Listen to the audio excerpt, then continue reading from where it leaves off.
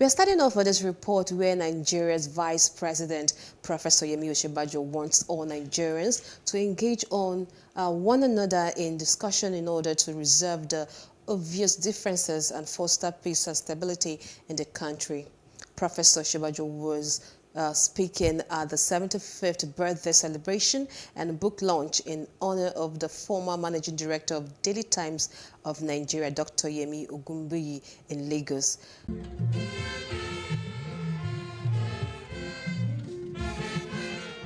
It was an evening of memories, celebration, music and nostalgia, as friends and families of Dr. Yemi Ogunbiyi gathered to celebrate his 75th birthday and launched the book, The Road Never Forgets.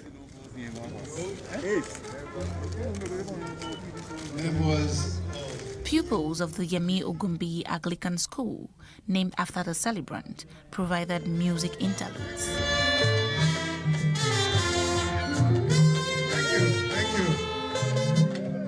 Various speakers at the event likened Ogunbiyi's trajectory to the birth and political growth of Nigeria. The 75-year-old man was born in Kano, in northern Nigeria, to a Yoruba father and an Igbo mother, which he vividly narrated in his memoirs. You see, this title, The Road Never Forgets. I wrote a play called The Road. There's no way Yemi Ogunbiyi will persuade me or anyone that he did not steal the copyright of The Road. And I'm willing to negotiate with him, and I donate whatever I extract from him to this worthy cause of universal education. Many of the stories compiled in this book, my siblings and I have been blessed to either witness or hear from my dad over the course of our lives. He told us stories about his childhood in Kano, about his KC days when he was head boy, and when he used to pole vault. Ladies and gentlemen, did you know my father used to pole vault? He's told us about his New York days with Uncle BJ, about how writing a PhD looked very different before Google. We all know about his days teaching, about how he stumbled into the media industry by chance, but ended up finding a new home there. In his speech, former Secretary General of the Commonwealth, Emeka Anyoko, said the only way Nigeria can solve its myriad problems was for it to revert to true federalism. He used the occasion to charge prospective candidates in the forthcoming 2023 general election to commit themselves to the reformulation of the country's governance system.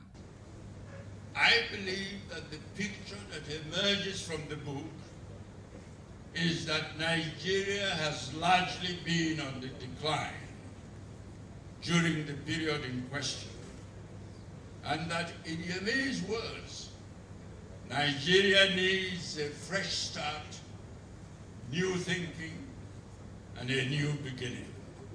It was time for the Vice President, Professor Yemi Osinbajo, to give his speech.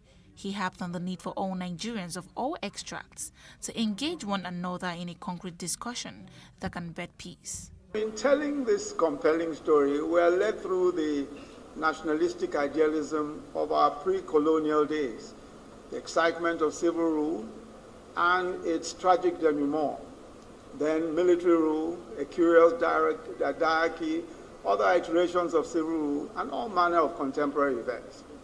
But he engages every subject honestly, openly, and frankly.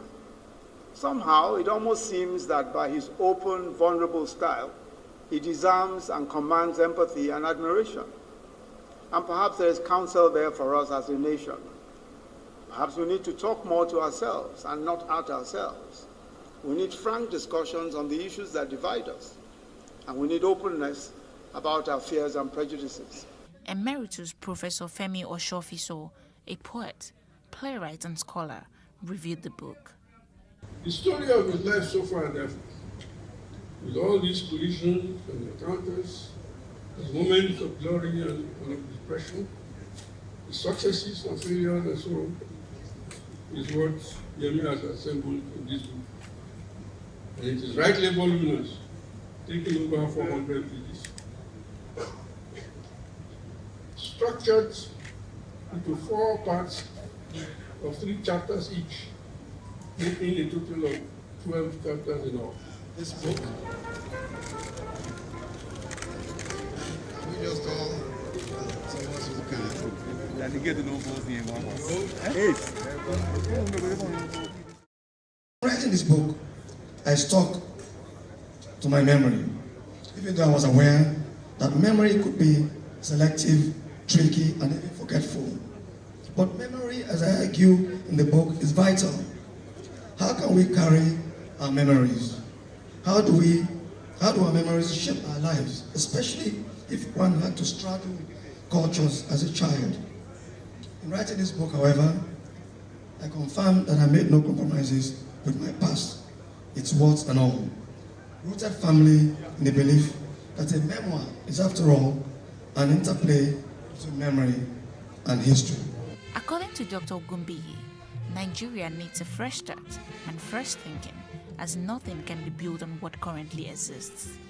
Ngozika Ohaichesi, Plus TV News. And about the 2023 general election, as political appointees and others begin to resign from their current status to contest the elections, all eyes are on how those offices would be run in a short term. A legal practitioner, Liberos Oshoma, and a political analyst, Olufemi Lawson, are advocating that those in charge of checks and balances adopt structures to ensure there are no gaps. PlusTvAfrica takes a look at the issues. There have been contentious positions as regards the constitutionality of Section 84(12) of the Electoral Act 2022. In fact, President Muhammadu Buhari protested the constitutionality of the controversial provision of the newly assented electoral law. Others have argued that the section of the Constitution is able to disenfranchise people from vying for electoral offices. A legal practitioner, Liberos Oshoma, countered this. It does not disenfranchise anybody because the provision of the Constitution actually limits participation for civil servants. That if you are in the employment of the government of the federation or of the state, that you cannot contest for an election except you resign 1 month before the election. And the Court of Appeal had held that political appointees are not employed in the government of the federation or of the state for the purpose of that section.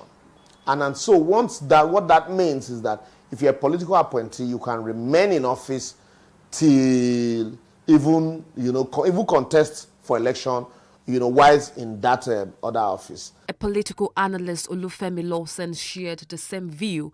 He insisted that a section of the law would limit the excesses of the political class. I would want to say that morally, I don't think we even need a law to this extent to tell you that, you have an ambition to pursue in Jigawa State, then why are you sitting in Abuja as a minister? If truly you are a very serious candidate. One of those vying for the highest seat in government is the Vice President, Professor Yemi Osinbajo. There are questions about how his latest ambition could cause a divided attention in carrying out his current duties as the nation's second in command. The VP's attention certainly would be divided, just the same way a sitting president who is vying for a re-election's attention will be divided. So, and the question is, what we should do is to ensure that there is proper monitoring, not just a divided attention, to ensure that the job and the functions of that office is properly carried out. The truth is that pursuing a political ambition is a natural distraction. Politicians will continue to aspire for other higher positions. Politicians will continue to even demand for what they do not deserve. But it is the duty of you and I to say, no, you don't deserve it. So those who have had competent ministers as deputies should hand over to them, brief them. Those who have not had should use the next few days to get them carried along so that the duties of state will not suffer.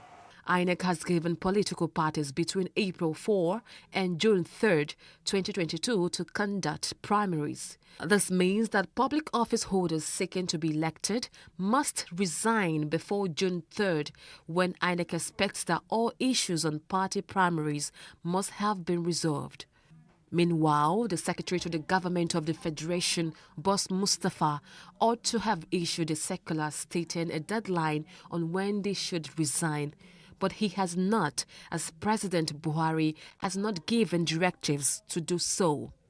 Nigerians are watching to see how this pans out. And we won't get tired of reminding you to please do the right thing by getting your PVCs ready ahead of time.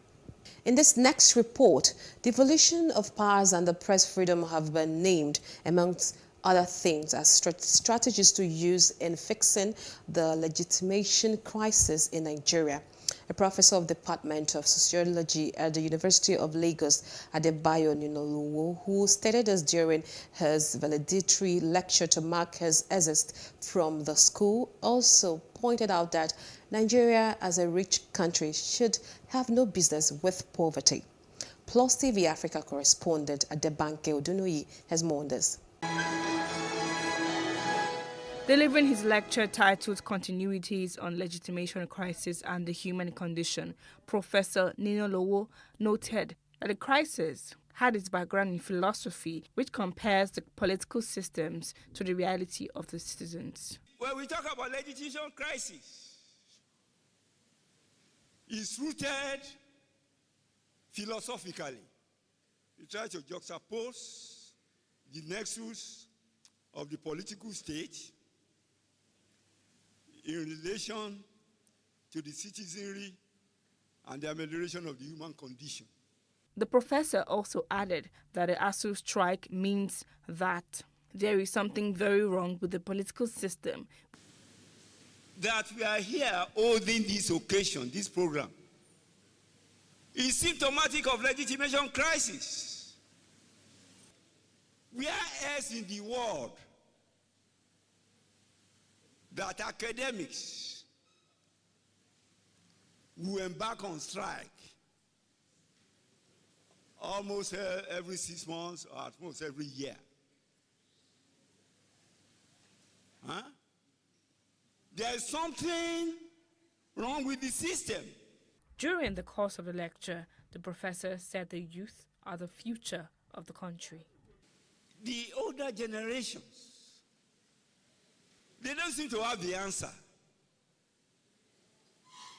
for the real resolution of the problem. The younger folks like this, like what's the name of that guy? Professor Emeka, Elumelu, he will say, the future of Africa is in your hands, addressing the youth. I agree with him.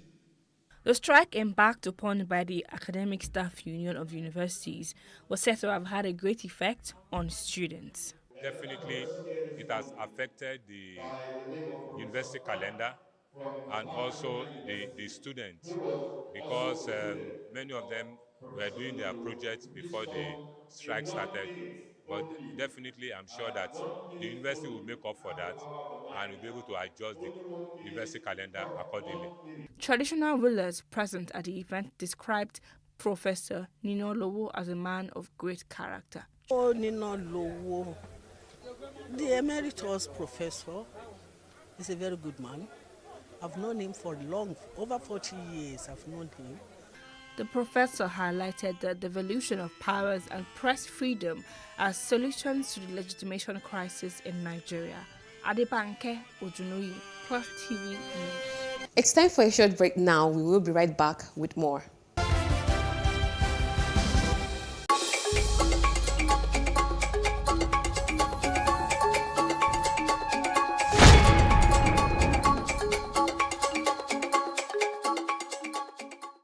How can we have peace without justice? Plus Politics. It's not just another political conversation, it's about keeping you in the know. Relevant interviews, asking the tough questions to those that matter. Get the answers you need. Does it mean that the people who were injured, people who were shot at, those who were involved in that stampede are not going to get justice? It is unfortunate, it is sad that we have a government of deaf and dumb. Analysis from top experts. The last election was not really an election. We feel that Obasanjo has a very special place in his heart. for hating Ijaw people? I think it really boils down to two things. One, trust and accountability.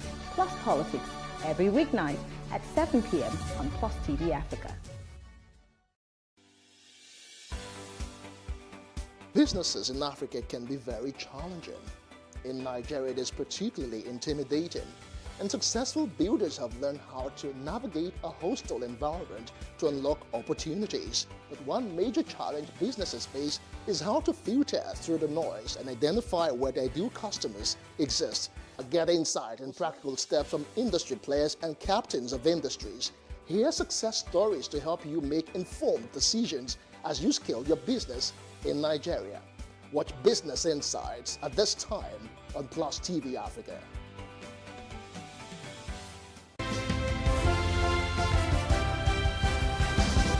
Thanks for staying with us. Now, the case of alleged illegal dredging at Lagosa community in Ibeju-Lekki area of Lagos took another dimension as Plus TV Africa had earlier reported that members of the community led by the Odofin of Ibeju land staged a protest accusing Daily Motors of operating illegally. However, the Bale of the community, Chief Lamidi Amusa Ajoro, has refuted the claim. Justin Akadonye filed this report. Members of Lagosa community are vividly angry about developments in the area, appealing to the government for help. They are accusing Daily Motors Limited of dredging on their land without a quarry lease agreement. Minister for Mines has called us down to Abuja. We narrated everything to him. And even Minister himself knows what is going. The Minister of Cadastral and Mining addressed us. And they asked him to show his cadastral consent, which he did. And the community leader and the chiefs find out the cadastral is fraud. We catch up with the CEO of Daily Motors Limited, Okudili Umenyora, who provides documentary records of his agreement duly signed by the Bale of the community and other documentation from the Ministry of Mines and Steel. He explains the bone of contention. So once the demarcation was done, they found out that they're not supposed to be dredging on my title because basically the area in which that title was domiciled was different from the area in which they were dredging. Well, the situation of things as we speak is the Bale of the land who signed the consent for me wants me to go ahead and continue my work like normal. But the other operators, illegal operators, they've now sent different tactics and thugs to go ahead and stop my mining operation. As we seek answers, our investigation leads us to the Bale's compound. The aged leader tells his own side of the story.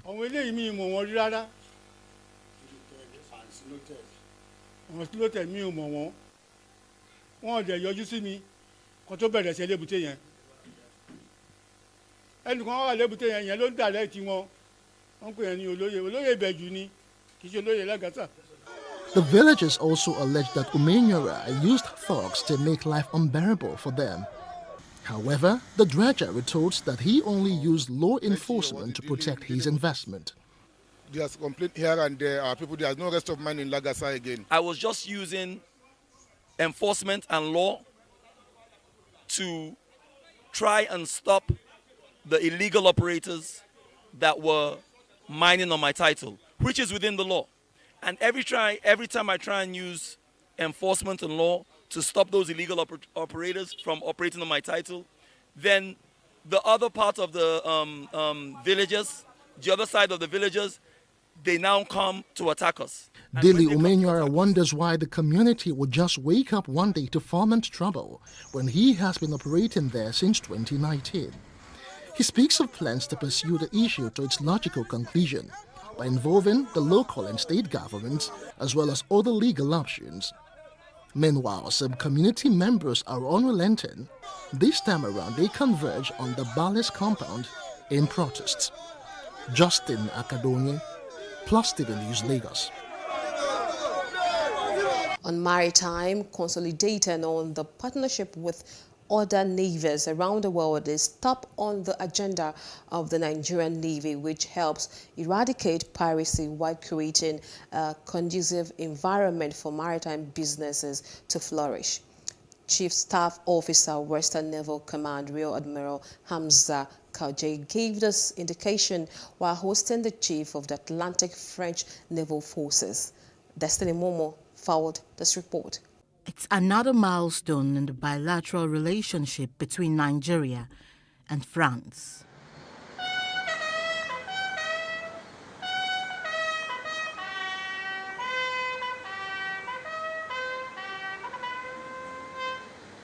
The Nigerian Navy and Atlantic French Naval Forces are using their connecting point, the Atlantic Ocean, to strengthen their collaboration towards sanitizing the hydrographic domain, especially the Gulf of Guinea. Their common objectives of ending piracy, trafficking, pollution, and securing maritime space took prominence in their discussions.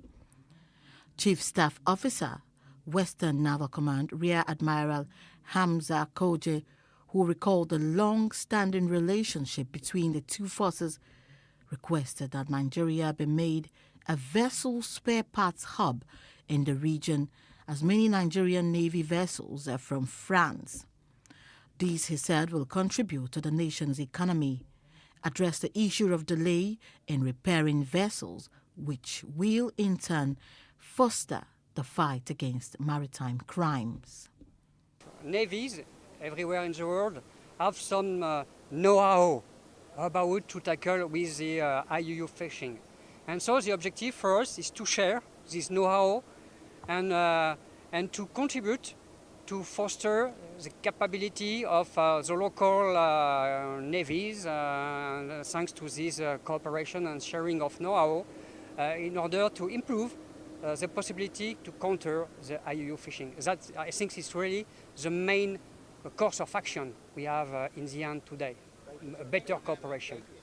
Illegal, unreported and unregulated fishing is a threat to maritime security and needs a holistic approach to be checked. Nigerian Navy, under the able leadership of Vice Admiral Awal Zubairu Gambo, have just launched an operation called Operation Dakata Labarao. Literal meaning, please, literal meaning is stopping the thief. You are all aware that over some times now, we have had a lot of crude oil theft. Nigerian Navy has deployed over 26 vessels. When I say vessels, I mean different categories of vessels to the south-south, Niger Delta now, and there is this operation, Dr. Barao, is ongoing. The collaboration is expected to secure the maritime space, not only in Nigeria, but the continent at large. Destiny Momo, Plus TV News. And we are rounding off this week's edition on this sad report, which was a horrible night on the 28th of March for passengers traveling in a train from Abuja to Kaduna when bandits attacked and killed some of them and kidnapped hundreds. One of those whose life was cut short was a 29-year-old dental doctor, Chinelo Nwando Megafu. It was a solemn moment as family, friends, and well-wishers from far and near thronged Shepherd Hill Baptist Church, Obanikoro, to pay their last respect to the Megafus for the sudden death of their daughter, Dr. Chinelo Nwando Megafu. Engineer Ifeanyi Megafu, the father of the late Dr. Chinelo Nwando Megafu, played his saxophone in a tribute to her daughter.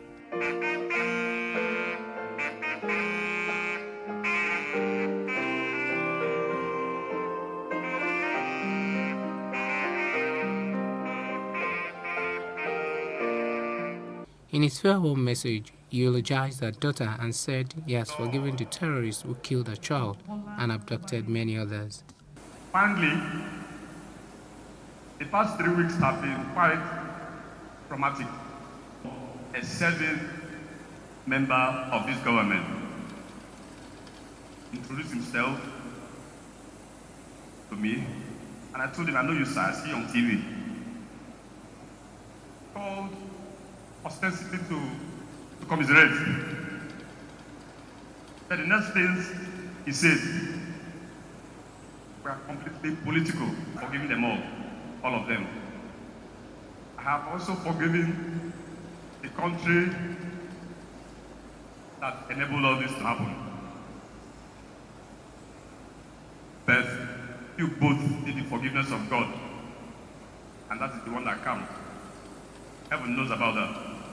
The senior pastor of Shepherd Hill Baptist Church, Reverend Dr. Israel Christy Leary, in his message said Dr. Chinelo had lived a life and that those who are still alive should make heaven their goal. Discovered that Chinelo had a way of becoming first in many areas. She was the first of Engineer Megapo's children. She was the first to visit the earthly Jerusalem, and sadly, the first in the family to see the heavenly Jerusalem. But have you realized that the only degree Chinelo is taking away is BA, not an MBA, BS, or whatever they call it. And what is that BA? Not Bachelor of Arts. Is born again. Other sympathizers praised her bravery even in death. Dr. Chinelo was a committed member of the profession who graduated from the prestigious University of Port Harcourt in 2017, and she has served this nation meritoriously. For us, it's a big loss, especially with the fact that we are very, very few in the profession in Nigeria. It is with deep pain in my heart that I write, Chi.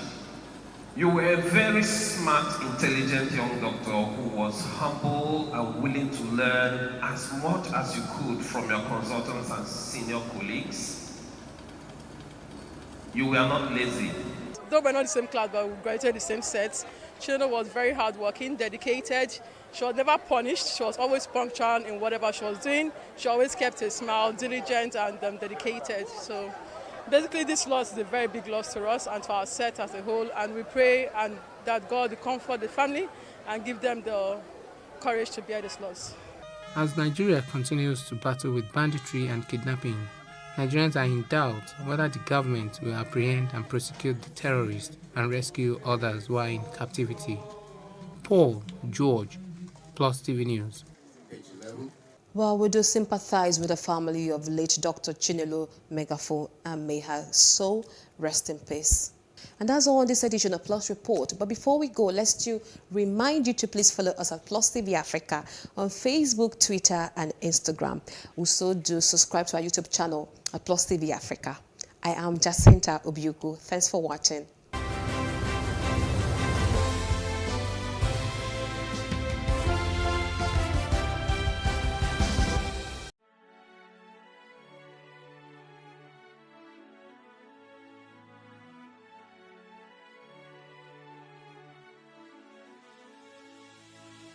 It is engagement we need to have. Those who suffer miscarriages are never taken into account. Members of the National Assembly are also influence peddlers.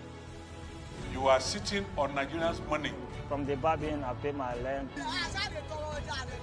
From the Babin, I send my children to school. A consultative engagement. No any tangible notification before they ban us. It's one thing for people to be at your back and the heat of the moment, and another thing for them to still be with you when push comes to shove.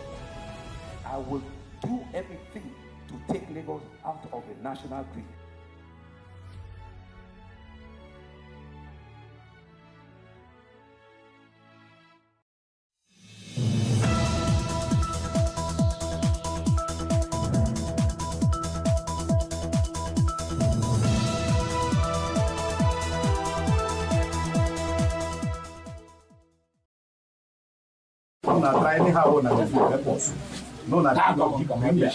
But worry for that. All rodents are reptiles, so they disturb the dad. I'm a graduate of Political Science Social Studies from Adini Rogosaya College of Education. I graduated in the year 2020. See, as of now, I'm looking for other jobs that I can merge together to meet up with responsibility.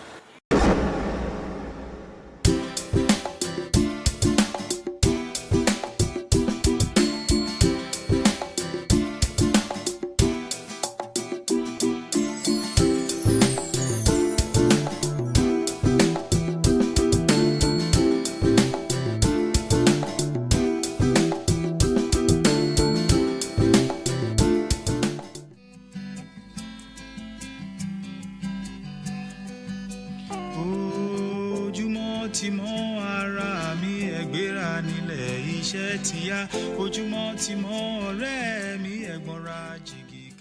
time I remember trekking from Oriental Hotel to Eco Hotel, dropping my CVs at every place, dropping my CVs at different restaurants, different bars, different hotels, just hoping for something. Pius is a graduate of computer science, but he drives an Uber for a living in the city of Lagos.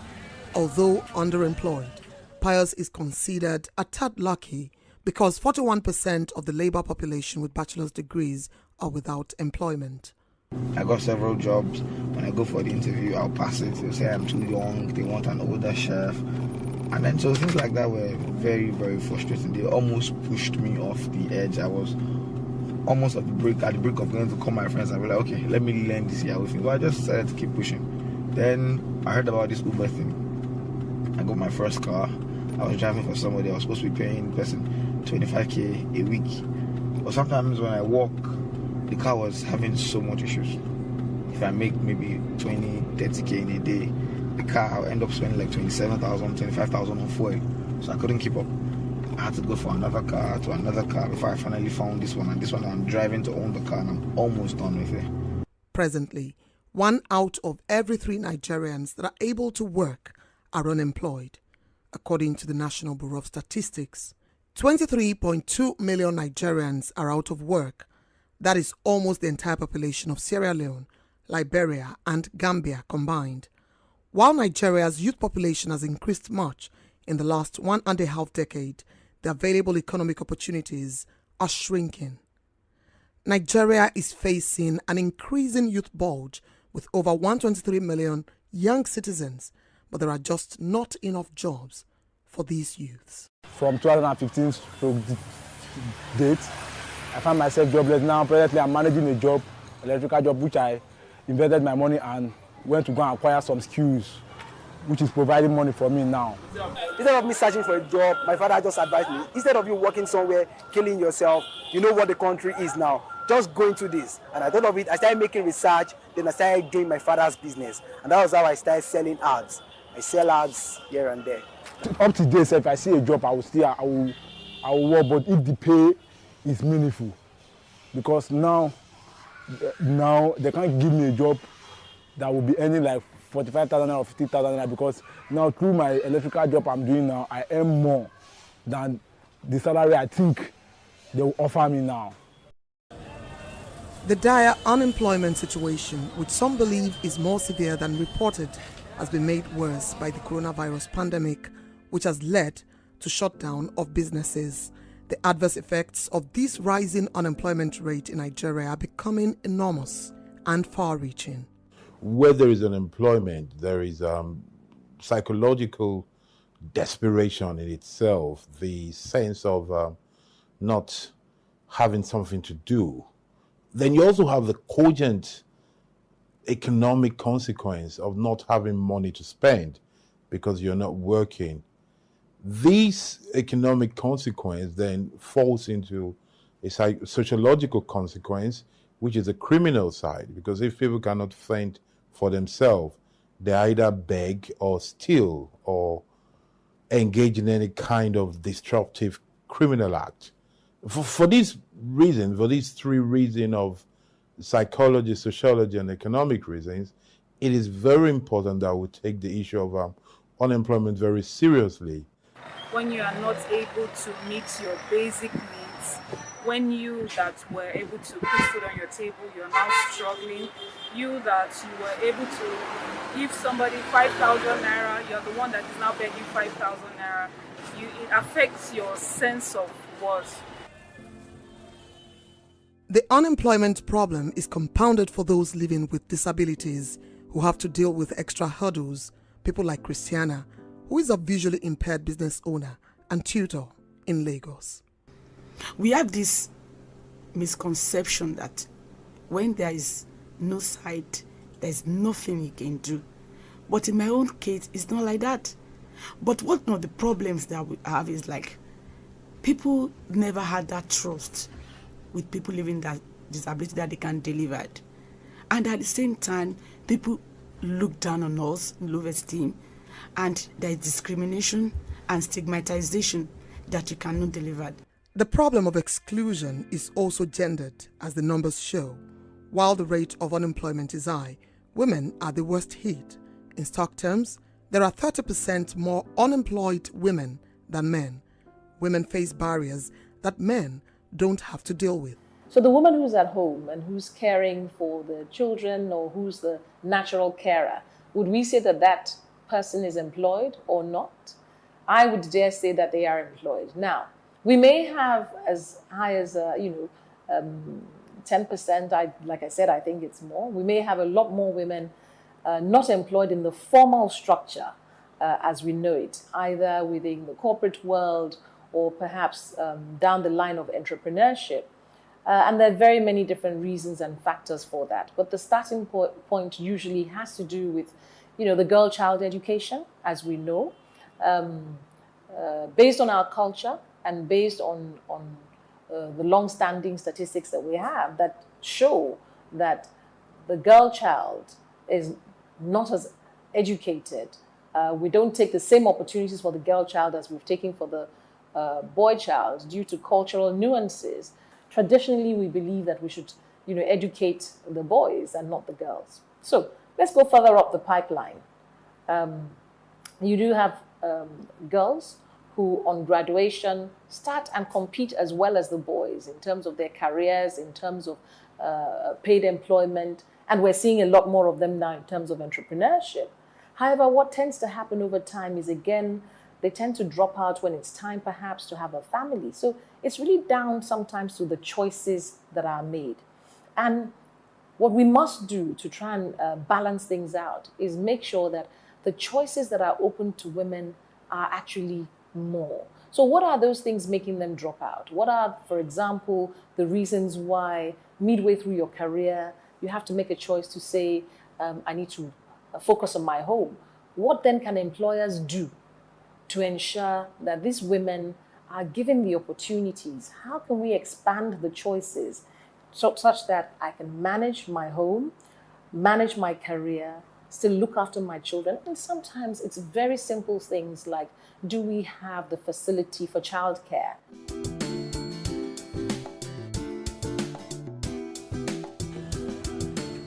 Unemployment in Nigeria is not just about availability of jobs, but also about the education system producing the right type of manpower in the right quality and quantity to industrialize the country.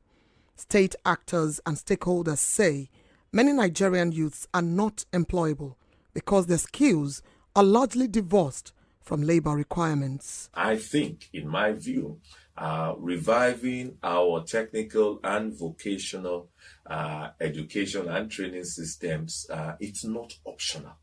As a matter of fact, it's where we must go, pari passu, other academic institutions like universities and co, such that you find that we have a lot more focus around disciplines, around trades, around disciplines, around specializations. We are I'm in a room now, and I'm in your station, where journalism is a profession, right? But then there are also certain skill sets, whether it's graphics, whether it's creatives, that work very well with your industry. Now, not all of the skill sets that you need in this radio house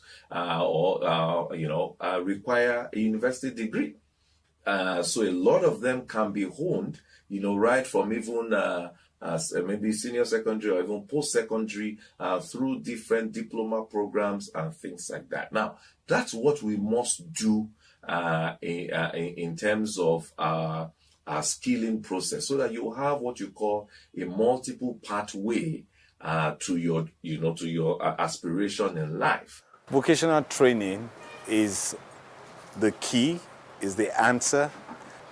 Germany, all industrialized nations, they all depend on these skills training. They have a robust, developed infrastructure for skills training. And so we cannot, no no economy, no country can really move forward without having a developed structure, a developed ecosystem, a developed environment to train people, to send people for internship, or to train people, intern people, and eventually create employment for people. Because eventually it is those people who are trained, it is those people who have gone through internship, it is those people who have become employable who eventually becomes employers themselves. But where are these vocational schools? There are just about 123 government-approved vocational schools across Nigeria. Aside this, there is also a certain stereotype that discourages students from enrolling in such schools. The reason why some people don't like vocational work, depending on the area of specialization, you have to, when you want to work, you have to change your wares, and some don't like dirty work. Like me, I'm a plumber. People don't really know. Once I'm done in site and going home, people don't really believe that I'm a plumber, because maybe my stature or the way I look, so people don't really believe unless they see me while working on site. So unfortunately, the number of people who are applying, to learn skill and all of that is still very low in number. And I actually understand why it is low in number. When you operate in an environment that glorifies certificate over skill, when you operate in an environment where the skilled workers are not properly paid, when you operate in that environment where there is no glory in having skilled work, of course, the youth will not be interested in that. But when you operate in a society that celebrates certification without adequate work, and that do not pay people living wages for their skills, then of course there's going to be very low interest in that particular field of work. In the absence of white-collar jobs, many youth have turned to the informal sector, earning a living with small businesses and creating employment also. Presently, these small businesses account for 96% of businesses and 84% of employment in the country. Despite the significant contribution of SMEs to the Nigerian economy, the sector is still struggling with growth. For me, there are three things. The first one is infrastructure. Power, for example, access to markets. When you are an SME or a member of the informal sector, if you are producing something in small quantities, after you've paid your rent, you've bought your raw materials, you have your equipment, you of course have to supplement power, because we don't have stable power in the country. So I think that's one of the major issues. Another issue is double tax or multiple taxation. A lot of businesses, there's no clarity on who they should be paying what taxes to. So for example, I once worked with one of the mobility startups in Lagos in the bike hailing space. And whilst we were, trying to speak with the LIRS, for example, about personal income tax or some basic tax from the drivers, we were obviously also having to deal with the unions, with their daily levies and all of that. So therefore, things like that will stifle businesses and informal sector players. Although the informal sector may be having an influx of educated youth as players, there is also the snag of these graduates being majorly unequipped for entrepreneurship. The world is moving from theoretical based learning to case-based learning, where you sit and you study case studies, you study practical lessons about scenarios, right, for business. I think it was Obasanjo, regime that tried to introduce entrepreneurship studies as one of the general GES courses or general studies courses. And, you look at the syllabus of that course, it's the same theoretical stuff, right?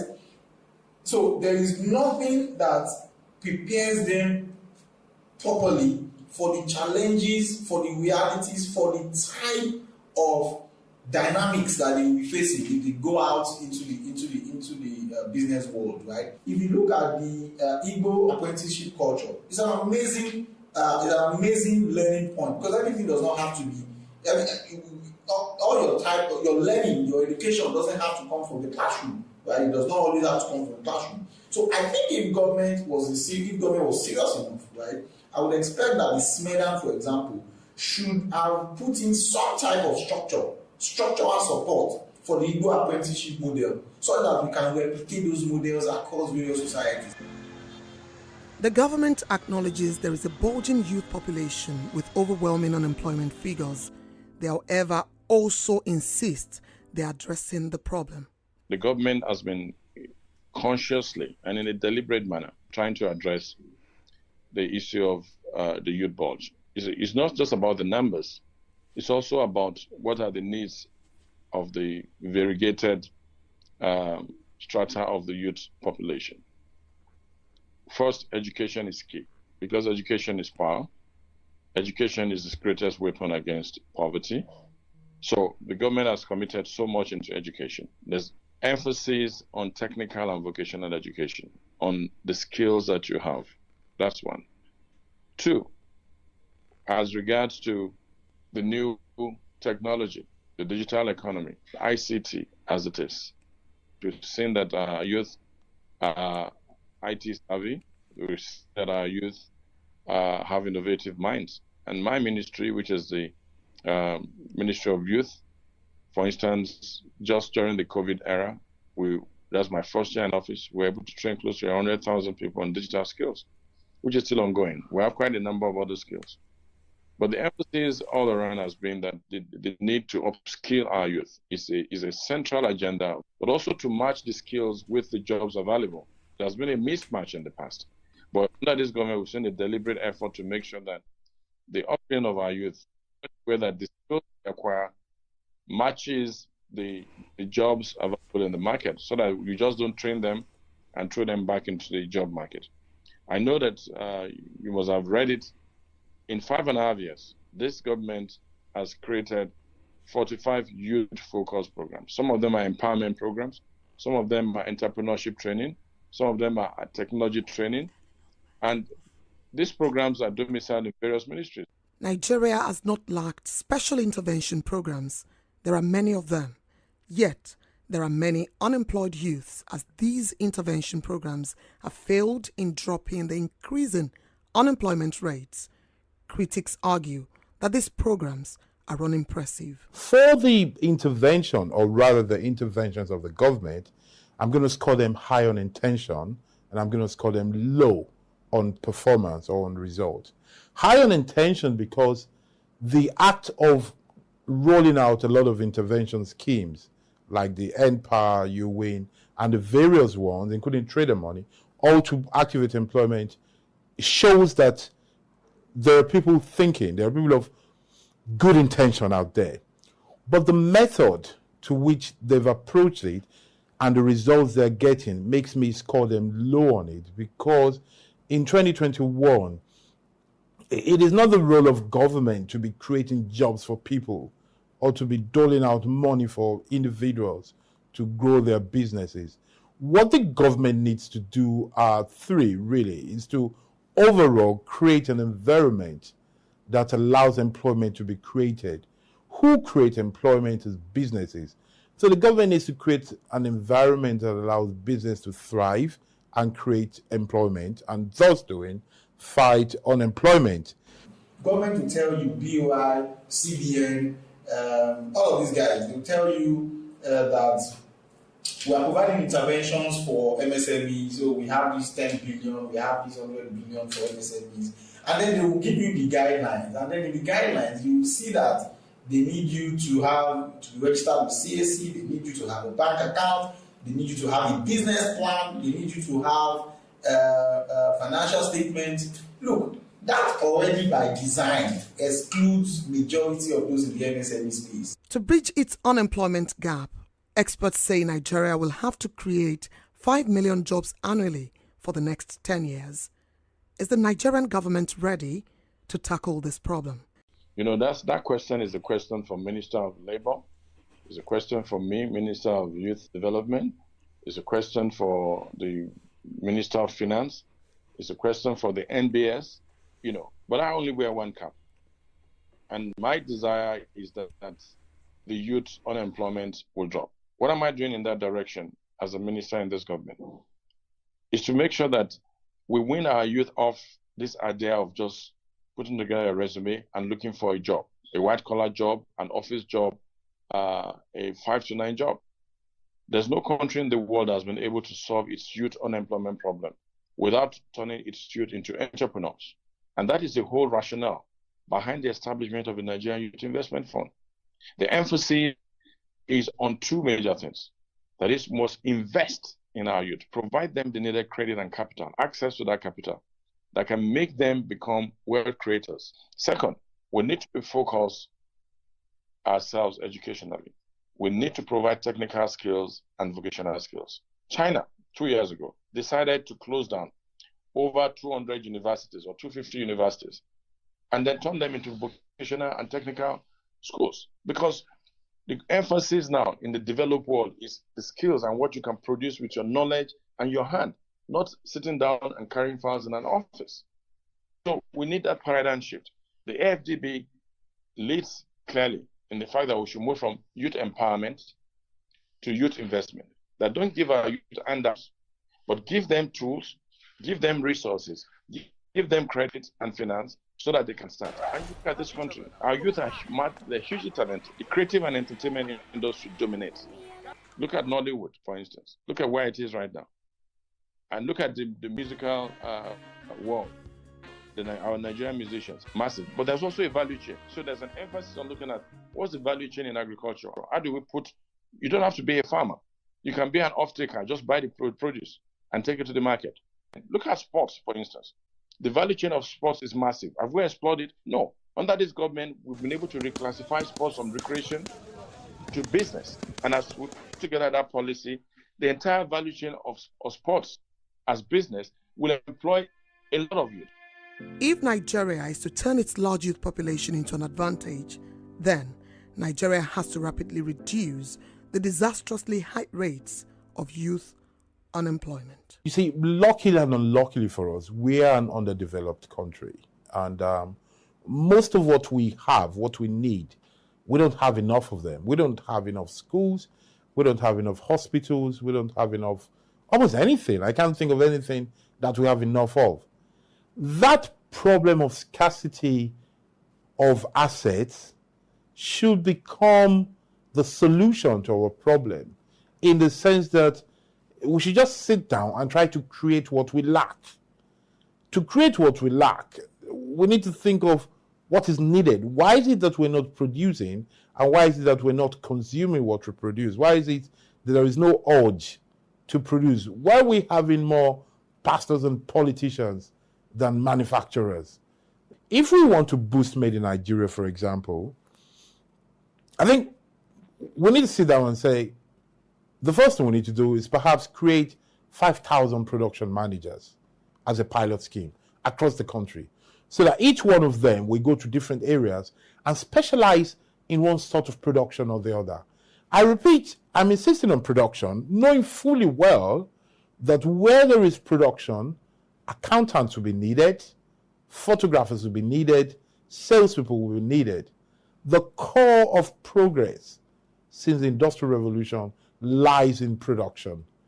They really need to go fast because boys are not smiling, and then it can lead to early bloodshed. Early bloodshed in the sense that there will be serious competition. Boys know they smile again. Boys are willing to get their hands on anything just for this bar. And the government, if they are this slow, they will not be able to withstand what will come.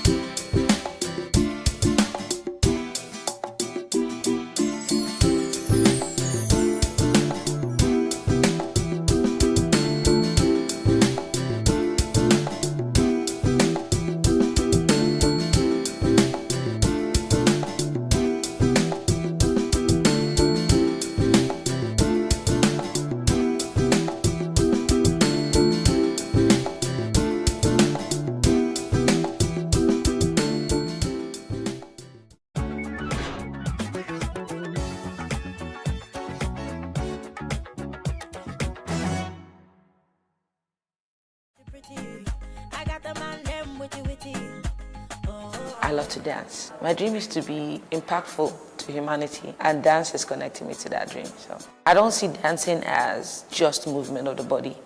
I see dancing as an amazingly powerful tool. Dance is the oldest form of communication. Before we are able to speak, we move first. Dance can speak to us, dance can nurture us, dance can empower us, dance can make us fit and healthy, dance can make us happy, dance can reduce stress level, depression rates, dance can stop you from even committing suicide because it's an art form of expression. And when you get to express, you are able to live. When I look at dance, it's just a cloak I can wear to connect to humanity, to be a better person. Like some people ask me, so if you know the dance, what you want to do? I go do dance again. And I come from a family that only celebrates children because our mommy is lawyer. We are like stifled in that pressure of what our family dictates that success is. And for me, you don't do that to a cafe. Don't say I can't be great as a shoemaker. I will prove to you that shoemaker, and in fact, I'm going to make shoe for Queen of England. I read book well. I love book well. And I dey pass. So it's not a second class option for me. So being great at it doesn't mean I'm the best at it, but I'll do the best with what I have, with what I know. So there has been a lot of trial and error, but there was more of trials that worked than errors that didn't. And most of my errors were things that I used to kind of like educate myself on what not to do next. I dance and people are happy because I dance with you and you are happy. So if you don't understand that it's a product, it's different. If you don't understand that it can be a service, it's different. It's up to me to make you understand that this thing you need it to. Money should never be your motivation because it hinders aspiration. It does. I see money as something that I can control. I want you, I get you. Who you are can make you make you be anybody that you want to be. Every individual determines their own ceiling. Now, I hate it when some people use me as their ceiling. I want to be better than Kafi. That's why you are not getting to where Kafi is. If I can dance better than her, I am better than her. Our African system doesn't like to learn from one another. We feel learning from each other belittles us. If I go somewhere now to go and learn from a younger dancer, the way he will carry it for head, the way he will talk about me in a very dishonorable manner, is what to make somebody that knows so much not want to go and learn from a younger person. I always want to impact. I don't like to see the bad in people. I always want to see the good in you. And the good in you, for me, translates at what God put in you. That is not you.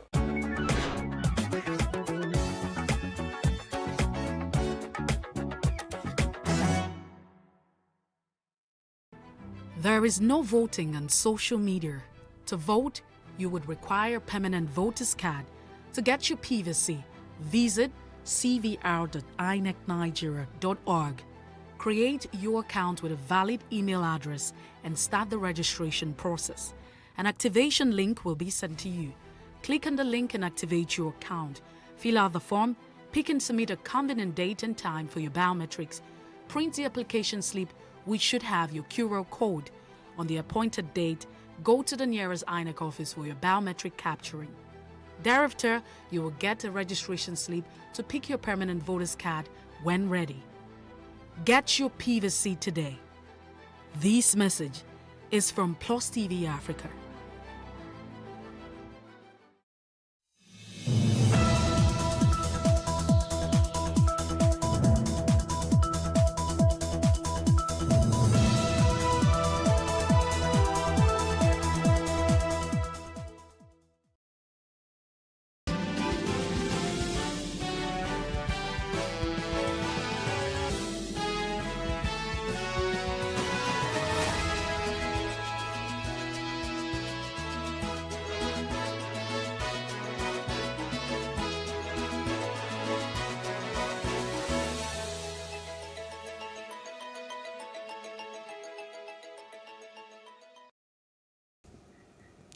Good afternoon. I am Messi Bopo with the news brief.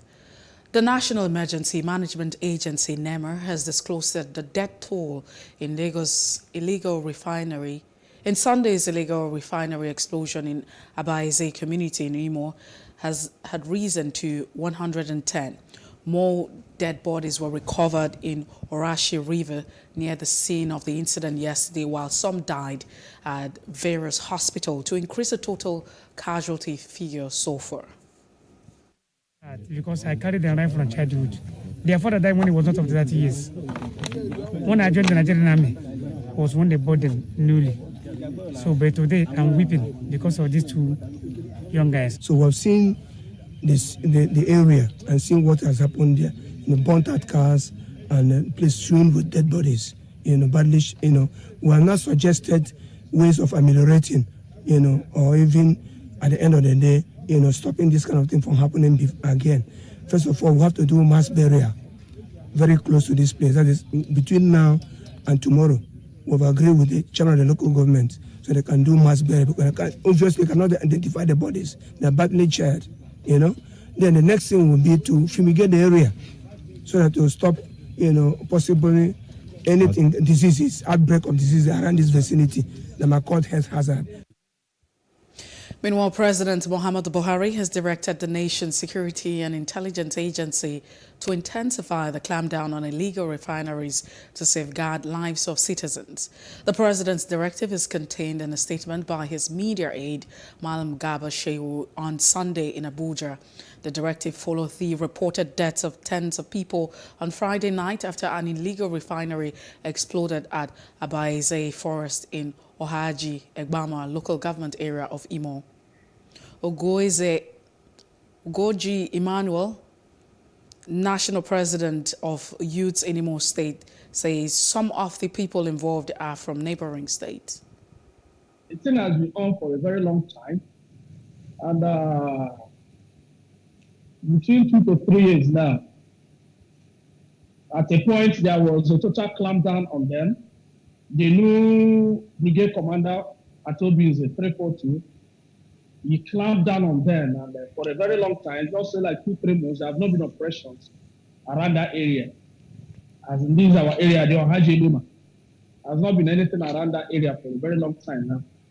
For us to wake up Saturday morning, see flames and smoke from everywhere. You have government coming in, telling them this is the consequence of doing this and that. And see how they can rehabilitate some of bodies, but see how you can train them. The sensitization does not end only in talking.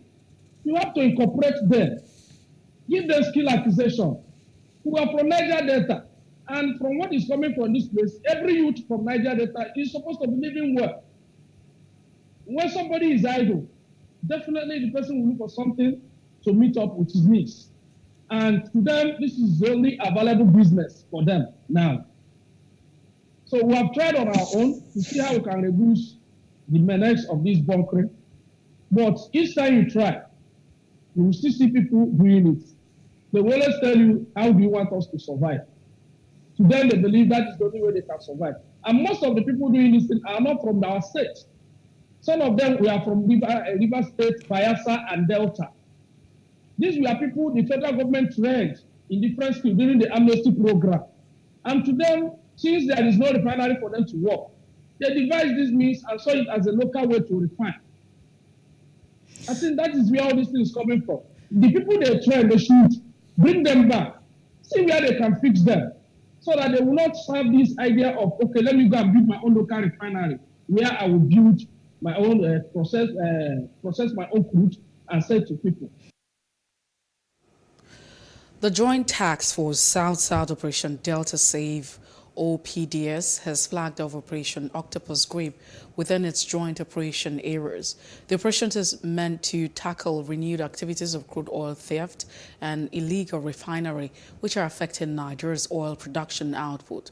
Our correspondent Jesse AC covered the ceremony at the NDDC jetty in Basamberi, Nembe local government area of Bayelsa State. Half of the Chief of Defense Staff, General Dr. hereby flag off Operation Grip. Operation Octopus Grip is supported by the Defense Headquarters with 30 patrol vehicles among other logistics requirements. It will last for 90 days and crude oil thieves are advised to desist as the OPDS vows to go tough on offenders. The OPDS commander states their expectations from the operation. At the end of this operation, it is expected that activities of oil thieves within the joint operations area would have reduced drastically and the integrity of oil and gas facilities relatively assured. I wish to therefore acknowledge the Chief of Defense Staff, General L.E.O. Irabo, for his support and guidance to the OPDS. In the same vein, I also appreciate the service chiefs as well as heads of all security agencies in the country for their support to the OPDS. I also wish to appreciate the governors of Rivers, Delta, and Bayelsa states for their cooperation with the Joint Task Force South-South Operation Delta Safe. The Chief of Defense Staff, General Lucky Irabo, is represented by the Chief of Defense Training and Operations.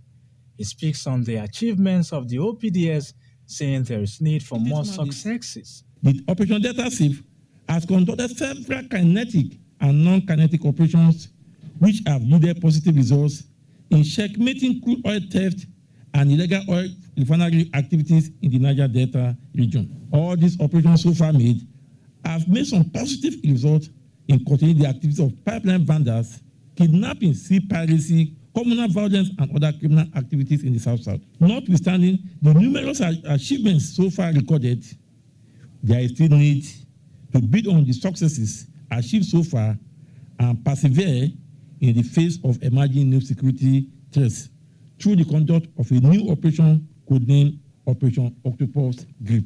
With this drive aimed at creating safe and secure environment for NNPC oil and gas exploration activities within the territory of the OPDS, perhaps crude oil thieves will be denied their freedom of action just like previous operations.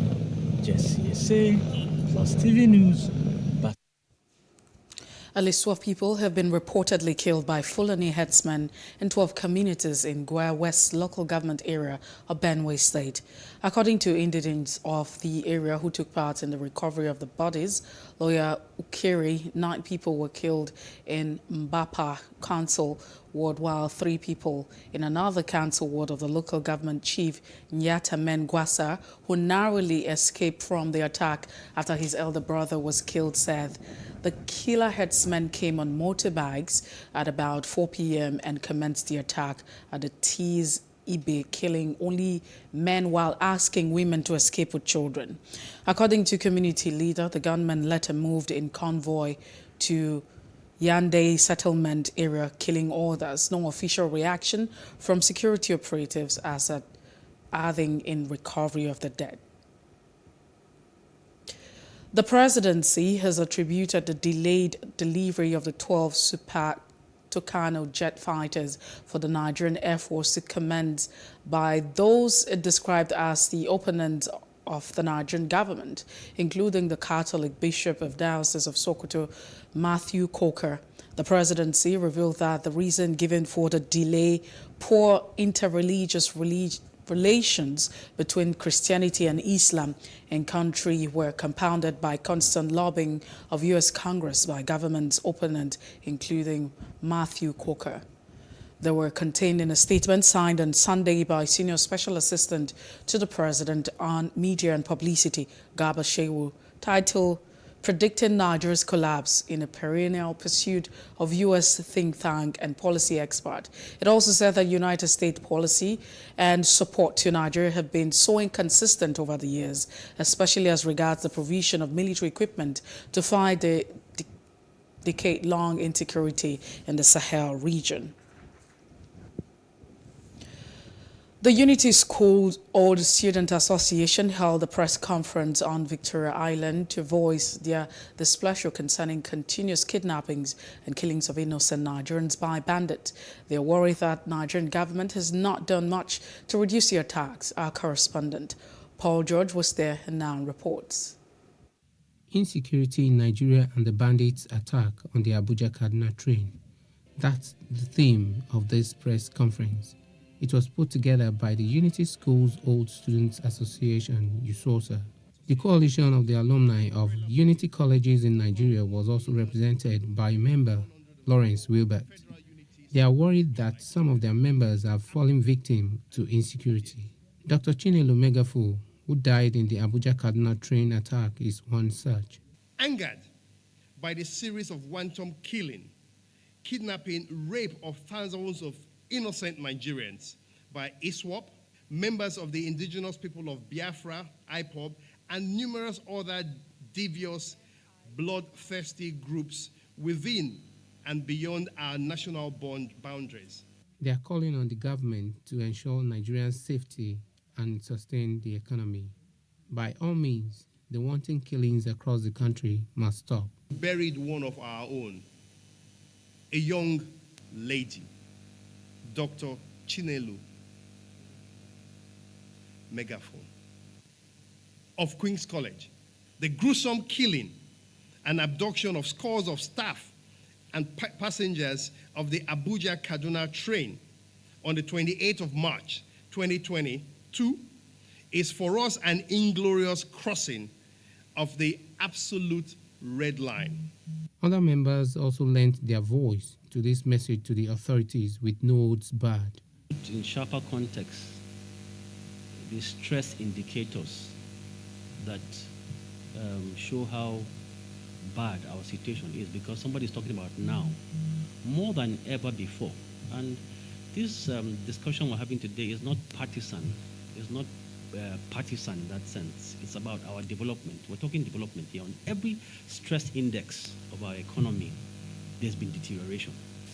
We need our people to be secure. We have a lady, a member, who has her 4 children and her husband. We don't know where they are. We don't know if they're alive. We don't know if they're dead. We have 5 sisters, and so on and so forth. People read and say, oh, they spoke about it. Who are these people? They're just being sentimental or being political or X. These are our friends. These are our family. These are people we grew up with. So the reason why now is that it even touches us more now. The strongest form of peaceful protest for the average citizen, in fact for every citizen, is the ballot box.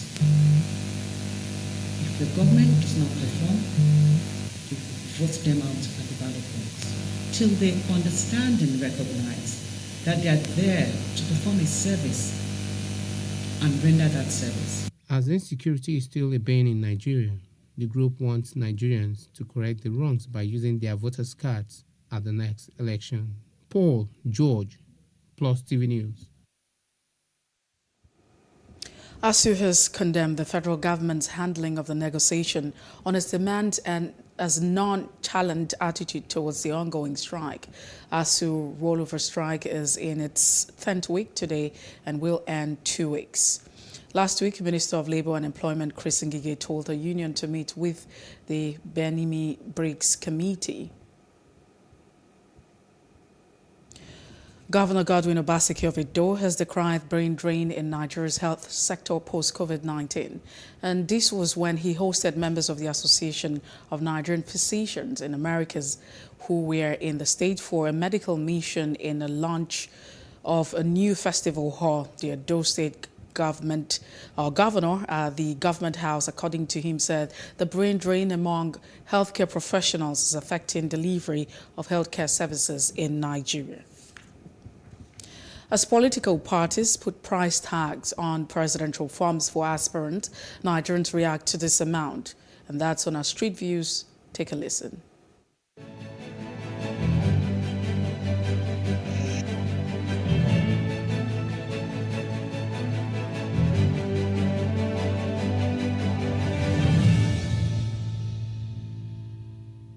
As a people, these are things that we need to take into consideration when making our choice of a party to support or the candidates to support, because there is consequence to such things being put in place.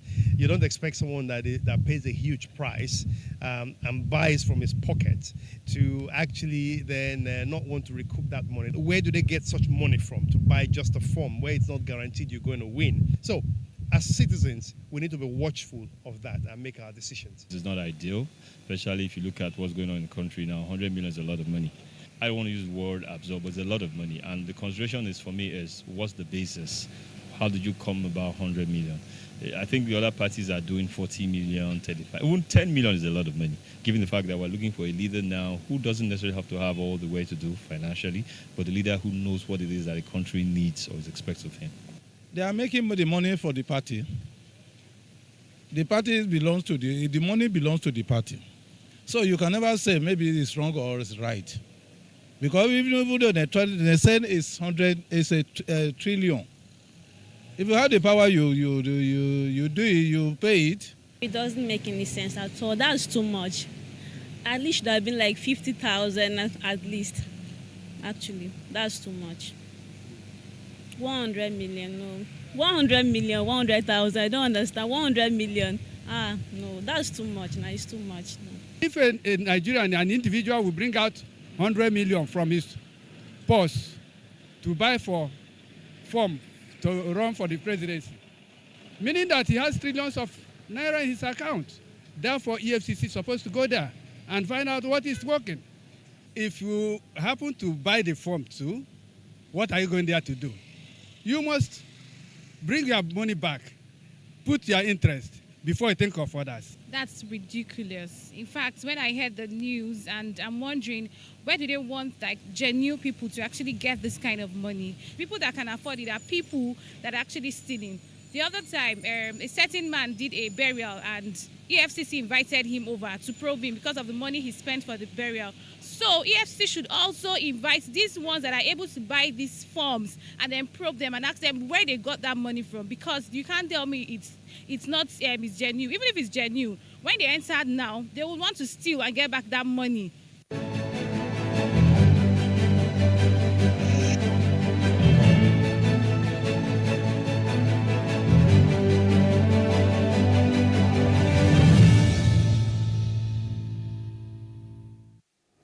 And to other parts of Africa, helicopters and sleep dogs joined search and rescue team on the ground looking for borders after heavy rain caused flooding close to Durban in South Africa on Tuesday, April the 19th. The body of a young girl was recovered and airlifted from the Yate River in KwaZulu-Natal province. More than 440 people have died in floods and mudslides and dozens more remaining missing. At least 12 African migrants died and another 10 were missing after four boats carrying 120 migrants sank off Tunisia. They were trying to cross the Mediterranean to Italy. 98 migrants were rescued off the coast of Surfax. The coastline of Surfax has become a major departure point for people fleeing conflict and poverty in Africa and the Middle East and seeking a better life in Europe. And outside Africa, Emmanuel Macron has won 5 more years as France president after a convincing victory over the rival Marine Le Pen, who nevertheless secured the far-right highest share of the vote yet. He won by 58.55% to 41.45%. A greater margin than expected. He told the jubilant supporters as at the foot of the Eiffel Tower that now the election was over, he would be a president for all. He is the first sitting president in 20 years to be re-elected. And also, Washington's top diplomat and defense secretary visited Kyiv on Sunday, April the 24th, using its first official U.S. visit to Ukraine to announce a gradual return of U.S. diplomats and the nomination of a new ambassador. Secretary of State Antony Blinken and Secretary of Defense Lloyd Austin traveled to Poland on Saturday. They took a train the following day into Ukraine, where they met President Vladimir Zelensky and other top Ukrainian officials. The visit was designed to show Western support for Ukraine, and the cabinet secretaries also pledged new aid worth $713 million for Zelensky's government and countries in the regions Ukraine's defense need, a Pentagon official said. We had an opportunity to demonstrate directly our strong support, our strong ongoing support for the Ukrainian government and for the Ukrainian people. This was, in our judgment, an important moment to be there. an important moment for Ukraine, for the war, an important moment to have face-to-face conversations in detail about the extraordinary support that we provided, security, economic, humanitarian, as well as the massive pressure that we've been exerting on Russia, and then to talk in detail about how we carry that forward across all of those fronts. In terms of their ability to win, the first step in winning is believing that you can win. And so they believe that we can win. We believe that we can win. They can win if they have the right equipment, the right support. And we're going to do everything we can, continue to do everything we can to ensure that that gets there. So we're engaged with the Chad, engaged with the Minister of Defense. And as this fight evolves, their needs will change. And so as those needs change, we'd like to be one step ahead, but we're going to be responsive to what the Chad and the Ahmad believe that they need. A Japanese woman born at the dawn of the 20th century, believed to have been the world's oldest woman or person, has died at the age of 119. She was confirmed by the Guinness World Records in 2019 as the oldest living person. Takana died at the hospital in Fukuoka City, Western Japan on April the 19th.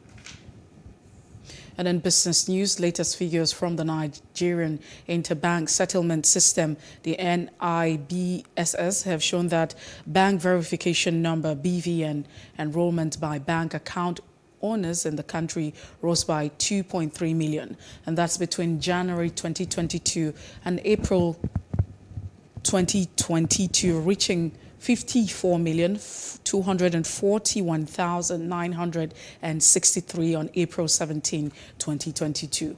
At the end of December 2021, enrollment for the number stood at 51.9 million. Also, the NIBSS data showed that active bank accounts in the country stood at 133.5 million as of December 2021. BVN is a biometric technology with a secure, unique identifier to analyze human characteristics as an enhanced form of authentication for real-time security process. Across the world, conventional security systems, password, PIN, face regular compromise. Thus, there's a high demand for greater security for access to sensitive or personal information in banking system.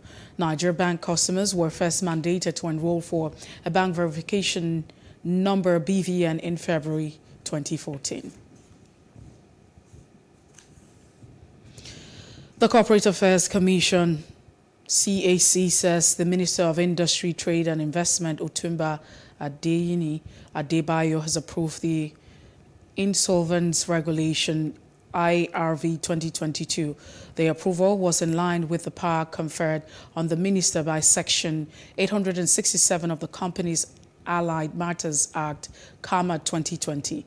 The IR will henceforth regulate proceedings under the CAMA. Insolvency is a situation in which an individual or company cannot pay off bills and debt. The IRS states that a person is insolvent when the total liabilities exceed total assets. Comedian Jon Stewart became the 23rd recipient of the Mark Twain Prize for American Humor at the Kennedy Center yesterday. He got tributes from the late-night television hosts like Jimmy Kimmel, plus music from singer Bruce Springsteen. Stewart joked about the big-name star celebrating him, whose career he helped advance. Stewart left The Daily Show, which is now hosted by Trevor Noah, before President Donald Trump's time in the White House. He returned to the television hosting gig last year with a new show, The Problem with Jon Stewart, on the Apple Plus TV streaming platform. Mark Twain Prize is named after novelist and essayist Samuel Clemens, better known by his pen name Mark Twain. And in sports, Antonio Rudiger will leave the Premier League club when his contract expires at the end of the season. The manager, Thomas Tuchel, made this clear after his team won 0 win over the West Ham United on Sunday, April the 24th, which the German player missed due to injury. Sanction imposed by British government on Chelsea's Russian owner Roman Abramovich following Moscow's invasion of Ukraine have left the club in limbo. They can not hand over or hand out contracts by buying new players or centre back has to be on Spanish grade Real Madrid's radar. There's also a fellow defender Cesar and Andres Christian also out of the contract at the end of the season.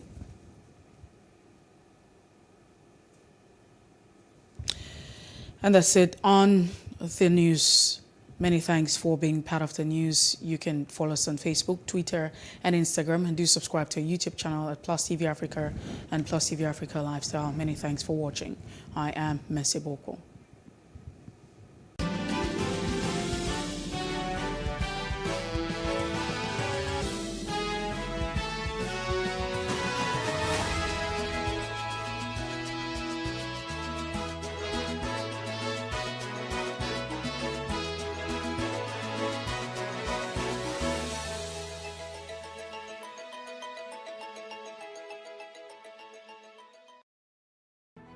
There is no voting on social media. To vote, you would require a permanent voter's card. To get your PVC, visit cvr.inecnigeria.org. Create your account with a valid email address and start the registration process. An activation link will be sent to you. Click on the link and activate your account. Fill out the form, pick and submit a convenient date and time for your biometrics. Print the application slip, which should have your QR code. On the appointed date, go to the nearest INEC office for your biometric capturing. Thereafter, you will get a registration slip to pick your permanent voter's card when ready. Get your PVC today. This message is from PlusTvAfrica.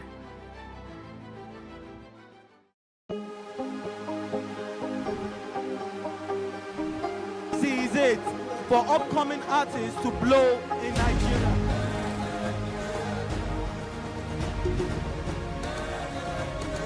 Welcome to Plus Trending. I am Bookie November, your host, saying thank you for joining us on today's episode. Welcome back. It's tea time on PlusTvAfrica. Practice makes perfect. I'm not perfect yet, but I'm a lot better than I used to be. He's a king. He's entitled to marry 100 if he wants to.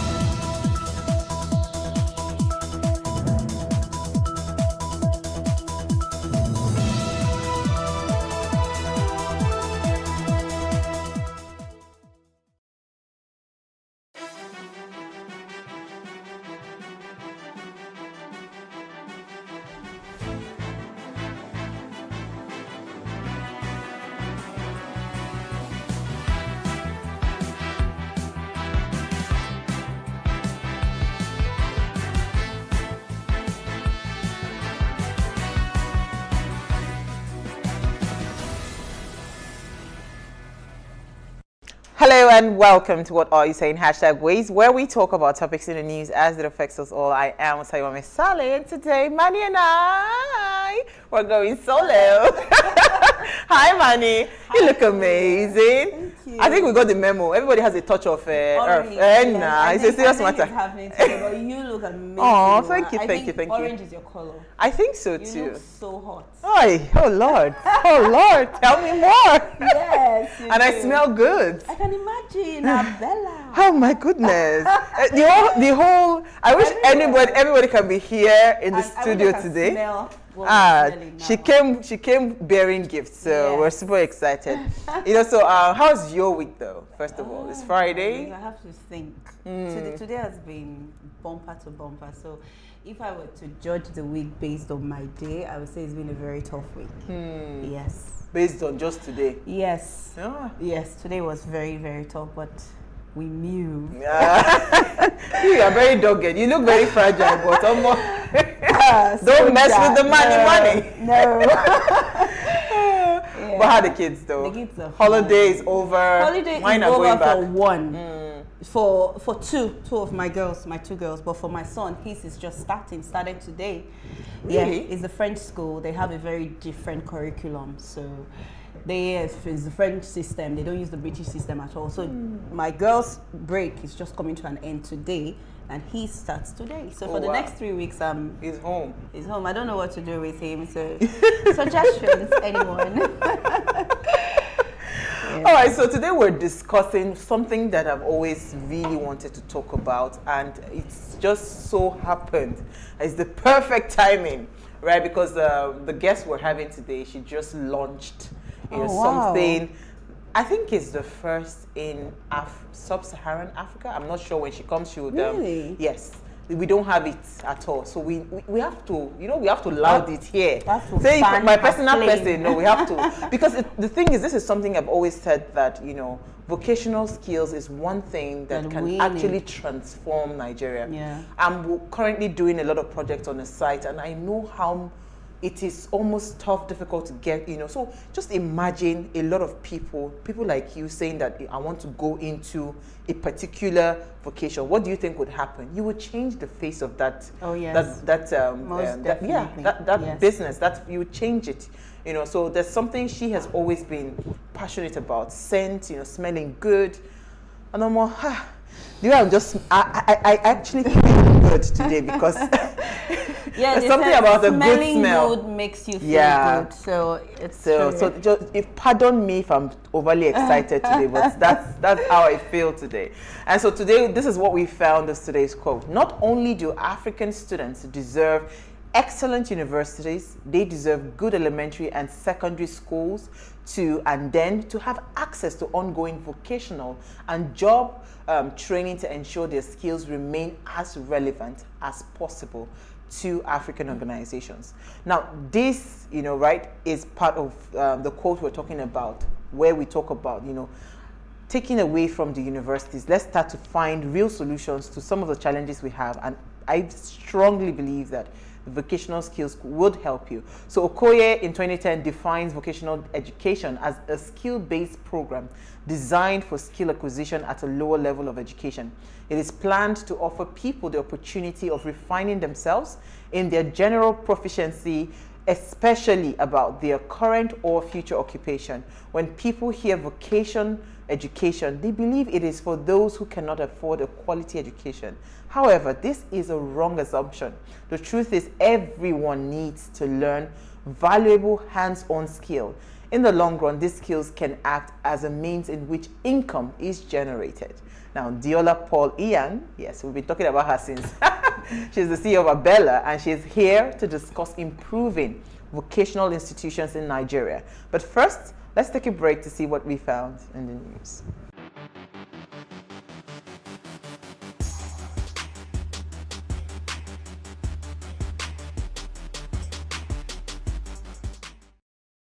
How can we have peace without justice? Plus Politics. It's not just another political conversation, it's about keeping you in the know. The relevant interviews, asking the tough questions to those that matter. Get the answers you need. Does it mean that the people who were injured, people who were shot at, those who were involved in that stampede are not going to get justice? It is unfortunate, it is sad that we have a government of deaf and dumb. Analysis from top experts. The last election was not really an election. We feel that Obasanjo has a very special place in his heart for hating Ijaw people. I think it really boils down to two things. One, trust and accountability. Plus Politics, every weeknight at 7 p.m. on Plus TV Africa. In raising our kids, parents should stop playing God. The internet is actually using the people. But when you are looking for money to help other people, then it becomes easy. Don't rush into marriage. I always say this. You rush in, you rush out. Family is the bedrock of every society and the essence of life. On Today with John and Helen, we dig deep into family values in every sense of the word. Join us every Saturday at 9:15 a.m. on Plus TV Africa, DSTV channel 408. With you, we play a part in strengthening the values passed from generation to generation.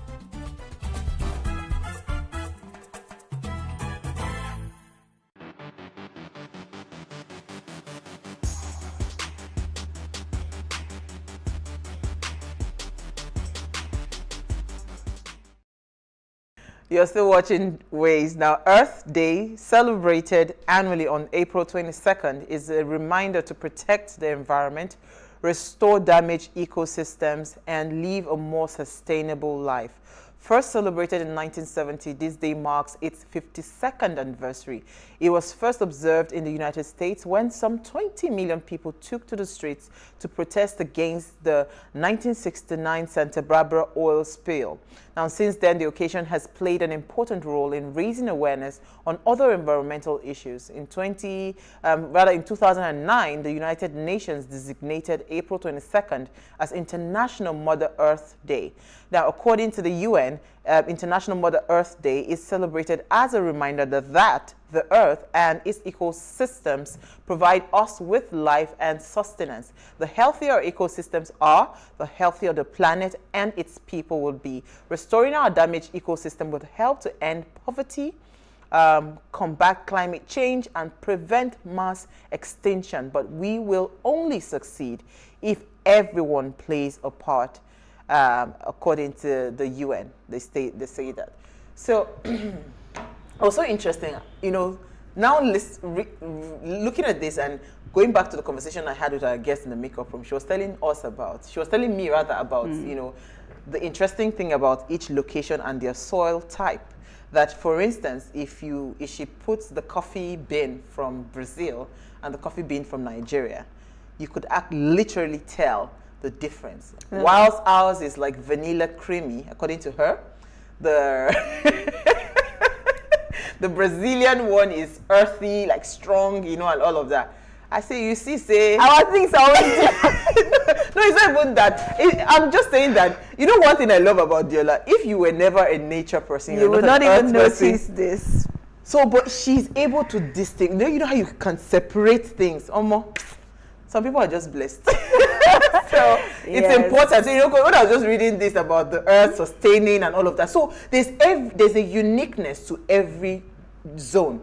Even in the north, in the north, comparing Nigeria, breaking it down, going up north, core north, you know, central north, you would see that there's a difference. So we must learn to preserve, because that is the uniqueness and the richness of that particular region. So preserve our soil? Yes, no, I'm saying even the environment entirely. Okay. The environment in its entirety, you know, all these things that we're having, what's it called, bombings and all of that, it just completely distorts the ecosystem. So when we were hit by the COVID-19 2 years ago, you know, I think that period actually helped the earth to heal, you know, from all this rubbish, oil spillage, you know, bombing and excessive pollution. So it helped. So we need more something of that. good came out of COVID-19. Yeah, we need more of, you know, planting so many things that just helps to restore the uniqueness of the region. I agree. So I have a very sad story. That's all we're going to be taking today. Because you know why I took this particular story? First of all, it broke my heart because the boy is 15. Yeah. According to the report, he's supposed to be writing his WAEC. Or Ziwase, they call it now. Yeah, so I'm really saddened because 16, that's the age of my first, 15 is the age of my first son. Wow. So when I saw the mother on the floor crying and, you it just broke everything inside of me because I can't imagine how much, we have put in, raising emotions, everything, raising a child up to that age, only for the child to die when something is completely avoidable. That's where it's breaking. So this is the story of the woman. She's been, they said she was crying uncontrollably. And very, very, it's apt for her to be like that, So there was a tanker, I think it was 45,000 liters tanker that was taking fuel to a fuel station around this region. And the fuel, of course, it was trying to navigate a bend. Typical thing that happens because probably maybe the driver was speeding or something or drunk or whatever. Do you understand? So the truck now falls to this, like it spills. And from this report, this mother, they said they started the typical thing again. They started scooping fuel. So how the fire even started, I didn't see that part in the story, but it's the same thing all the time. When there's a spillage like that, why can't we just stay clear from it? So how this boy got mixed up in this whole situation is what I can't get. Okay, so we don't know if he was part of the scoopers. I don't know, because it wasn't stated. But you can tell, first of all, so many things playing out. There's poverty, because why would I see fuel spilling on the floor and be thinking of how I can scoop it? That's poverty. Because I want to find a way to be able to gather it and go and probably resell it. Because that's what most of these scoopers, they do. There's poverty playing out. There's a lot of ignorance. There's a lot of ignorance. And again, when there are spillages like that, what are the people, what kind of orientation do they have in terms of immediate things to do? Because I'm just thinking in my head, if this were abroad and something like that happened, the next thing, they would have poured some kinds of whatever it is on the road to just completely flush it off the road. How about the fire services? Nobody's even talking about them. So I don't know. It's really sad. This really broke my heart this evening when I saw this. Yeah, it's so bad because especially in a place like Nigeria that is just covered by so many poor people. People wait on their children. Their children are actually their supposed to retirement plan. So I can imagine a woman training her child up to WAEC level and then he just goes away just like that. It doesn't even make any sense. It's sad. I think we need to do better in this country. It's sad. And for me, I know about these tanker drivers. When you look at most of them, they are drunk, they are high on those little things those women pork, and sell. So when you speak to them, you can smell their breath, the stench. So I can bet anything that this guy was actually drunk because you're navigating a bend. It's not the first time you're navigating a bend. In that particular bend, in fact. Exactly. So what happened today? What happened? So it's just really sad. So what would compensation look like for this woman? The life is gone. It doesn't even come to play because how do you compensate this kind of person? She's inconsolable. How do you compensate her? I don't see any way. I just think that, okay, while they were scooping, where were our law enforcement agencies? You understand? Because I am just thinking that for every time we hear things like this, why don't we heads starts to roll in this kind of situation? And, try to look for solutions. The company that owns that truck, because you must train your drivers, you must hold them accountable. You're right. The truck, yes, you start to sanction them. Liability. When you slam them a very heavy fine, I'm not talking about chicken fee. Yeah. Maybe that kind of hundreds of million kind of fine. Yes. They would know that before you put any driver on the road, the driver's head must be correct.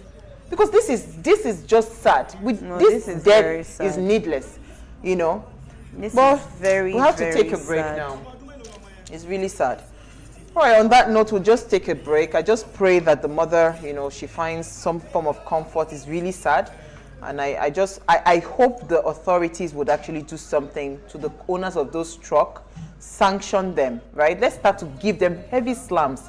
When we slam them heavy bills, I'm sure these things would really, really drastically reduce, because you would vet the drivers before you put them on the road. Yeah. All right, we'll take a break now. When we come back from the break, we'll be discussing vocational studies or vocational education. Stay with us. We'll be right back.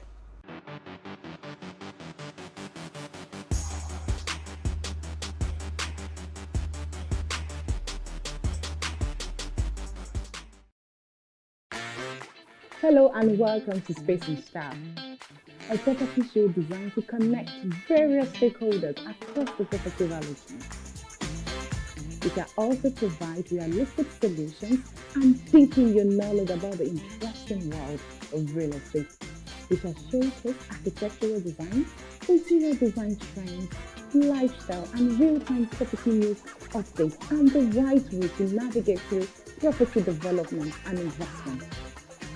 Join me every week on this channel as I take you through an exciting journey in the world of real estate. Space and Style, 6:30 p.m. on Saturdays and 5:30 p.m. on Wednesdays.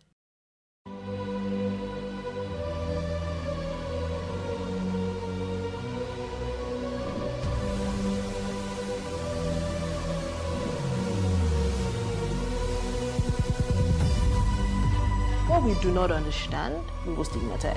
What you can see is the remaining of the tanker that exploded. The suspect equally confessed.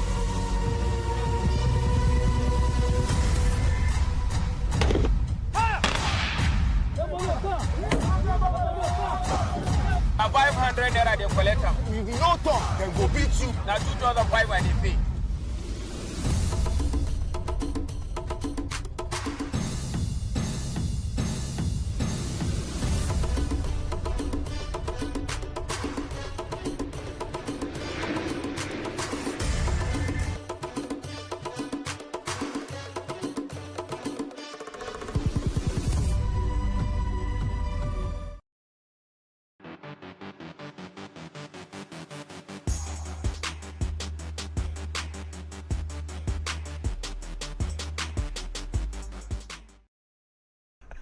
Thanks for staying with us. Abella said it's causing a lot of confusion in the studio today. Now, according to a publication by the Department of Vocational Education in Nnamdi Azikiwe University, technical and vocational education is used as a comprehensive term in the educational process, involving, in addition to general education, the study of technologies and related sciences and acquisition of practical skills, attitudes, understanding, and knowledge relating to occupations in various sectors of the economic and social life.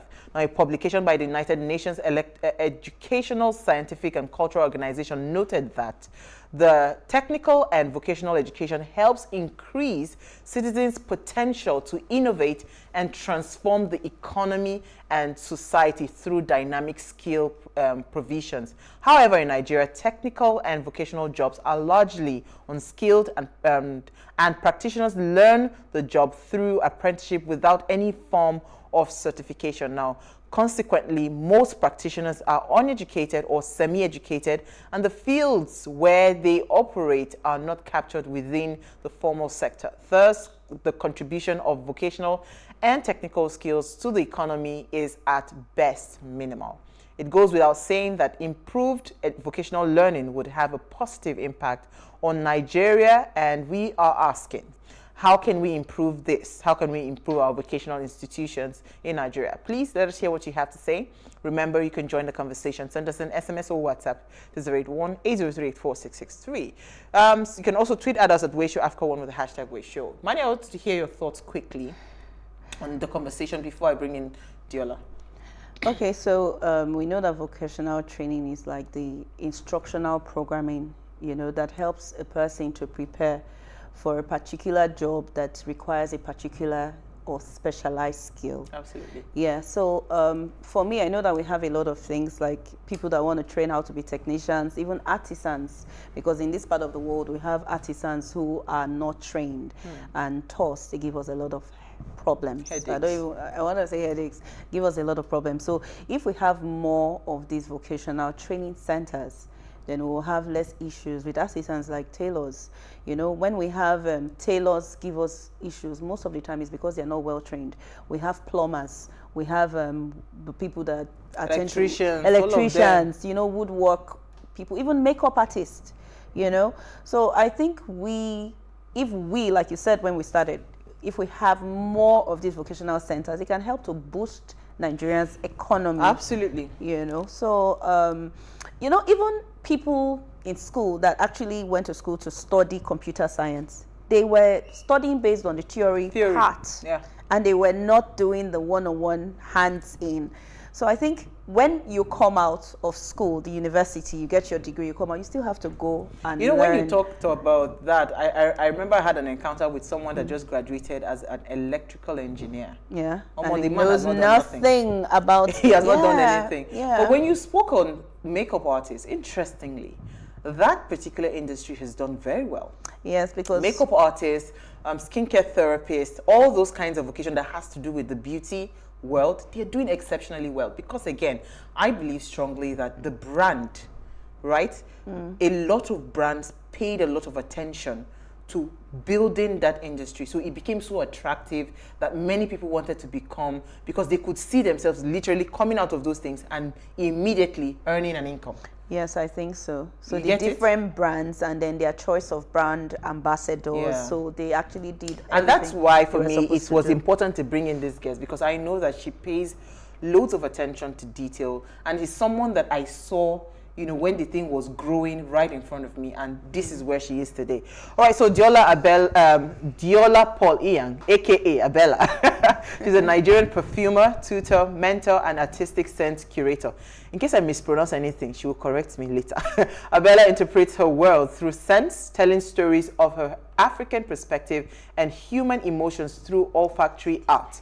She is the visionary behind the Abella Center for Art, Olfactory Art in Lagos, the first of its kind olfactory art center in Nigeria and arguably, I got it right, sub-Saharan Africa. Wow. Abella went against traditional norms to follow her heart and nose, yes, because we need the nose for the sense, for more creative pursuits to envision the Abella scent. She is also the creative inspiration behind the Abella by Sense of Africa brand and teaches her passion for art through the Abella Fragrance Academy.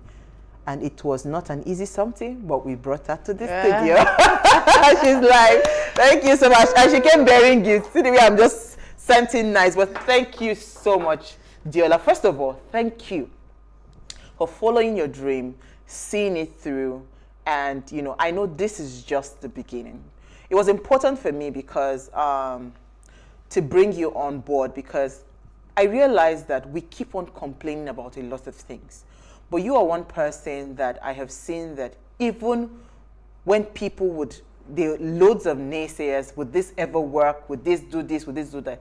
You are always, you know, you've always stood your ground to say this would work and I can prove it that it can work. For that doggedness and for the staying power, I say thank you again. Thank you so much. Thank you. So tell us, because the last time we had you, we were just talking about challenges of small businesses. That time, this academy that we've been flashing for you has been in the pipeline, and today is a success. It's officially launched, and we're so happy to be the first hosting you after the launch. Yes, others will call you now, we know, but at least it was here first on Ways. Tell us, how has this journey been, you know, launching this, and how do you truly feel on your inside whenever you walk into this academy, knowing that lives will be transformed in this place? Well, that's a question. Well, the journey has been quite rewarding, but if I say that it's been easy, I would be telling a big lie. Yeah. So it's had its challenges, and we've surmounted it, being dogged, like you said, especially in Nigeria. But I recognize no barriers. And I think that's the attitude that we all must carry. Yeah. When you don't see stumbling blocks, if there's a block before you, you must find a way to get out of the way. It's just that simple. And that's the simple part. But one of the things that I think that I would love to share is the power of passion. And nothing beats it. Passion, when you see a vision that is on fire, that is packed and powered by passion, it can go to lengths. There's nothing that is going to stop it. And I think that is really what we all need to embrace as we try to get on to any point of passion that we have. I think that's just as simple as it gets. Awesome. Awesome. You know, so if we're talking about vocational school, because this is your school, you know, resemble where they go, they learn how to grind pepper. Yeah. So because again, so this is why I brought you on the show. A lot of times when we say empowerment, when I see government doing empowerment, what I see is grinding machines. Right. I see keke napep. Right. I see sewing machines. Right. And I see all those kinds of things. And I've always said that we have to do it differently. We have to do it better. We can always get it better if we want to. This is supposed to be a vocational school. Why was it so important, the look? Because this would easily pass, like if I close my eyes and you threw me in there, it was like I was somewhere abroad. It was not like, because your typical idea of a vocational school in Nigeria, that it has to look in a certain way.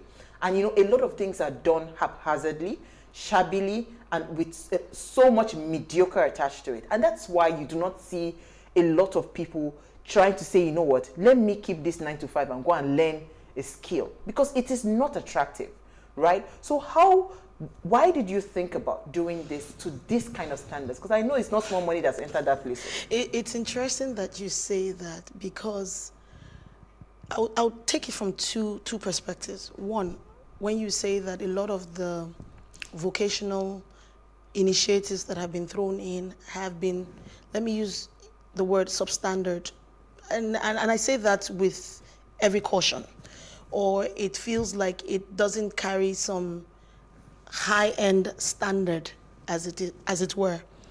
But I think it has to do with the reflection of the people that we're also trying to reach out to. And ironically, those are the kind of vocations that we have found very prominent within our own country. And there's a gap. And that gap is for the people who I will call the professional gap people. They're people in professions, they have careers. Many people went to school. Many of people are studying courses that they never intended to study when they were in school. They had different passions, but because they've been driven to have or run courses that they feel, I will make money when I'm done. They never really run after their passion. So there are those people who have those, they're in that gap season. Yeah. You have people who are taking on jobs that they have no desire to keep on having those jobs. So I've met different people on this journey, and we found even bankers who say, I would rather be a creative than be a banker, right? And you wonder, so why are they, in banking? I've had someone who was studying to be an engineer and pulled out of school and said, no, I'm not interested in it, I want to be an artist, and went into the artistry. And so the problem has been from the beginning. And there's a gap with these guys, and nobody's filling that gap. There are many people that are in jobs that they hate. You don't have to wake up in the morning and keep on going to a job that you do not like. It's important to follow after what your passion is. And that's why I started off with the concept of passion.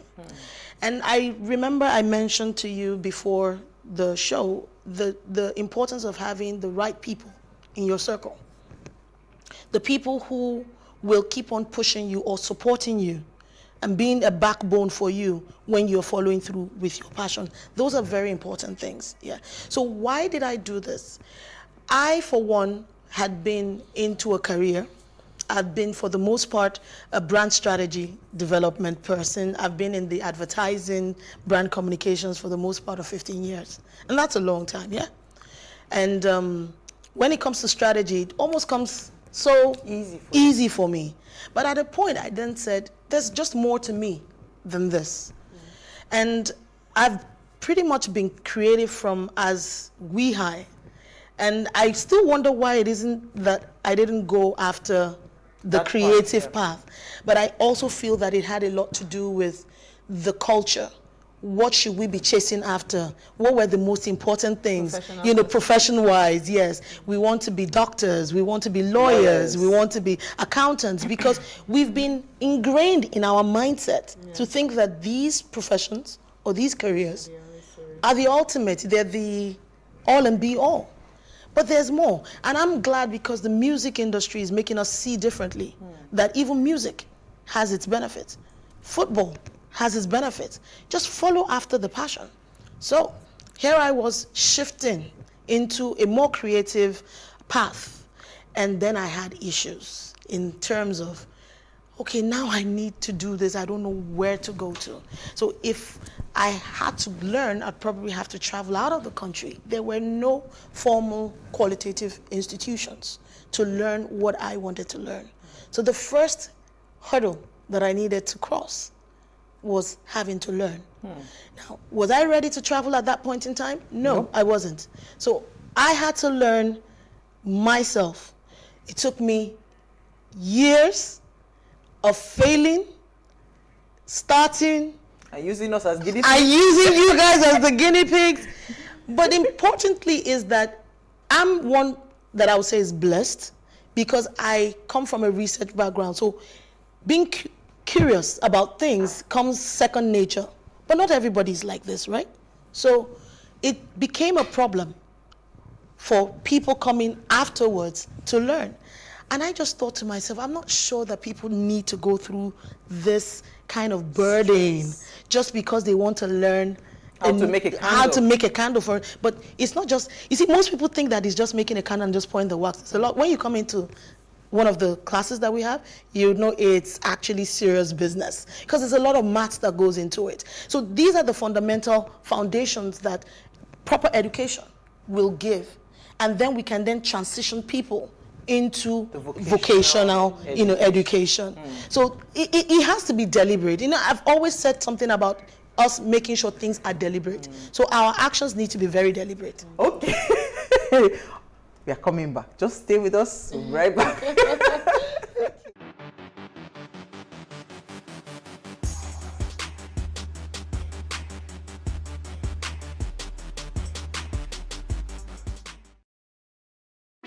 Hey, what's up, guys? You're welcome to another edition of Plus Event, and I remain your host, Ifeoluwa Oshuke. Your absence isn't an excuse anymore, as Plus Events is all you need, as we bring you the glitz, the glamour, and loads of fun. Oh, definitely, no question. He's a living legend.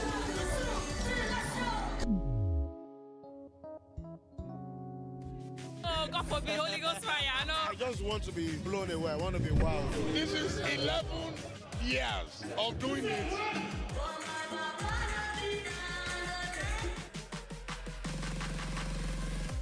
I'm surrounded by so much positivity. No way, it's okay. Yo, what's up, my people? It's your boy Starboy Terry. You're watching Plus Event on Plus TV. Stay glued to Plus TV Africa every Saturday and Sunday, 4:30 p.m. West African time.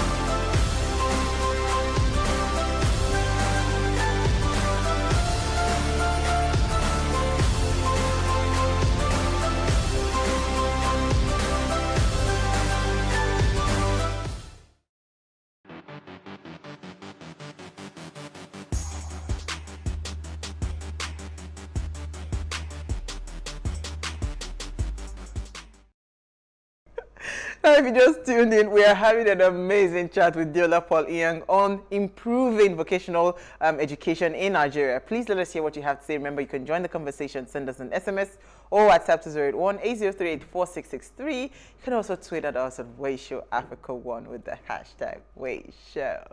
I'm going to be happy all through this weekend. Manny, over to you. Okay, so thank you so much for coming. Thank you for the beautiful scents that we have on right now. So if I want to ask a question, let's say I'm asking for my viewers now. I'm a lawyer and I want to do something very quickly. I want to learn something else, you know, be specialized in another skill. What's the average commitment time? What do I have to give in? You know, some people tell you that, oh, going back to school, it will take too long. So if they want to learn a particular skill, what's the average commitment time? So I would not answer that question as a given time because it's really up to the individual. Yeah. But anything that is worth doing is worth investing. I was going to say Diola was the wrong person to ask that question. Yeah, no, you know why? Because Absolutely. now we are in this era where they're talking about multiple streams of income. Yeah. So somebody already has a job and they're not looking to live in their jobs. They're just looking to be specialized in something else. So let me explain that craft is not something that you can say, I want to put 1 hour, and that craft is something that you need to invest your time in. Now, investing your time in doesn't mean that you need to take time off work. Okay. When you are passionate about something, it just oozes out of you. Okay. You don't, it's not something that you have to say, I want to put 2 hours and then I'm putting here. You realize that there are things that you enjoy doing. Cooking, for instance. You know you cook whether or not you have a job to do or you don't have a job to do. Whether you're going to work in the morning or you're not going to work in the morning, you're cooking. It depends. That's if you absolutely hate cooking. Yeah. But if you do love cooking, people don't necessarily have to quit their jobs because they learn cooking. They just find clever ways of being creative with cooking. And there's some people's homes that we enjoy going to a lot because of their food. True. Is that their full-time work? No. But it has become a craft. It's become something that they've enjoyed. I still come back to the same point. Passion. When you love doing something, just keep on doing it. Keep on doing it. You'll realize how much time you've invested in it without even realizing that you've invested time. So let me come back to the official question that you're asking, which is how much time should I put aside if I want to get into a vocational?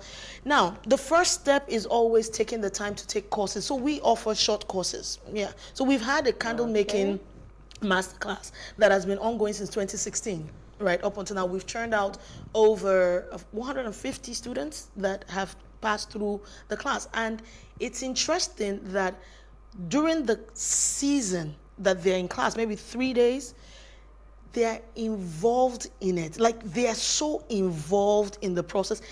The last class that we had students even say they didn't know when the time passed from 9 to 5. They didn't know. And that's what happens when you're enjoying something. So I don't want people to think that there's a certain amount of time that you want to put in it. Just enjoy whatever it is that you want to do and just keep on doing it every time you have. So Diola, you know, what you have churned out is for the people that are like me. I want to be smelling heavenly every day. You want to have a home that smells really good. You know, your room fragrances, your scented candles and everything. But there are other kinds of vocation. Right? Absolutely. Or vocational institution. Where do you think, because I'm telling you, I can bet you for free, anybody that is interested in what you do, which is scents and the craft and all of that, would definitely pick you as number one. They will not even go somewhere else. Right? But how can we get more? Where do you think the government is failing, or how can we start to get more people? In fact, let's forget government. Here you are an individual. So somebody that is very, very interested in carpentry, for instance, and probably is now thinking of starting an academy, like how would they get it right?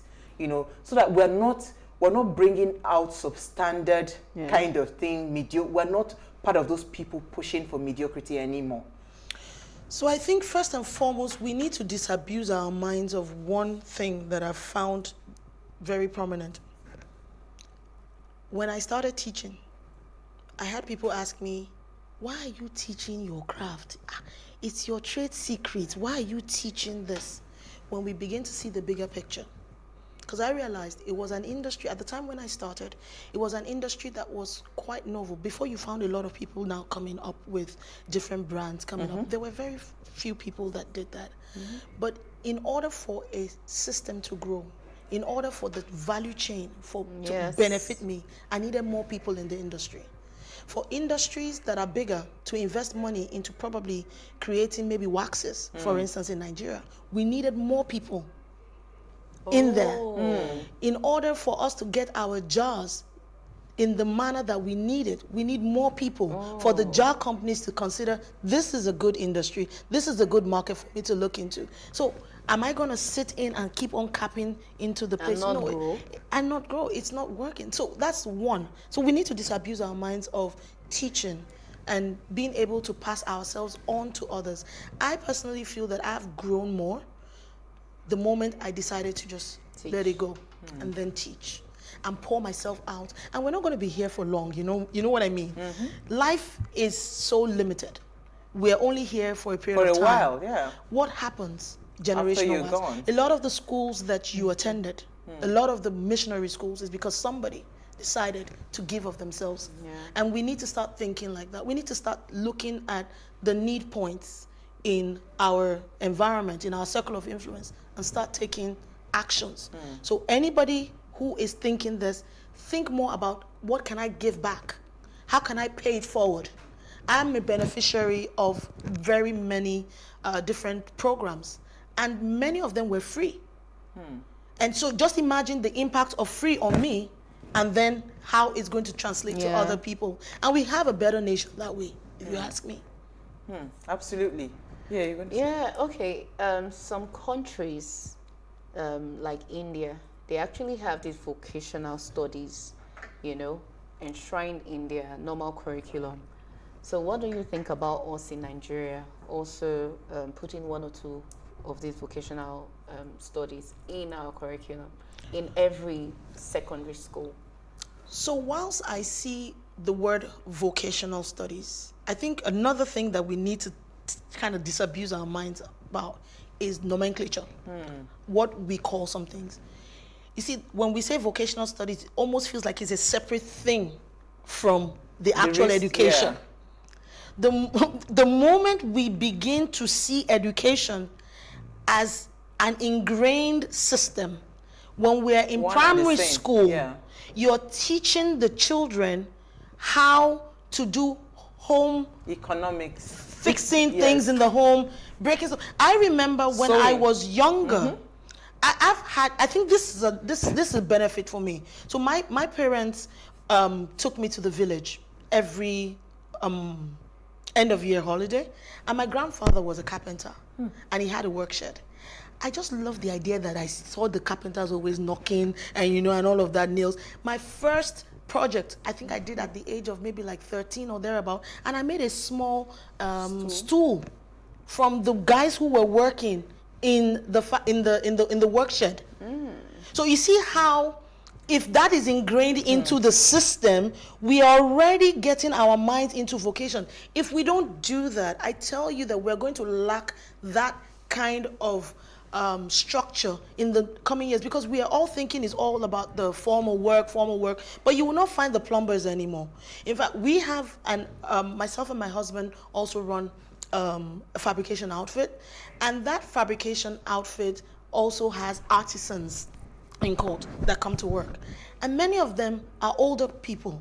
We ask them, where are the younger people coming in? He said nobody wants to learn how. Are you telling me about that? Even their children anymore. They don't want their to. children. Yeah, because again, now it brings me back to why we're even having this conversation. Because nobody sees it as attractive anymore. Until we start to get a lot of people like us going to set up some of these organizations where they see. I mean, my sister sent me a picture today, a page today where she does wall designs with woodwork. This is a young girl. She's in Atlanta. She does wall designs. I'll show you the designs. Beautiful designs. So if we start to see people that are supposedly look like you understand, that look like you, do it. Younger people would want to work. Representation. You understand? The same thing that happened with farming.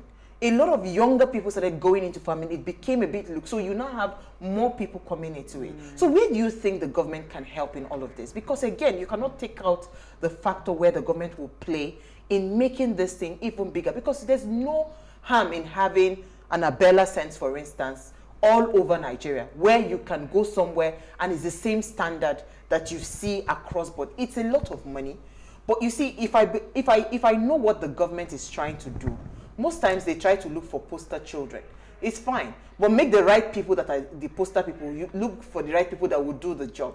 So because we can actually replicate these things with a lot of support. It might just be, you know what, we'll give you the land, come and do a, what's it called, set up and everything. We'll give you, make sure shipping is free for the things you're doing. Just something to get vocational schools a lot more better and more attractive for people to come in. What do you think can happen? Can you allow me a little sarcasm? All that we want the government to do, we're not asking, don't give the government too much work. Let the infrastructure systems work. Simple. Just see, when the systems are working, when power is not a problem, and I don't have to think about those what we call non-issues. Non-issues have become big issues. When I don't have to think about those non-issues, I'm free to become the best of myself to push and let the people in the private sector do the thinking. I don't know whether you get my point. Because we've done the thinking without so much help. But then, whilst I say that there's not so much help, we've also had help. Because I look at institutions like the Lagos State Employment Trust Fund, which I am a beneficiary, and I'm proud to say it, because I look at the fact that they looked out. It might have been so small, right? But they put something in, and we laid a foundation on it. What I'm going to ask, whilst there's the government role, the individuals also play a major role. When you are given even a tiny bit of an opportunity, what do you do with it? So whilst we want to blame government and all of that, we all have a role to play in this. Now, I want to take you on the attraction part of things. It's interesting. This discussion is going to be a bit awry in that there was a time I remember I was having a conversation with some people, and they were saying unskilled workers. And I was like, who are the unskilled workers? The artisans were the unskilled workers. I said, they are more skilled than you. Absolutely. Because you can't do the things that they do. So first and foremost, we also, again, a lot of disabusing is required. Why do we keep on degrading, downgrading a work? I'm an artisan and I'm proud. The only difference probably is because I have a foundation, an educational foundation. So why don't we give... That is a very big difference, my dear. The education foundation. So you can't say that the only difference. That's a massive but the thing is this, that is what we need, the foundation. If primary is the foundation, let it be excellent. That is money. it. I don't have to go to the university if I know that I am going to end up being a candle maker. I don't have to go to the university, but you know what? Let the secondary school or the primary school education, wherever I stop, let it be top notch. That's exactly why I asked her about how the schools were going to include these vocational studies. I know what you people said about home economics. We just learned how to thread the needle. We didn't even learn how to. No, they taught me different stitches. They didn't teach me all those things. They just know how to thread the needle, how to use a timbo and all those things. We didn't do the real sewing, and it was one of those courses. But I did. Okay, The school that I attended, I did.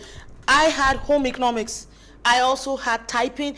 In fact, I think this was the federal government colleges of those days. So things have actually changed. So the problem is we need to go back into the curriculum and check, and not take things that are borrowed, right? But we need to look at things that are working for us. I often will say, and I think this is not the first time I've mentioned it, it all starts from our educational curriculum and our system. I think so. I agree with you. I agree. Are we teaching entrepreneurship from primary school? Yes. I agree. Back in the day when we were in Brownies, is it the Girls Guide and the Brownies? Yeah. Now it's even sounding strange. It's almost sounding They like don't know anything about You know, when I'm even saying Brownies now, it's sounding like it was one American school that you've probably but it was a Nigerian school. And I remember that we will probably sell things like maybe cupcakes or some little things. To raise funds. Just to raise funds. Yes, to raise funds. We understood the power of how to trade in order to raise funds for stuff. That's where we need to go back. Education, the degradation that we are seeing in education is what is a direct translation to what we're seeing today in our world. So we need to go back. Let's take some comments. Let me take the discussion of vocational improving vocational institutions in Nigeria is vital because it will go a long way of correcting so many quacks of half-trained people all over posing as professionals while they are not. With improving vocational institution in Nigeria, it will help improve our country like other good countries of the world.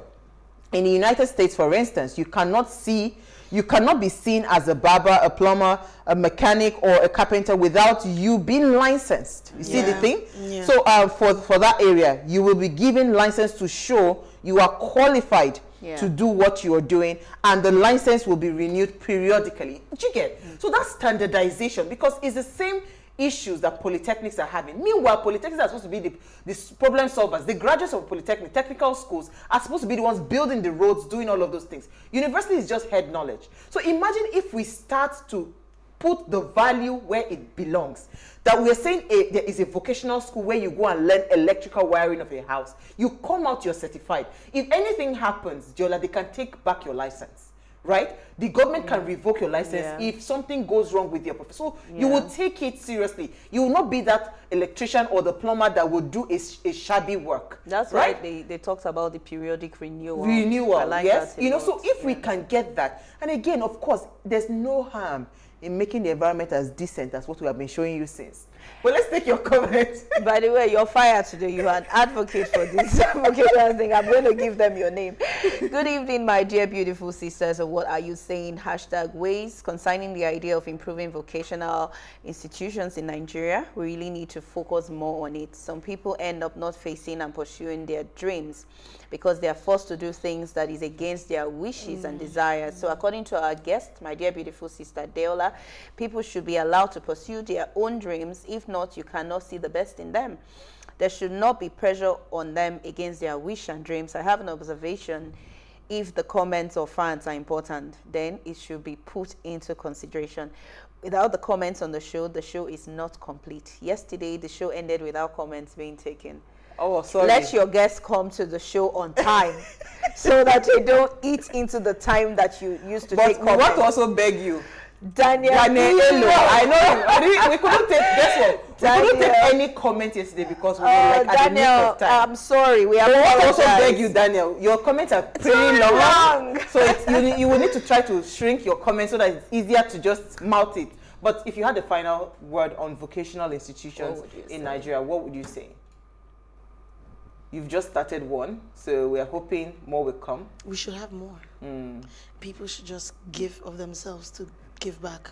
Absolutely. Right. And yes, the government, this is where the government should have platforms or plans that actually encourage more people to set up more centers like this. Okay, sorry, let me quickly add to what you just said. While what you said makes sense, the government, if they come out and just take care of infrastructure, then it's the road is set to go.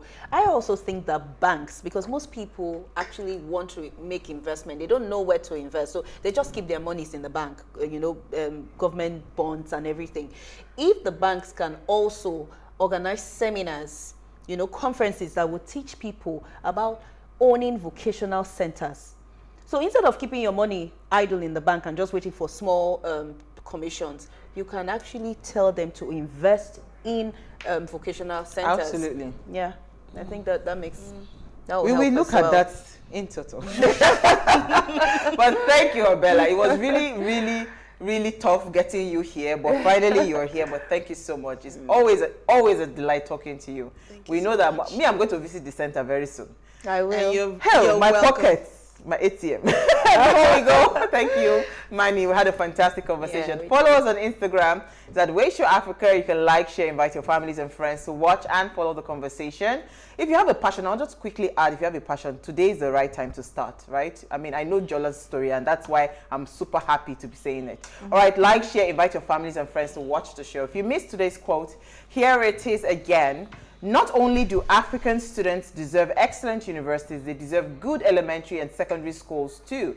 And then to have access to ongoing vocational and job training to ensure their skills remain as relevant as possible to African organizations. We'll see you guys live on Monday as we bring another great conversation to your screen. Enjoy.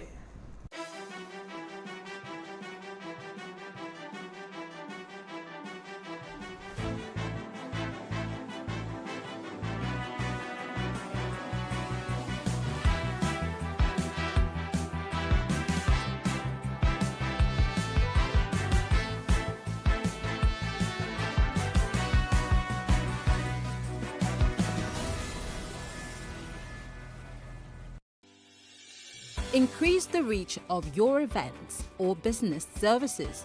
To advertise on Plus TV Africa, please call 0906 000 5719 or 0909 040 8408 or send an email to marketing@PlusTvAfrica.com. Plus TV Africa. Big stories live here.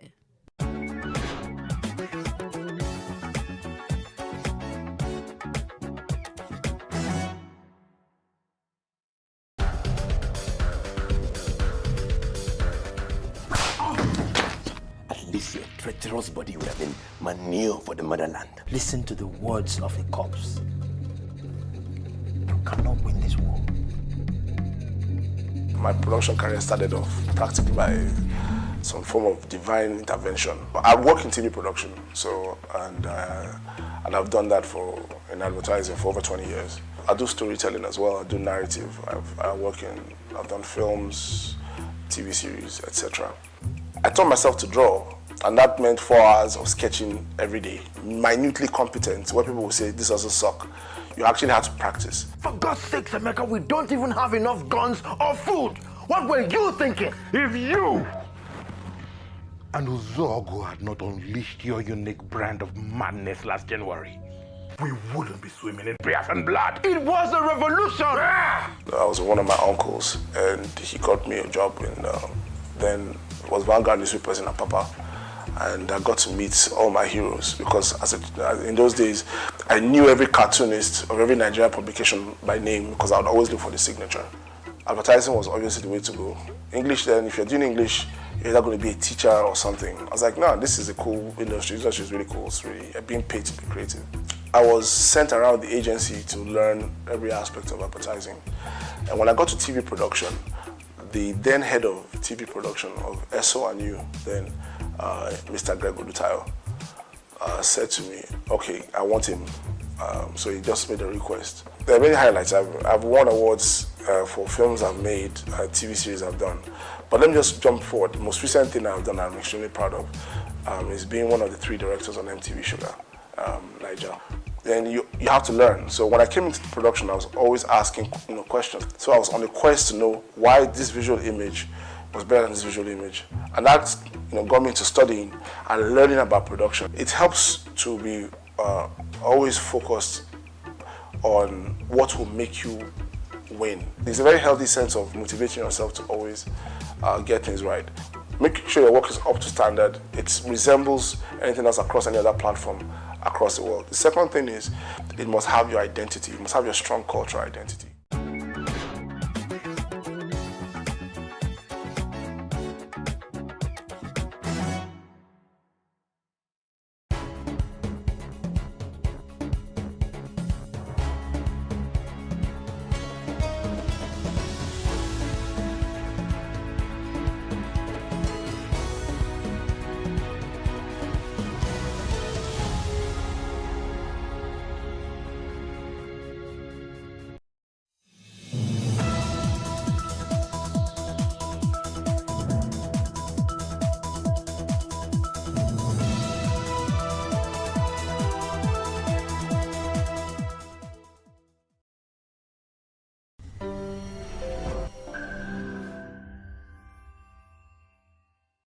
Hello and welcome to One on One. On this episode, we'll be focusing on content creation in Africa.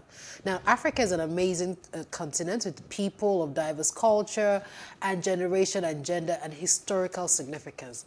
Now, we're translating that diversity into the way we create our content. To discuss this with me today is technology, media and telecommunications investor. I'm going to ask her why she calls herself that. And she's also the head of music, Sub-Saharan Africa at YouTube and YouTube Music. She is Adi Awofisayo.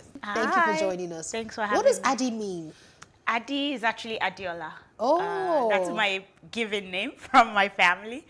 But when I was in college, a friend of mine, there's Adi the American doll. And she was like, oh, you're right. You remind me of Adi the American doll because it's a black doll, which we don't have, you know, back then we didn't have a lot of. And I just was like, okay, Adi.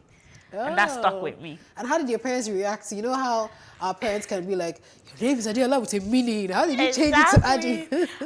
Yeah, I mean, they said exactly that. And then they just got used to it. Like, even my dad sometimes is like, Adi. But when my mom really wants to call me, she's like, Adiola. I'm like, oh, what have I done? So tell me, what was growing up like? What was it like growing up? Growing up was fun, actually. So I had this very creative mindset. I used to like telling stories and making up stories. So when people come to my house, I would say, oh, let me tell you a story. And then I'll come up with this elaborate story and they will say, wait, is that real? I'll say, no, I just made it up. But growing up, I also didn't think the creative space was a space that I could actually have a career. It was just a hobby and something I liked to do.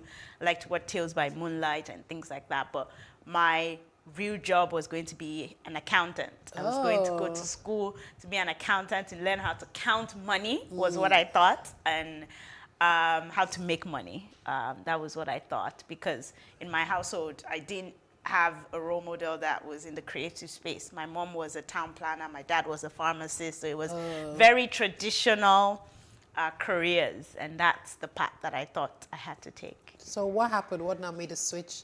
How did you not make the switch to a bit of a long journey? Okay. But I think ultimately, you know, after going to school and studying finance and working in investment banking, and I worked at Microsoft in finance, and I truly actually loved working at Microsoft. That was my first inroad into the tech world. I didn't really like finance. It was very boring to me. I was like, okay, I don't think this is what I want to do for the rest of my life. And I saw my finance directors, and I was like, oh, I don't know if that's the job I want. Like, that's not my trajectory. And so after about 4 years at Microsoft, I decided to take a year off. And I went to Jamaica. I went to work with the Clinton Foundation. Nice. I applied to grad school, went to grad school at Harvard. And then it was then I started trying to understand what it's like to have a career in the media and the entertainment sector. And I had a professor that was great. And I worked on multiple projects with him. One of it was working at Discovery. And so after I graduated, I continued on that project. Yeah. So that was my first inroad into entertainment. And yeah, and then it's just been up from there, basically. Oh, wow, interesting. I see that you talk about your parents so fondly. You know, what life lessons have you learned from your parents? A lot. I mean, they've had such a strong impact on me and growing up. And my mom is such a strong female role model, like someone who, I don't know how she did it, but was thriving in the workplace, but knew how to take care of her family, making sure that, you know, before we went to school, there was food in the morning. When we come back, like there's dinner, and it's just, you know, even now, me growing up and being married, I'm like, how did she do it? But yeah, I think my parents kind of created this very supportive home, you know, where my dad was very supportive of my mom was very supportive of my dad, and that for me just showed me the type of life values that I want growing up. So I'm sure they're very proud of you. I hope so. So let's talk about you know, being in the tech space, being female media executive in the tech space. What was that like for you? Did you feel like I know it happens to, you know, everyone, but what was it like? Do you feel like any imposter, settling into that role? What has the experience been like when you first got in and now that you're finally like settled in? Yeah, I think, and maybe I'm lucky that I didn't really feel that. And I think it was because I've surrounded myself with amazing role models, both females and males. Like, I'm still in touch with my very first manager at Microsoft, Diane O'Brien, who was such a strong female figure, in my career starting up, and made me realize that I could do anything that I wanted to do. And also would challenge me. Like when I thought I was thriving and I was a superstar, she would say, great, but what if you did this differently? And so for me, I think surrounding myself with role models that empowered me, that supported me, that challenged me, really didn't make me feel like, oh, I'm not wanted or I'm not in the right space. So I think that for me was a big factor. Okay. So we'll just take a quick break on that note and then we'll continue the rest of the interview. We'll just take a short break. Addie's still going to be here with us. And next up, we're going to be talking about content creation, and the rest of Africa. Please stay with us.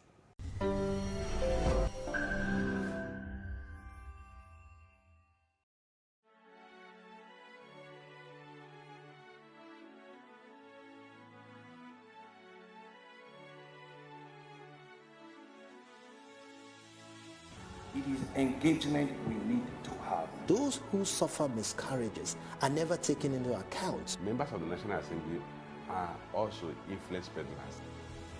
You are sitting on Nigerians' money. From the Babin, I pay my rent. On the Babin, I send my children to school. A consultative engagement. No any tangible notification before they ban us. It's one thing for people to be at your back and the heat of the moment, and another thing for them to still be with you when push comes to shove. I will do everything to take Lagos out of the national grid.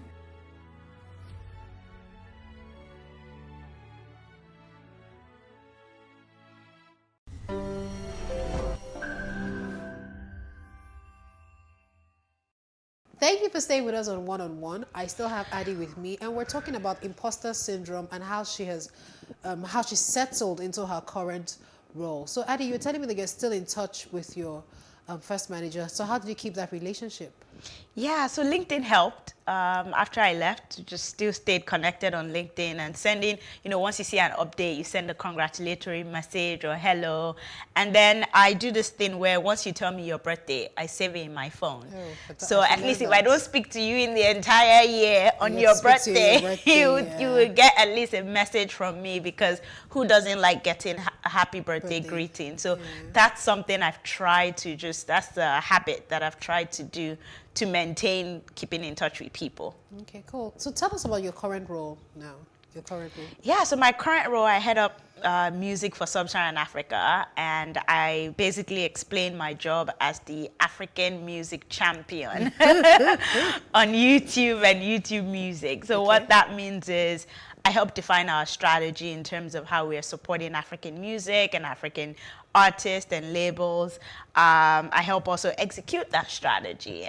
So thinking about how are we bringing Africa to the world using YouTube as a platform? What are some of the initiatives that we want to put in place to make sure that people can get to experience African artists? And we have certain pillars. We want to make sure that artists and labels are making money on our platform. We want to make sure that they're getting discovered by fans. And then we also want to make sure that they're using our product to really connect with their fans. So my role is making sure that that is implemented well in Africa. Interesting. You also describe yourself as a TMT investor. Tell me more about that. So I have a finance background. And so making money and investing has always been of interest to me. And so once I started having a little bit of change, I decided to start investing. And I started looking at tech companies. And I started looking at fintech companies and also media and entertainment companies. So I remember telling myself that, oh, I don't want to miss out on the next pay stock, on the next flutter wave. I want to make sure I'm in there early. So I joined the fund, and through that fund, we basically invest in new and upcoming businesses in the technology, media, and telecom space. Oh wow, that's really nice. So what are the recent recent developments or recent what's the word I'm looking for now? Startups that you have recently invested in that are locally made in Nigeria. Yes, and the thing is, the Nigeria tech startup Space, ecosystem is booming, right? There's a lot of startups just coming up and a lot of innovations coming up. I can't name specific ones. But I think, again, looking at the fintech space, that's a space that is booming. You have Flutterwave, Cheaper Cash, Kuda Bank, there's always one or the other that's coming up. And then even in the media space, there are a lot of people who are thinking about content discovery and content consumption. There are a lot of companies that are thinking about the creative economy because really, that's where the next gen people, you ask your nephew who's 6-year-old, what do you want to be? He's saying, oh, I want to be a YouTuber. I want to be a gamer. You don't hear, I want to be a doctor anymore. No. So that creative economy space is definitely booming and very exciting for investors. Interesting. Yeah. Okay, so as a female executive, in tech, what advice do you have for other females who want to, go in the same career path?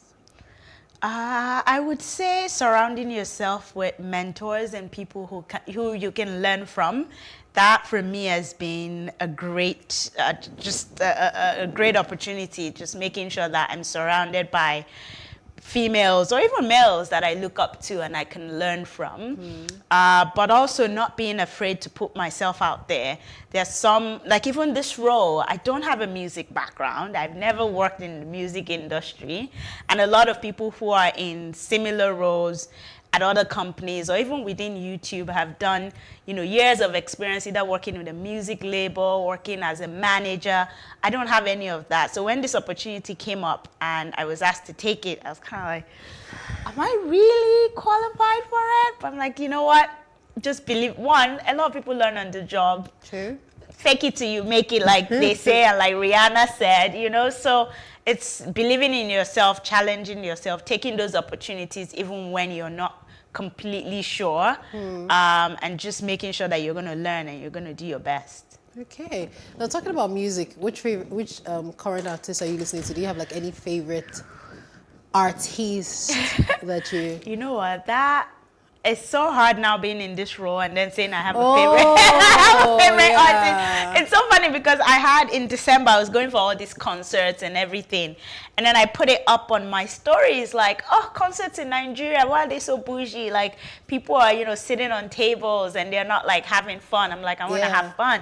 And next thing, people actually thought I was just saying it as a person, as a fan going to a concert, but people thought, the head of music is saying concerts in Nigeria. I was like, So, but there are a lot of amazing artists. And I think what is also very exciting is they're all young. Yeah. Everyone coming up now, from Ira Star to Omale to Elaine to Azawi.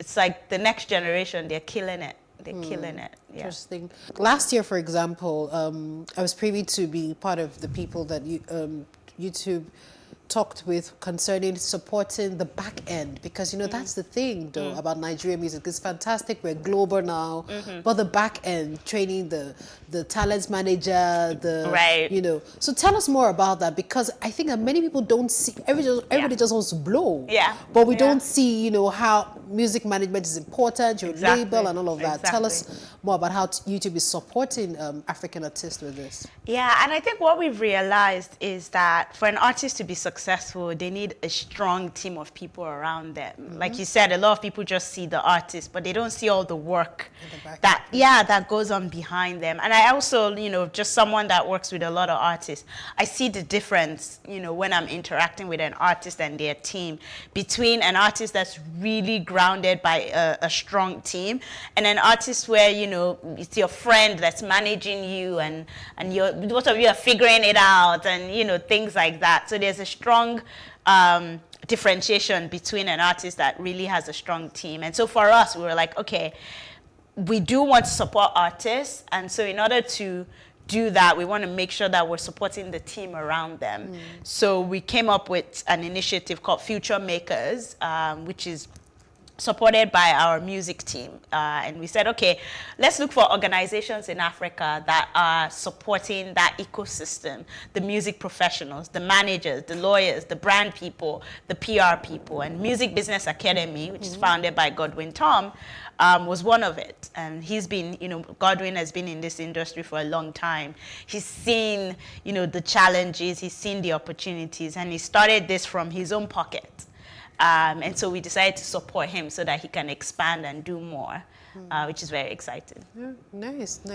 Okay, we're going to take another break. But before I take that break, let's talk about how Afrobeat is taking lead in the global space. Right. It's like it's everywhere. And, even recently over the Christmas holiday, there was a song that trended that everybody used, You Want to Bam Bam. Bamba. Oh, God. That every trended like all over. And then, it was when we now started seeing international superstars like Mariah Carey use. Even Shaquille O'Neal. Yes, and everybody was like, oh my on? goodness. So tell us, because you handle this right now. So tell us, Right. tell us about this. I think what has been so interesting is now music has no barrier, right? Music can travel anywhere without a plane. And so that's really exciting. I used to say that back in the days, if you have a friend or a cousin in London and they wanted to hear the music from Nigeria, you probably needed someone to take a CD to travel and take it to them. But now they can go on YouTube, they can go on any digital platform and discover and experience an artist. And that has really helped, our music, our Afrobeats, our African music travel and reach places that even the artist is like, I've never been there. I've never been to India, but yes, they're playing my song in, an Indian radio, an Indian club. So I think technology has played such a huge role in really propelling, and I don't even think we're there yet. Like, see what's happening with K-pop. Yes. Like, there's still so much growth for us, and even when the internet becomes, like my friend would say, pure water, where anyone can really afford it, we're gonna have more and more people on the internet, more and more people consuming music, and that is going to continue to just grow, our music fan base. And I'm just excited I'm in this space right now. Wow. Yeah. So I'm so glad that I'm able to experience this in my time. Okay, we'll just take a quick break. When we come back from the break, we'll continue this conversation. Stay with us.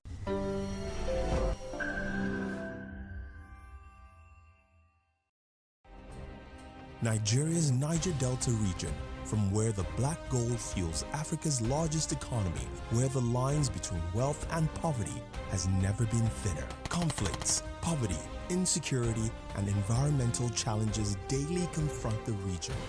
How can the Niger Delta story be changed for the better?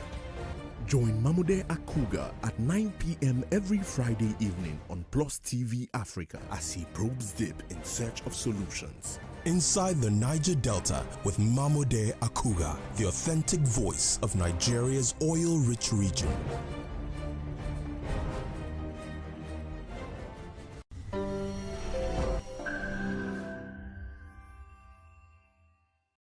Thank you for staying with us, and if you're just tuning in, this is One on One. My name is Fumi Unwa Jefe, and I have Adi with me. We're talking about everything. Now, the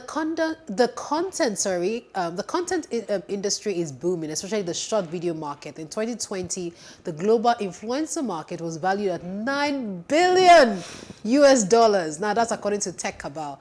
How can more people get into that market share, Adi? I would say create a solution. Create a solution, figure out what the problem is, or find a problem and create a solution for people. And I think, like you said, the short video space has started booming, right? So we've seen like the arrivals of platforms like TikTok, right? Which created a no barrier to becoming a content creator, to becoming a superstar, becoming an influencer. You hear stories of is it Kabi, the Senegalese boy Yeah. who's, you know, is he Italy, and now he's like the top. He's one of the wealthiest now. Yeah, like the rated, top, yes. you know, third most followed on, Exactly. you know, and so it's just amazing to see. And so for us at YouTube, we created a feature called Shorts, because we realized that long form, while long form is there and it's not going anywhere, people want to consume content quickly, faster, in a very short time frame, but people also want to create just shorts videos. So we create a feature of Shorts where you can basically become a creator on your phone, on your mobile phone. And and I remember a lot of creators, when I speak to them about, you know, why they're not on YouTube, or why they don't feel like they're consistent on YouTube, they feel like, in order to be a YouTuber, I need a big camera, I need a space, I need a studio space. And now with Shorts, from the comfort of your home, with your mobile phone, you can become a creator. And it's just really exciting. All right, so thank you for talking about Shorts, because that goes to my next question. You know that in 2021, TikTok was the most visited, even beating Google, for example. And then you guys have created this Shorts. So what has the reception been like in the time that you have created? Because, you know, it's always hard to move. So, for example, Facebook created Reels to try and also go with TikTok, but many people still go on TikTok, create their content, and now bring it on Instagram and post it. So, what has the reception been like for YouTube Shorts? Has it, you know, grown compared to, or when you created it, has it met the target that you set out to create it for? I think what we've basically done is create another way for creators to create content and create another way for users to consume content. So we're seeing a lot of OG YouTubers who create their long form videos still create shorts, right? Still create shorts as a way to reach a new audience that may not want to watch a 10-minute video, especially in a market where data is still, you know, a barrier. And for those who are not on YouTube, Shorts is sort of their inroad to YouTube, right? They're building an audience. Wayne Magician, he's a creator in South Africa. He's one of the, you know, biggest creators in short form, and he always had a YouTube channel, but didn't know, because his content is very short, so didn't know how to, you know, make it longer for it to fit the long form format on YouTube. And then when Shorts came, he started creating Shorts, and he saw his channel grow like, well, almost 60% in a couple of months. And so we're seeing Shorts bring a lot of new types of creators to the platform. Okay, cool. I wanted to also find out from you about the creative community. You know, this is totally different from the music community. What is YouTube doing for the creative community in Africa? Yeah, so I mean, I think for us, creators are the what do you call it? The bread of YouTube, right? They're the ones that a lot of fans come to YouTube to come and find out what their, you know, favorite creator is doing. And since, you know, my previous role actually, which was looking after creators in sub-Saharan Africa, we did things like Next Up, where we basically took 20 creators across South Africa and Nigeria, put them in a boot camp, and gave them a lot of resources in terms of information, you know, just training them on how they can grow their channel, how they can build an audience, how they can become a brand. Because a lot of creators start on creating as a hobby, and then they build this massive audience. Brands are reaching out to them saying, oh, how much is your rate card? And some people are like, rate card? Exactly. What are you talking about? So we really help them figure out how they can build a business, because a lot of creators become business owners just by starting a YouTube channel. Zelicious Food, she's gone on to create merch. She's gone on to create, you know, her own cooking show. Like, she's gone on to have businesses just from starting, you know, a cooking channel from her home. Interesting.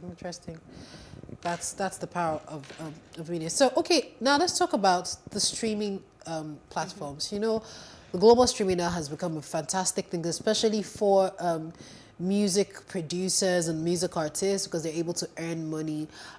If you remember, sometime, was it 2021 or 2020, there was an issue that happened on Apple Music where someone had taken Wizkid's album and totally just made money off it. He called himself the Wise Kid, and then he made money. I don't know if you're aware of that story, because I wanted to. Okay, so let me just try and summarize it. So there was this guy that took Wizkid's album. Bottom line, he was able to earn money off Wizkid's album alongside with this. I think he made about 30 million naira. Oh, wow. So I wanted to find out, on YouTube, how do you ensure that this doesn't happen where somebody, because you know, like every time when you open the YouTube page, you see official video, unofficial video, and all of those things. How? Because YouTube pays for this stream. So how do you ensure that the artist, the original creator of the content, earns money than somebody else just earning off? Right. So we have a strong copyright. We have a strong sort of copyright policy, and we have a tool called Content ID. Basically, what Content ID does is it scans to make sure that if you've uploaded content of someone else, that person can either take it down, they can either earn, they can decide, okay, I'm just gonna, the money that you're earning on your video will transfer to me, or they can just leave it alone, right? Oh, so, okay. So for example, using Wizkid's label would have Content ID. And so if anyone else, if fans are creating, their own versions of Essence and they are putting it up, the label has the decision for using Content ID to either take down those videos, or they will decide to just take the revenue from those videos, or they will decide to leave the videos on, and that allows. Because there's some people that want their fans to recreate videos, we're just talking about you want to bamba, there's all these recreations, all these challenges. So they leave it because they want, that helps also with the ecosystem. But our Content ID system makes sure that if you're unauthorized, you will not be able to earn from someone else's work. Okay, fantastic. So recently I know that YouTube reviewed the payment for streaming, and yes. So what's the payment plan? Because someone would argue with me and saying, oh, what we get paid here in Nigeria is different from what content creators get paid in the US and everything. And I was like, no, I don't think so. I just think that they just put the rates. How much do you get paid per stream? And is there like a flat rate across board? So if I post from the US or I post from in Nigeria, is it like the same rate? Yeah, so on YouTube, we have something called CPM, right? Cost per milli. So for a content creator that is uploading from Nigeria, if your views actually are coming from the United States, the CPMs in the US are bigger. Why? Because the digital advertising market is bigger, because a lot more advertisers are putting their money in digital. Whereas in Nigeria and other parts of Africa, a lot of advertisers are still putting their money on TV and radio, right? Because that's where they feel majority of the audience are. And so for now, the CPMs in Nigeria and some parts of Africa are not as high as the CPMs in the US. So if you're a creator and you put a video on YouTube and you monetize that, you're monetizing that video, but 90% of your views are coming from Nigeria, you might earn X. Whereas, if you're a creator from Nigeria, you put your video on YouTube, but 90% are coming from the US or another market where the CPMs are higher, you would earn more than X. So it's really about where your views are coming from, not where you, because people are like, oh, I'm a Nigerian, so that's why I'm not earning. Oh, so you answered that question as well. Yes, okay. I have. But it's not about where you're from. It's about where your audience is and what the digital advertising market looks like in that market. Oh, okay. Thank you very much. Thank you. Fortunately, that's all the time we have. We're going to try, because I know it was a lot of work trying to get you here to complete this interview today. But thank you so much for your time. I really, really appreciate it. And I'll be talking to you about investing and looking at which projects to switch. So thank you so much, Addie, for your time. Yeah, thanks for having me again. Okay. Thank you for staying with us on this episode of One on One. You will agree with me that the time spent with Addie today has been fantastic. It has been worthwhile. I've learned so much from her. So we're going to end this episode and see you again on another episode of One on One. Enjoy the rest of your day. My name is Fumi Unuajefe.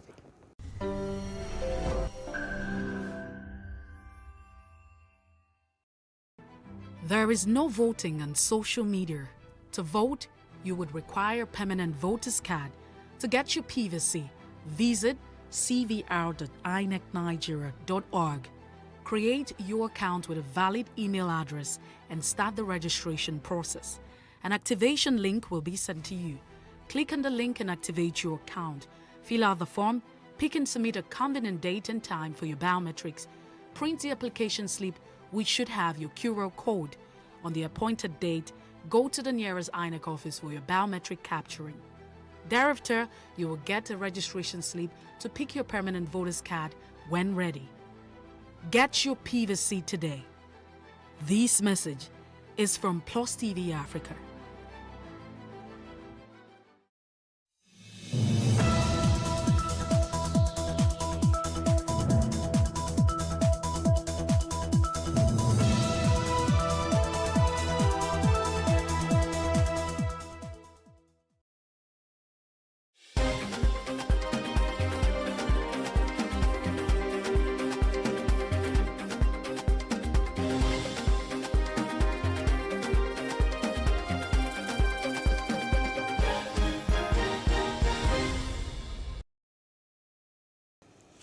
Good afternoon, I am Destiny Mama with the news update. The NDLEA has arrested a suspected billionaire drug baron behind a 3 billion naira tramadol deal allegedly involving Abba-Kyari-led intelligence response team. He is Chief AFAM Malinsin Emmanuel Ukatu. The agency said Ukatu's arrest followed months of surveillance and evasion of arrest. Ukatu is chairman of Malinson Group of Companies. He was arrested on board a flight to Abuja at the MM2 terminal of the Lagos Airport Ikeja on Wednesday, 13th April. A coroner sitting in Ikeja Magistrate Court today barred journalists and other interested parties from covering or witnessing the inquest. The case aims to unravel the circumstances that led to the death of student of Darwin College, Lagos Sylvester Romani Jr. The registrar of the court announced that the hearing was mainly for lawyers and urged newsmen and other interested parties to leave the courtroom. It was learned that the decision was taken because some of the senior students of Darwin College accused of beating the deceased were in court to testify. And Senator from Kano State, Kabiru Gaya, has thrown his weight behind Vice President Yemi Osinbajo's 2023 presidential ambition. He said that the Vice President possesses the quality and competence to lead the country, and these he has demonstrated while serving as Vice President to President Muhammadu Buhari in the last 7 years. Senator Gaya said this race for Professor Yemi Osinbajo is not about personal ambition, but about a positive response to populists. Electing someone of Professor Yemi Osinbajo, pre-degree, who has direct insight into the depths of our challenges, as well as current strategies and tactics being laid out to tackle them.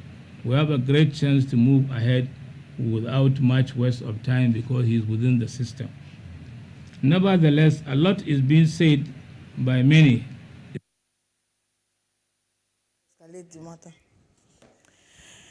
The National Emergency Management Agency, NEMA, has disclosed that the death toll in Sunday's illegal refinery explosion in Abayaze community of Imo had risen to 110. More dead bodies were recovered in Orashi River near the scene of the incident yesterday, while some died at various hospitals to increase the total casualty figure so far. Very sad because I carried the knife from childhood. Their father died when he was not of 30 years.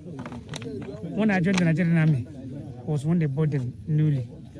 So by today, I'm weeping because of these two young guys. So we've seen this the area and seen what has happened there.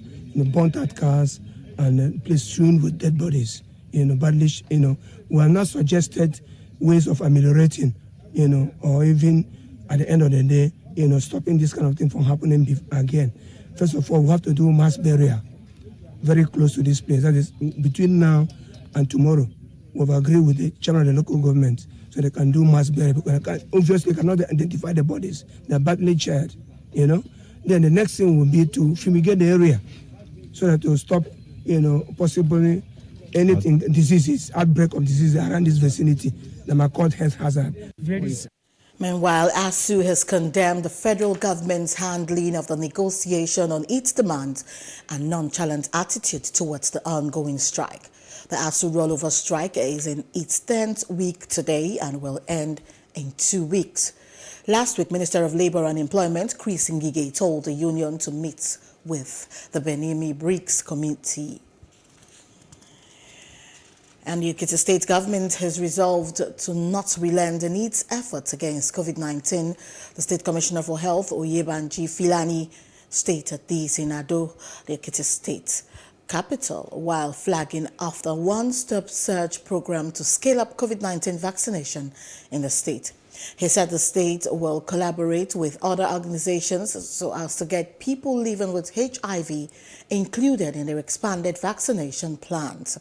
The commissioner also assured that political campaigns for the June governorship election will be managed to ensure excesses that could encourage disease transmission are controlled.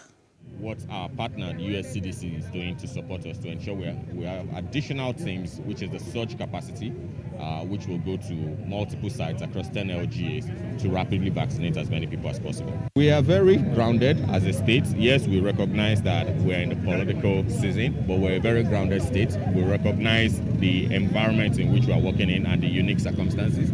And if you see all our people out there, you recognize that they're all still wearing their face mask, ensuring that they manage the situation. It's probably a bit limited to not have people around, but if you also know, based on the PSC, which is the Presidential Steering Committee guidelines recently, is that they've relaxed some of the rules. So we're happy with that, and we believe that even with the political campaign, that we can manage COVID.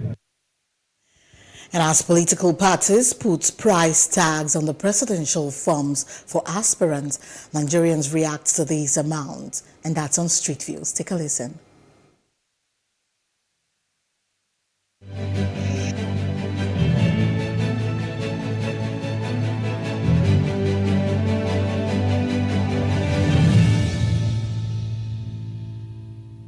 As a people, these are things that we need to take into consideration when making a choice of a party to support or the candidates to support, because there is consequence to such things being put in place.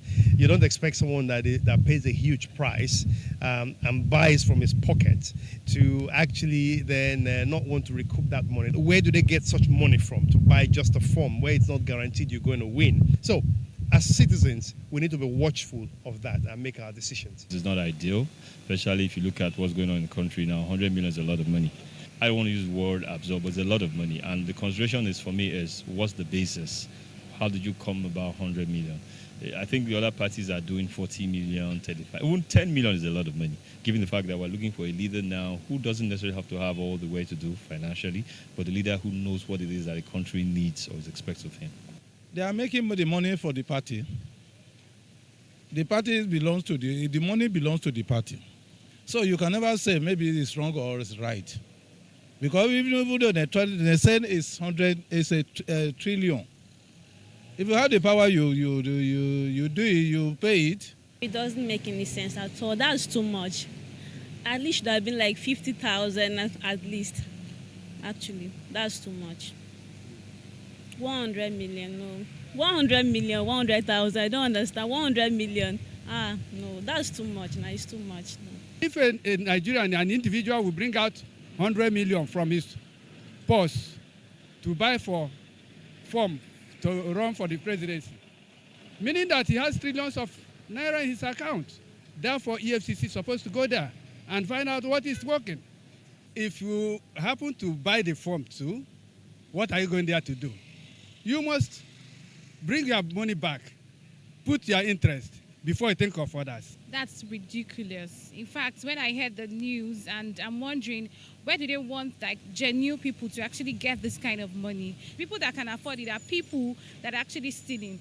The other time, a certain man did a burial and EFCC invited him over to probe him because of the money he spent for the burial. So EFCC should also invite these ones that are able to buy these forms and then probe them and ask them where they got that money from, because you can't tell me it's not it's genuine. Even if it's genuine, when they enter now, they will want to steal and get back that money.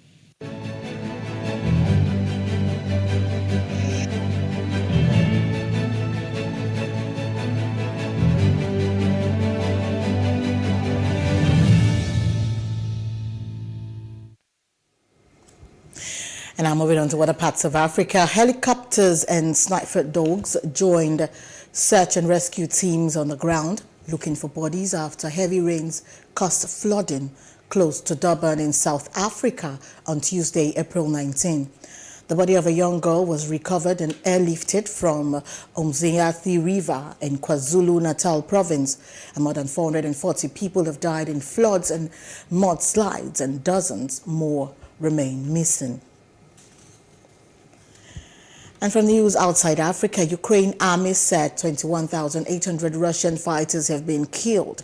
Footage released by Russia Ministry of Defense on Monday, April 25, 2022 shows Russia Mi-8 helicopter cover military columns from the air in unspecific location in Ukraine. A total of 873 tanks are said to have been destroyed, along with 2,238 armored vehicles, 179 planes, 154 helicopters, and 408 artillery systems. And a Japanese woman born at the dawn of 20th century and believed to have been the world's oldest person has died at the age of 119. She was confirmed by Guinness World Records in 2019 as the oldest living person. Tanaka died at a hospital in Fukuoka City, Western Japan on April 19th. And on business news, global palm oil and other vegetable oil prices climbed on Monday, April 25, to trade near multi-year highs. Indonesia's decision to ban palm oil's exports heightened concerns about global food supplies. Importers have been left with no option but to pay top prices for edible oils, with inventories of alternatives already running low, and this is due to adverse weather and Russia's invasion of Ukraine. Prices of palm oil climbed more than 6% on the Bursa Malaysia Derivatives Exchange, inching closer to an all-time high reached in March. Chicago soy oil futures hovered near their highest since 2008. Indonesia, the world's top palm oil producer, announced plans to ban exports on Friday, April 22, in a shock move that could further inflame surging global food inflation. Indonesia accounts for more than half of global palm oil supply. And now moving on to sports news. Carlos Alcaraz eased past 8th seed and fellow Spaniard Pablo Carreno Buster 6-3, 6-2 to win the Barcelona Open on Sunday, April 24. With rain causing the semifinals to also be played on Sunday, the 18-year-old earlier saved 2 match points and needed 3 hours, 40 minutes to beat Australian Alex de Minaur. And that's in the longest best of 3 match of the season. In the final, however, the 5th seed did not face a break point and converted 4 of his 10 break chances en route to victory in 1 hour and 6 minutes.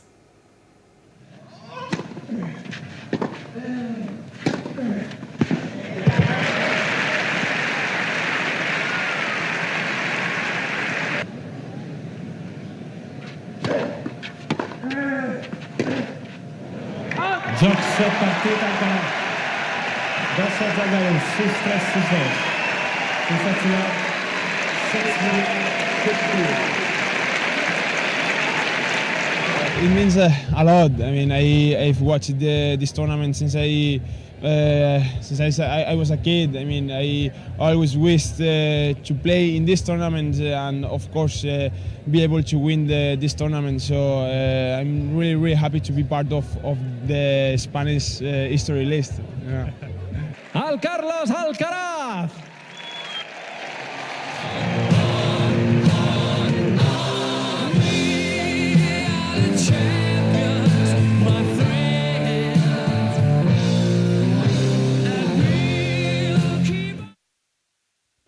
And that's the news update. For more stories, please follow us on our Facebook, Twitter and Instagram, and do subscribe to our YouTube channel at PlusTvAfrica and PlusTvAfrica Lifestyle.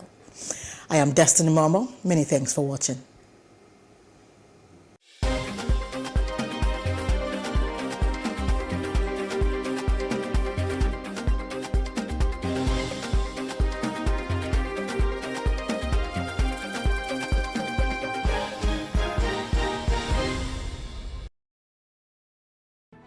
There is no voting on social media. To vote, you would require a permanent voter's card. To get your PVC, visit cvr.inecnigeria.org. Create your account with a valid email address and start the registration process. An activation link will be sent to you. Click on the link and activate your account. Fill out the form, pick and submit a convenient date and time for your biometrics. Print the application slip, which should have your QR code. On the appointed date, go to the nearest INEC office for your biometric capturing. Thereafter, you will get a registration slip to pick your permanent voter's card when ready. Get your PVC today. This message is from PlusTvAfrica.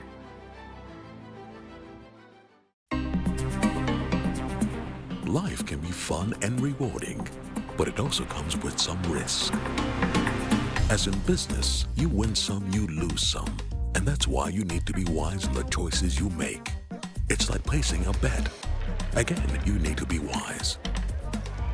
Wise in choosing an innovative platform with the highest market options and highest odds ever. That's why Winners Golden Bet, the leader in online, in-shop, virtual, and live sports betting, gives you enhanced platforms that offer you the best chances of winning. For betting on live soccer matches, live dog races, and virtual games. Winners Golden Bet is your best bet. Instant payment of winnings guaranteed. Play online or in any of our numerous shops nearest to you. Hey guys, be wise. Play on Winners Golden Bet. Winners Golden Bet, the wise choice.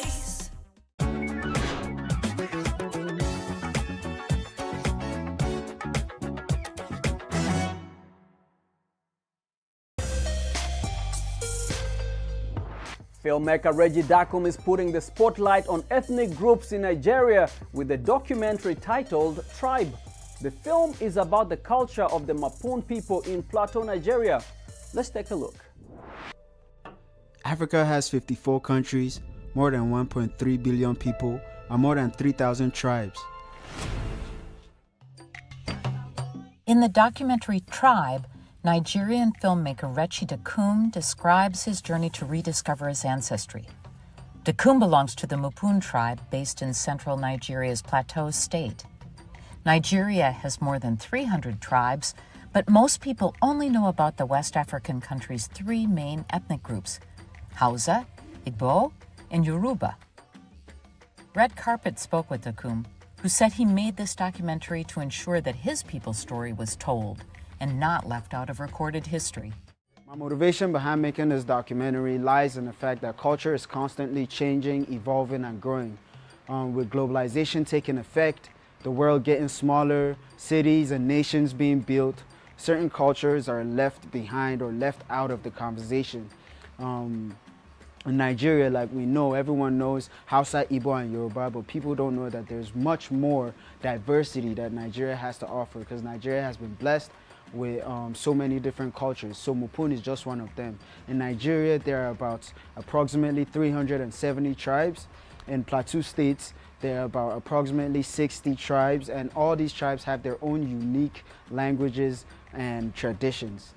So if different identities and communities and humans, families are not acknowledged, the risk of them going extinct is very much a reality.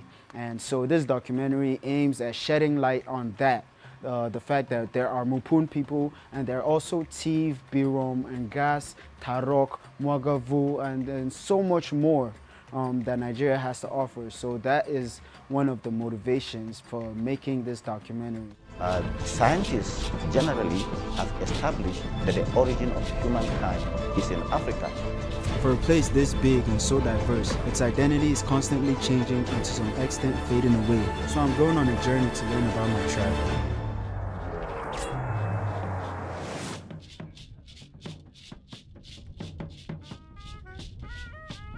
Africa's independent filmmakers have been making waves in film festivals and winning awards for their original content. With films from the continent available on major streaming platforms such as Netflix and Amazon Prime Video, Africa's cinema is flourishing in the digital age. The broader exposure for African filmmakers excites Dakum. I think this is the perfect time to be an African storyteller. As you can see, African cinema is doing big things. It's being accepted in big platforms, in the streaming space, in the theatric space, in the festival space. African storytellers are finally able to use their voice on big platforms to tell our stories, because for a long time we've not been the one telling our stories, or we've not been heard. So this is a wonderful time to be an African storyteller, and I'm excited because so many young filmmakers are doing great things with their work. They're telling very important stories, stories that shape our understanding of what it means to be Nigerian, what it means to be African, Ghanaian, and so I'm just excited. Defeating Emerson Mnangagwa. President is a documentary chronicling the fierce struggle for power in Zimbabwe. The plot centers around the 2018 election. The country is set to hold its first election after 37 years under Robert Mugabe's dictatorship. Through the figure of the young Nelson Chamisa, the main opponent to putschist Emerson Mnangagwa, the film tells the story of Zimbabwe's yearning for democracy, a theme dear to filmmaker Camilla Nilsson. Democracy in general, universally, is something that we need to care about and keep debating and keep nurturing, almost like a marriage or a relationship. We don't take care of it, it can crack, as we are seeing in many parts of the world right now besides Zimbabwe. Camilla Nilsson, who previously documented Zimbabwe's political life, explains that her second film is an effort to highlight the historic significance of the 2018 election for Zimbabweans who lived through food shortages and a severe economic crisis. When asked why she chose to tell the story from the opposition's viewpoint, Nilsson explains that the MDC, the Movement for Democratic Change, is the only side to have given her access to its campaign. And we did also approach Ede Mnangagwa and his camp to see if he would, like ZANU-PF and the ruling party had been part of my first film, accept to be filmed for this new documentary. But after some initial negotiations and actually an initial green light, the camp then declined, or basically didn't get back to my request for meetings, and so we could have made a more balanced film had Mnangagwa's camp agreed to be part of the movie, but unfortunately they declined.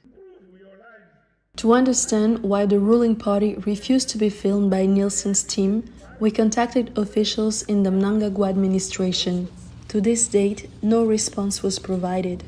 The documentary exposes the violent repression of demonstrators by the police that left more than 6 dead in the days leading up to the results. Besides the campaign and the presidential election, Nilsson's documentary also showcases the opposition's appeal to Zimbabwe's constitutional court after Emerson Mnangagwa was declared the winner. All the drama that's in the film and why it feels like a thriller with the military and the police interrupting press conferences and all these dramatic events that took place during the election is not something that you could have ever scripted had it been a fiction film. I think we were surprised very much about how events turned. The filmmaker believes that the documentary's ability to retain the viewer's attention is largely due to the choices made by the ruling party.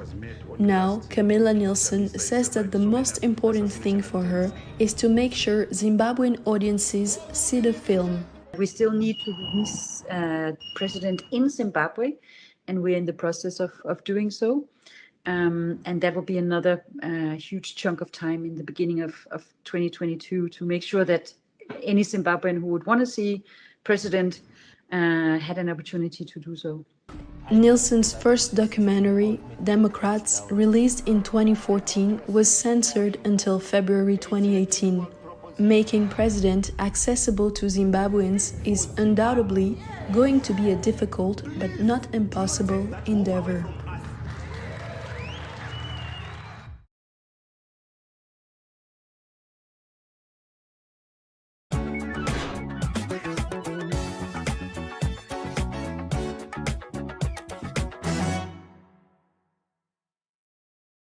Kindness is the word that inspired Emmy Award-winning filmmakers Kahani Cooperman and John Hoffman to make The Antidote. The documentary focuses on how American communities across the country are coming together in times of need. My name is O'Connell. I'm Dr. O'Connell. What do you need? Anything?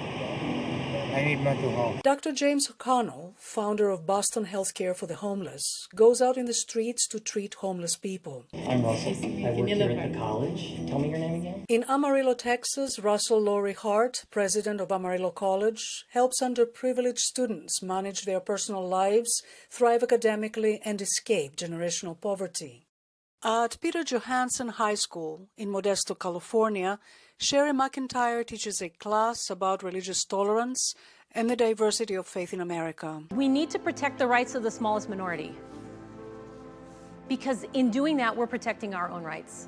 We can't get too comfortable. We have to stand up for each other. The stories go on and on. We came up with 6 questions that completely informed our creative process, which are: how do we raise our children? How do we teach our children?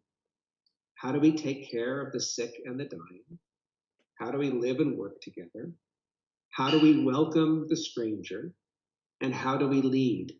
Hoffman says the film was made as a counterpoint to the growing political and social divisions in America. Those stories are all examples of working to right these systemic wrongs that we call fundamental unkindnesses. It's, fundamentally unkind to not have a safe place to sleep. Fundamentally unkind to not have access to health care. Racism is fundamentally unkind. Homophobia is fundamentally unkind. Sexism is fundamentally unkind. Cooperman says that although the film was made just before the country was ensnarled in the grip of the pandemic, it is relevant today. More relevant, perhaps, than when we even started. Certainly with COVID, it was about communities coming together. Such as how communities in Anchorage, Alaska are welcoming African refugees, or how elderly communities in Portland, Oregon are caring for children in foster care. The filmmakers hope the documentary inspires people to reach out to one another and to feed the force of good rather than fan the flames of hatred and divisiveness. Penelope Pulu, VOA News, Washington.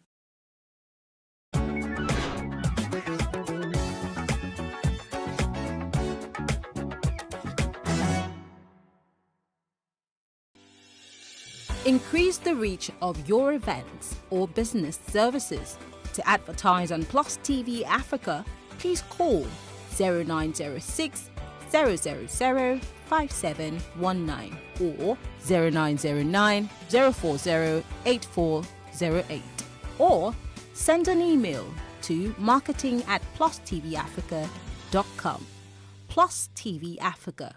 Big stories live here. Businesses in Africa can be very challenging.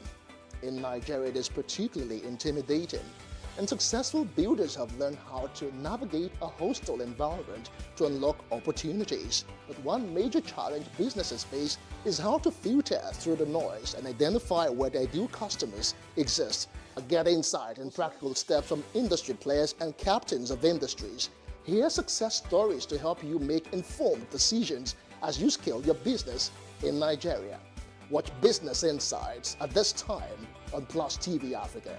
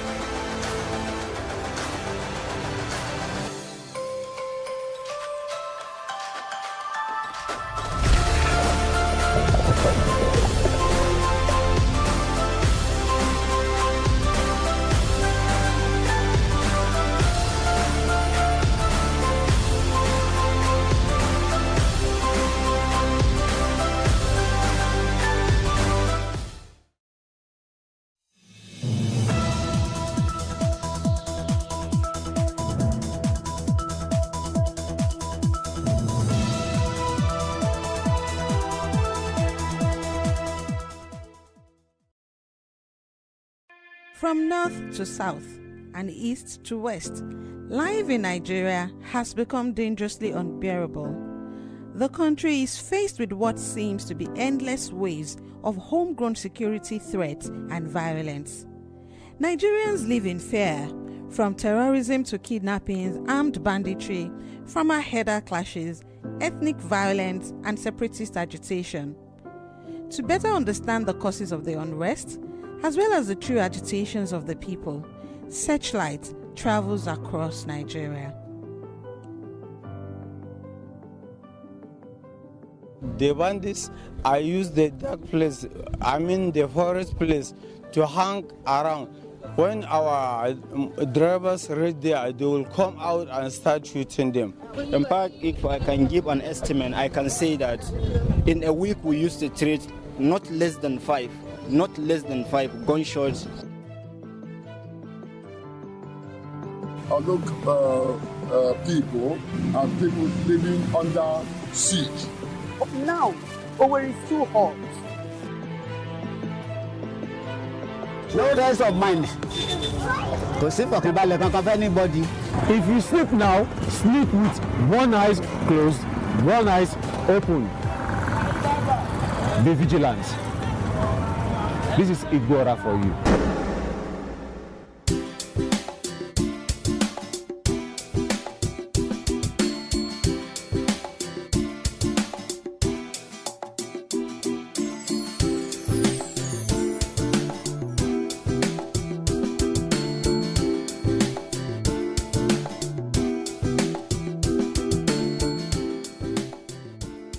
Igbora is one of the 7 communities that make up Ibarakwa land.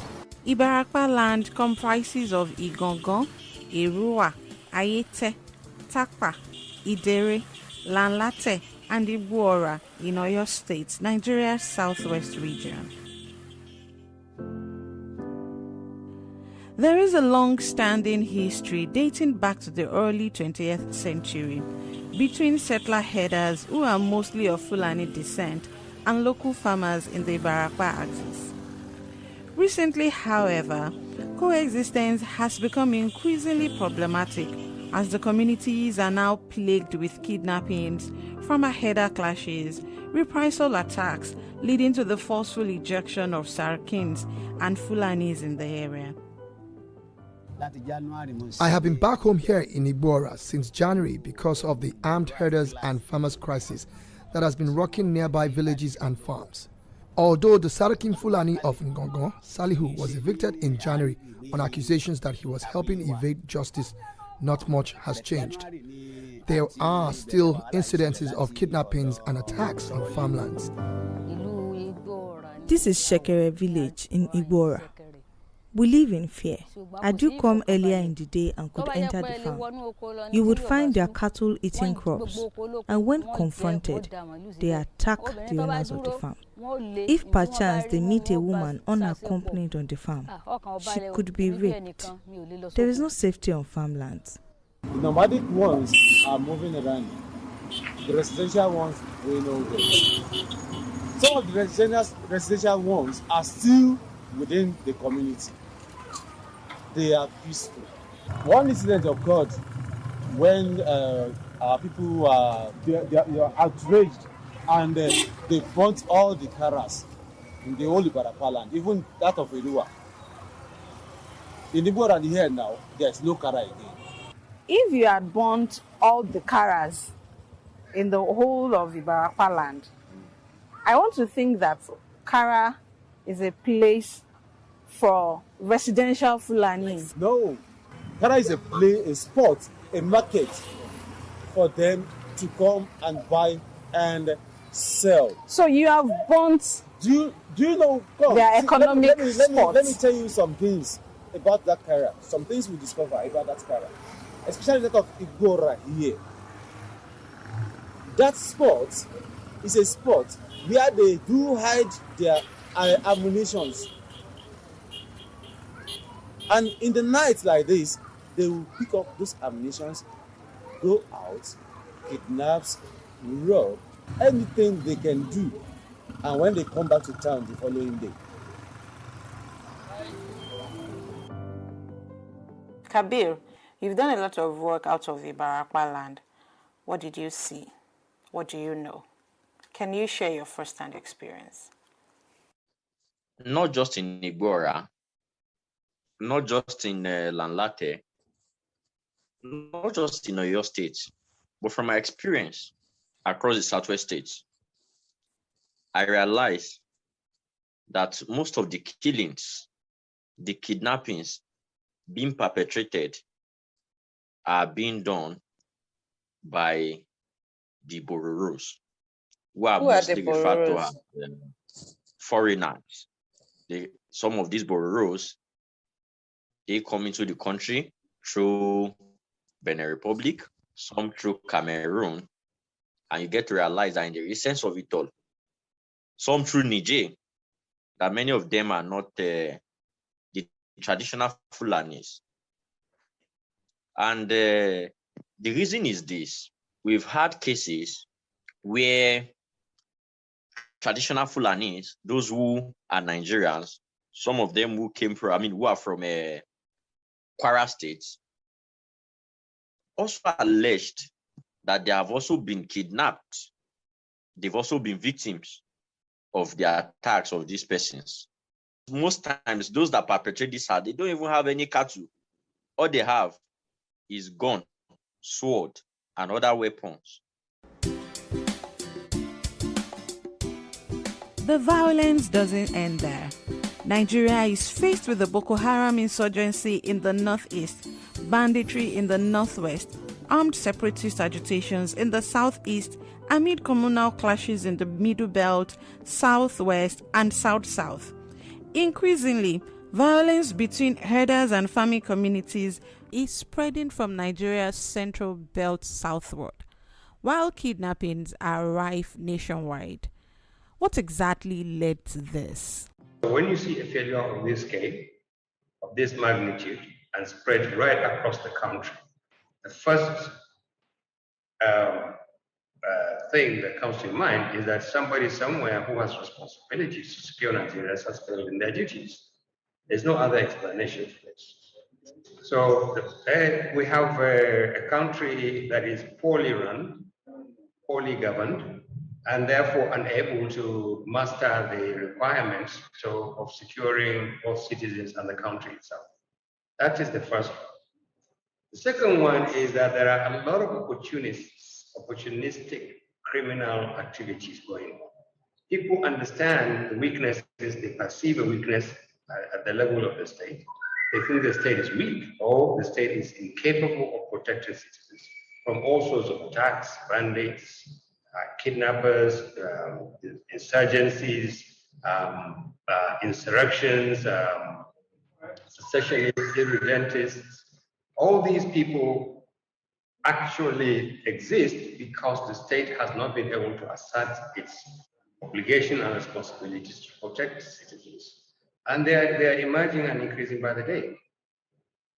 The third one is the failure of the Nigerian elite to get together and demand that the Nigerian state does what it's supposed to do. The leadership does what they are supposed to do, that is to protect citizens. The voices that are supposed to be heard are not being heard. Too many people are quiet, either out of fear or because they think that they are not likely to make any impact if they don't raise their voices.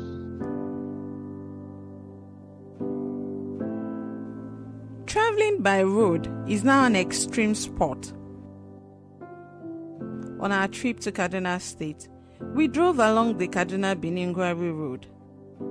The 123-kilometer road trip seemed easy enough, but we had no idea what we were getting ourselves into. From Buruku village, right on the outskirts of Kaduna, there is a fully armored vehicle with soldiers who lead drivers 3 cars at a time from Buruku to Ojoa town. This stretch is considered to be the most dangerous. Drivers have to wait their turn, as they stand no chance of traveling safely to and fro Biningwari without these escorts. From Ojoa, the journey to Biningwari is considered safe from the kidnappers and terrorists, whose victims are not just travelers but also villagers and farmers in and around this long stretch of road. Our major problem in this area is insecurity. These terrorists have wrecked our town and destroyed our source of livelihood. Nobody sleeps in this town anymore. We take refuge in the neighboring community and come here every day at 8 or 9 a.m. and then leave at 3 or 4 p.m. Look at me. I'm the village head of this community. I used to own a car, but these criminals made me sell it to pay ransom for our children. I can't estimate how much we have paid to bandits as ransom because this community has been attacked more than 25 times. We have a lot of problems in terms of insecurity on our road, more especially in between Burku and Udawa. So we have a lot of insecurity. We have only one vehicle, which is mobile police. They are the one escorting our members to carry them to Burku. Let's say from January up to now, at least we lost more than 30 of our members as a result of the bandits. Forests in Nigeria are now hideouts for cattle rustlers, highway robbers, kidnappers, and terrorists due to the absence of state capacity or political will to exercise control. From Binigwari Forest in Kaduna to Rugu Forest in Katsina and Zafe in Zamfara, these forests are now referred to as ungoverned. Erena is in Niger, Shiroro. From there you cross over to Folware. What security measures have we put in place for farmers and the indigents that are easy prey to these bandits? Well, I have explained to you that Kaduna is very vast. The state is so huge. We had over 46,000 square kilometers. And I have also explained to you that we are having this problem mostly in locations that are remote.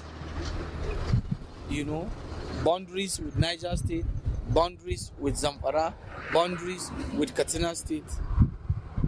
You know, the locations are very remote.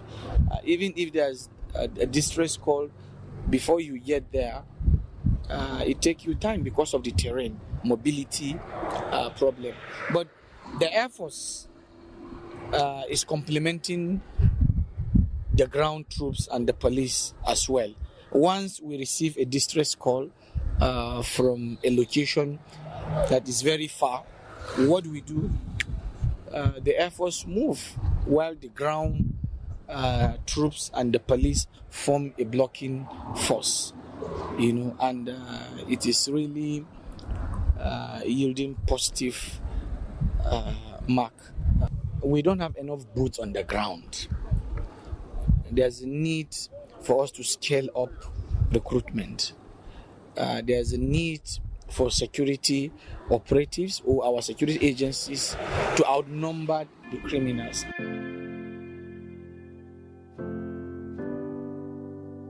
We are not relenting. We are working and we are making progress.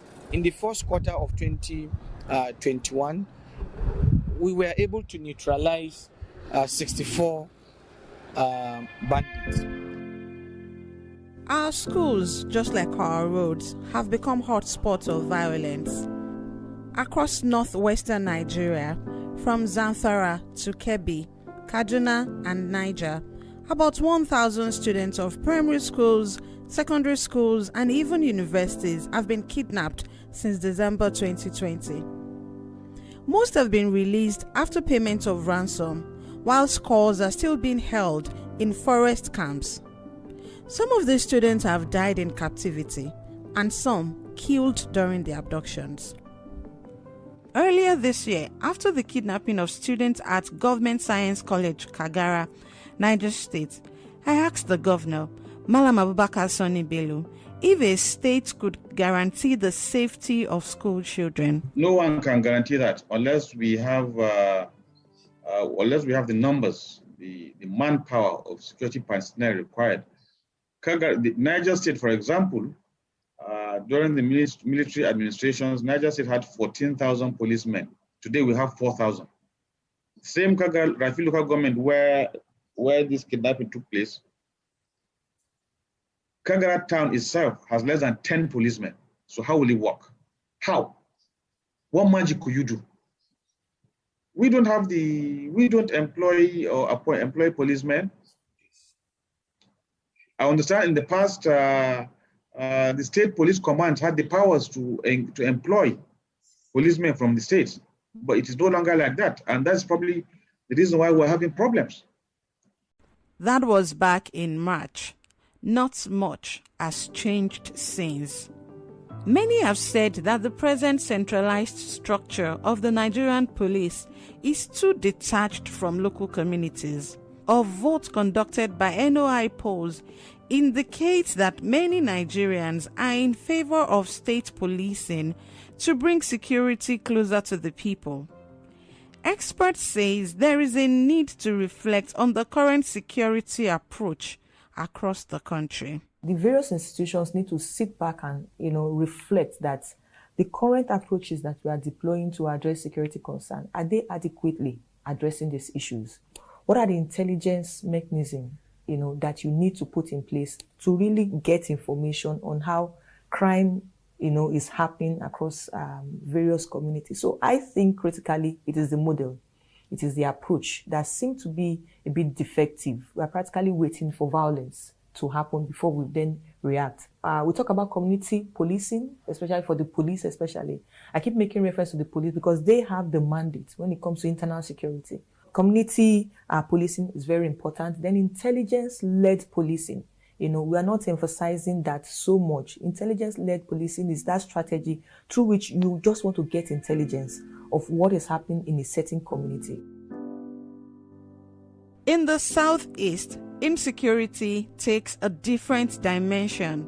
According to authorities, agitators for the indigenous people of Biafra, IPOB, a separatist group campaigning for Biafra independence, have been responsible for a spate of attacks on security forces and innocent people since December 2020. Olu, a local government in Imo State, has become a flashpoint of trouble in the region. On the 25th of January 2021, many Hausa-speaking traders in a market in Olu were going about their business when gunmen invaded the area, killing some and setting shops ablaze. It is very, very unfortunate that this kind of thing would happen in 21st century Olu, 21st century Imo, 21st century Nigeria. People are not happy with the things, with the way this country is being run. When you talk about security, there is no security in Nigeria anymore. We are here at the Islamic Central Mosque, Amafeke, and this is the third Friday without holding a Jumat service here because of insecurity issues. There is a lot of apprehension amongst the Muslim community. This is my third year living in Olu, and I have never had any ugly experience living here until recently. During the NSAS protest, they burnt our mosque and killed some of our members in some part of Olu town. For 3 weeks now, we have been unable to observe our Jumat prayers in this mosque. We now live in fear. More worrisome is the absence of security operatives in the town. Despite all these incidents, the governor has not visited us to assure us or condole with us. Since the January attack, Olu has had no peace. The people are in constant fear as these gunmen, time after time, unleash violence, destroy shops, kill, and even behead people in the community. In the southeast and south-south regions at large, dozens of security officials have been killed. Biafra agitation and the violence going on in the southeast have been said to be an untoward way of expressing dissatisfaction about leadership failure on the part of all tiers of government. Well, I feel that there are many voices in the conversation to deal with the disaffection that people have about the Nigerian state. There are many voices. And evidently his is just one of those voices. But that may not be the optimal route to go. There are so many benefits of a functional, democratic, sound constitutional state. But where there are imperfections, you will now begin to see the voice that, Nnamdi Kanu echoes or propagates. War is terrible. Sometimes you think about it from a more glamorous point of view, but it's bloody, it's heinous, it's damaging, it destroys families, societies, and so on and so forth. So my preoccupation is for peace. Okay, peace arrives through legitimate constitutional routes. That is what is most paramount. No society can develop without peace. And in terms of the disaffection of those of us who are from the Southeast goes, there's a need to hear us and to look at our grievances and to consider them on their merits. The Southeast substantially mirroring Boko Haram. We have not been able to understand and deal with the issue of IPOB. The Igbo leadership allowed IPOB and ESN too much ground to take too much ground to control what is going on in the Southeast. So they misread the threat of organizations like IPOB. There was opportunism, crass opportunism. People thought maybe this IPOB will do for us what we want. They will get for the Igbo what the Igbo didn't get through the political process. And eventually now we are creating a monster. And it's a monster that is eating up the local environment, the same way Boko Haram ate up Borno and Yobe and parts of Adamawa. IPOB and ESN are eating up the Southeast. The federal government is throwing the military at them, the same way they threw the military at Boko Haram, rather than trying to understand the real issue. What is behind IPOB? Who supports them? Why do they support them? What is the issue that has made IPOB attractive to a large number of young people? Can you do something about it? Is it something you need to do about it? I would say that the Southeast governments can do a whole lot better.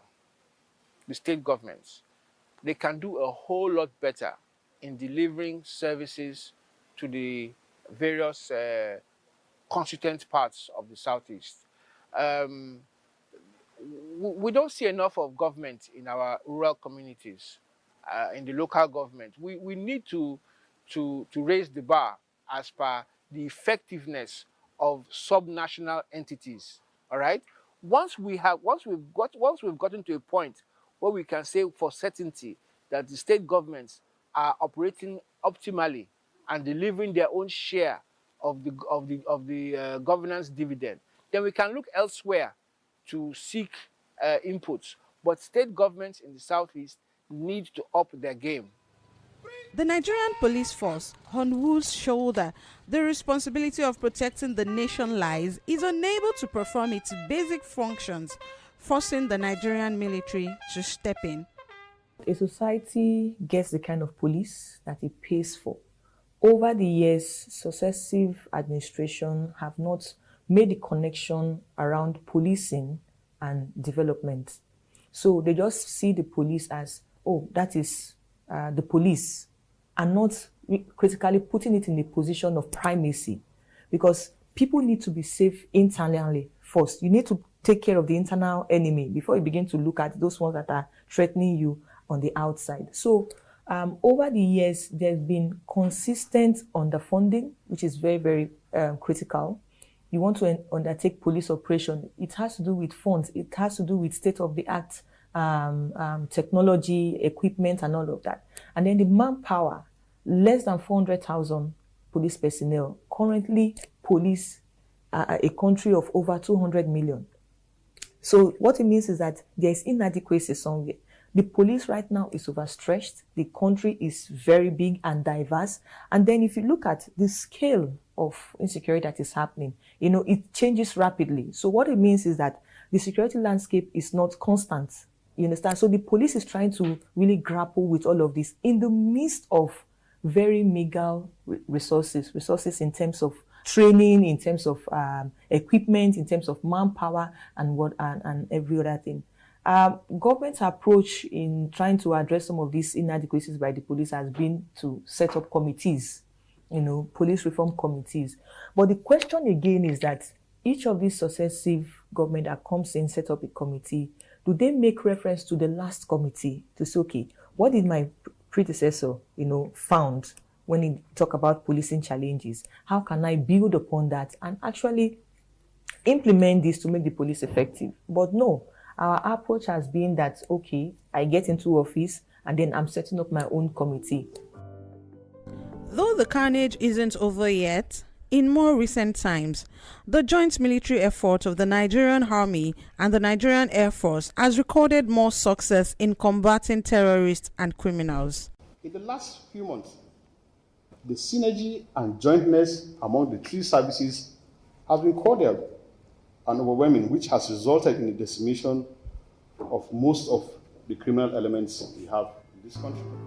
While Nigeria may or may not reform its police soon, critics say the new conception of security now places emphasis on human and non-military variables, saying even the best of soldiers and policemen may be unable to maintain security in a country with a whopping 33% unemployment rate. Nigeria cannot solve its insecurity problems in isolation of other developmental issues. Where we go from here depends on our ability as a people, a government, and a nation to make the urgent steps needed to pull our country, Nigeria, from the brink.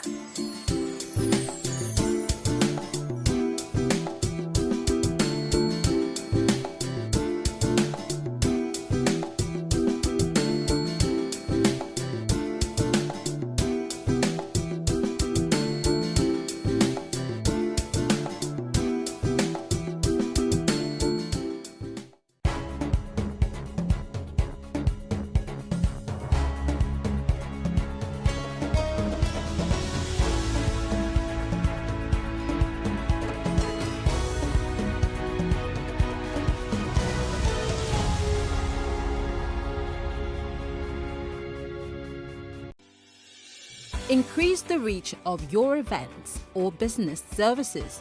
To advertise on Plus TV Africa, please call 0906 000 5719 or 0909 040 8408, or send an email to marketing@plusttvafrica.com. Plus TV Africa. Big stories live here. Nigeria's Niger Delta region, from where the black gold fuels Africa's largest economy, where the lines between wealth and poverty has never been thinner. Conflicts, poverty, insecurity, and environmental challenges daily confront the region. How can the Niger Delta story be changed for the better? Join Mamude Akuga at 9 p.m. every Friday evening on Plus TV Africa as he probes deep in search of solutions. Inside the Niger Delta with Mamude Akuga, the authentic voice of Nigeria's oil-rich region.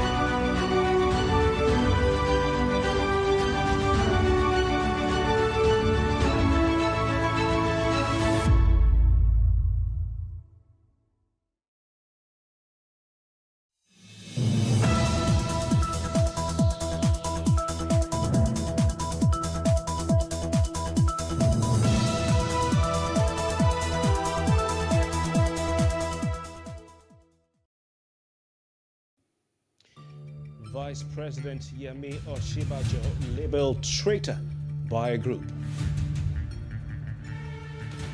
And court sacks ex-Speaker of the House of Representatives Yakubu Dogara. This is Plus Politics and I'm Kofi Bonjones.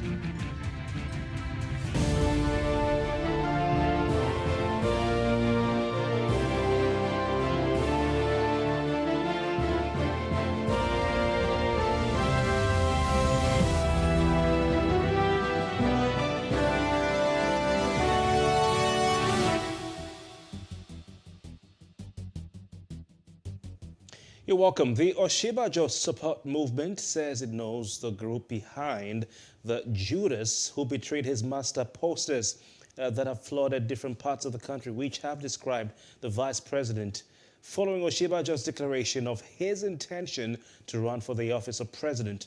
A poster likening him to the biblical character Judas Iscariot and accusing him of betrayal was circulated on social media. And of course, these pictures were also posted at different parts of the city. Now, joining us to discuss this, we have two guests, but we'll start with the convener of the Progressives Youth Group in the All Progressives Congress. He was with us yesterday, Idris Jibril. It's a pleasure to have you back.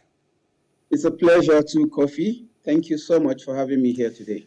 All right, and of course, along the line, we'll be joined by Alistair Wilcox. But let's start with you, Idris Jibril. Have you seen these posters either in person, offline, or on the internet, social media, online?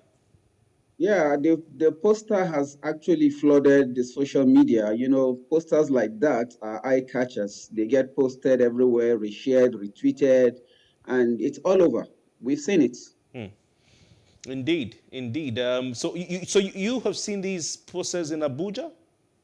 Yeah, I've seen it too. Interesting. What went through your mind when you saw the caption with the vice president's face, Judas? Well, that is how low some people can be. It actually exposed the dirty part of our politics here in this country. You know, Judas is a character from the Bible, and I don't think such character should be used to liken anybody at all. It's a new low, actually. For me, it's a new low. Interesting. Is there an indication, as far as you're concerned, you're a member of the All Progressives Congress and you're the convener of the Young Progressives Group, is there any indication as to who is behind these posters? You see, we are not even interested in who is behind it, but definitely we know whoever is behind it feel threatened. They don't actually like the fact that the vice president declared his intention to throw his hat in the ring. And they feel that his presence is actually going to thwart their lifelong ambition. So to us, we feel his presence is for national interests. So whoever feels threatened should wait and go through the process. If they emerge or we emerge victorious, so be it. We all remain members of the same political party. We do know, I mean, we're well aware, and this is public knowledge, it's well documented, the relationship between Bola Ahmed Tinubu, the so-called national leader of the All Progressives Congress, and Vice President Yemi Osinbajo. Indeed, they have a political relationship. Some would even say that Bola Ahmed Tinubu is the political benefactor of Vice President Yemi Osinbajo. Would you believe a narrative that says Tinubu's supporters and loyalists are behind this posters flooding Abuja and other parts of the country? You see, at this point, we don't want to heat up the polity. We don't want to throw allegation. We actually want to be sure who is responsible for this before we go all out and throw back our own sucker punch back at them. But we don't want to throw allegation at any camp so far. We believe in the capacity and the integrity and character of our own candidate, and we are selling him based on his integrity and character. We don't really care about who else is doing this or that, some other places. We just want to sell our candidate and sell him based on his merits. And that is what we want to do. We want to play this politics as clean as it can be. Some people, Yes, some people have pointed to the fact that Bola Ahmed Tinubu, in one of his speeches recently, said that he is ready to play dirty as far as the 2023 election is concerned. He's ready to get dirty, rather, as dirty as a pig. Do you think that people should hold on to that as a reason to say Bola Tinubu or his supporters are behind these Judas Iscariot posters?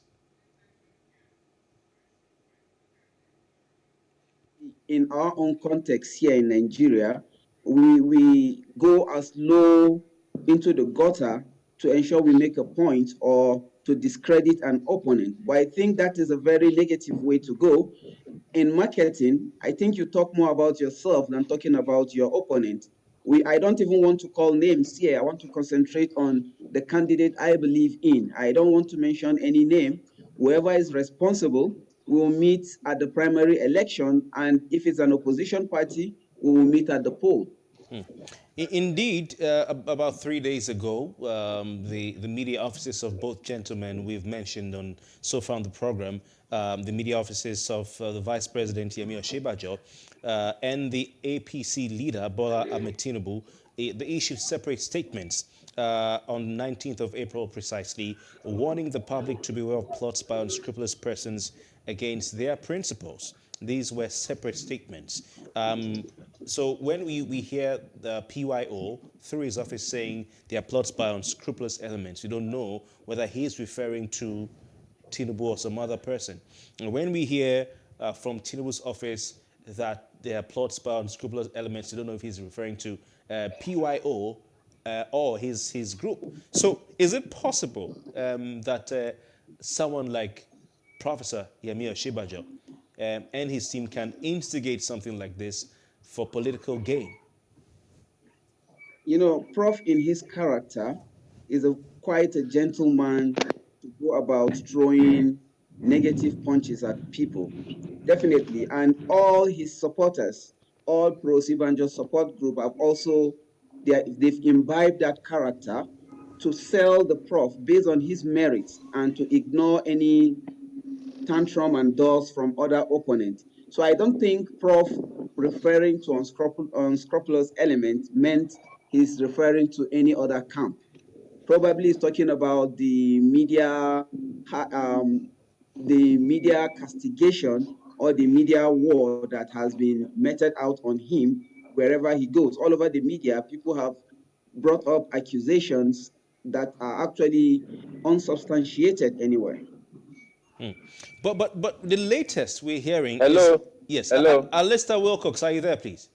Yes, I've joined and I'm waiting to be brought in. Oh, fantastic, fantastic. Nice to have you.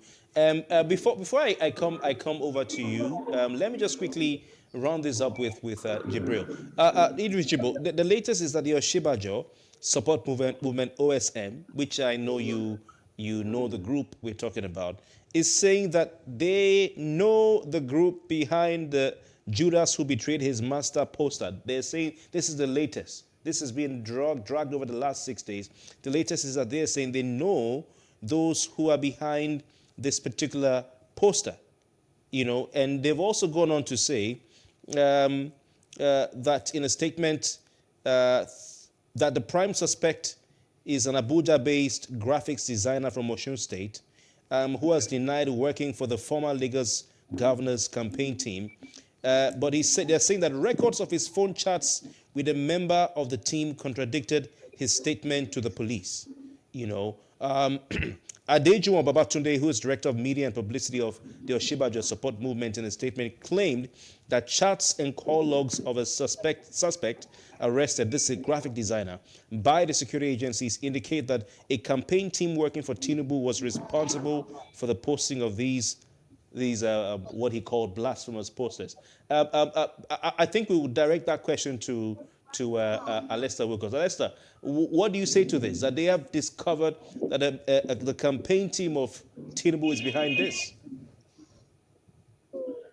Hello, can you hear me? Loud and clear, Alistair. Yes, please go on. Okay, thank you very much. I joined late and I want to salute my brother who has started the program. I joined late, so I'm not a member of any of the campaign group. I will pick like an observer. And as an observer, what is happening within the politics, especially within the APC camp, and narrowing down to between Tinubu and Oshibajo is, for me, rather quite unfortunate, very unfortunate. The issue of Judas and no Judas came up in the week of Easter. The week of Easter. It was like, it started like a joke, or like, all the social media comedy. Social media has a lot of comedians. And it was like, oh, this is the week when Judas betrayed Jesus, and that's also the week Vice President Oshibajo was declaring his interest to run for the presidency and thus betraying Tinubu. So I took it as a laugh. Of course, I laughed over it, and I never gained this much of the ground. But that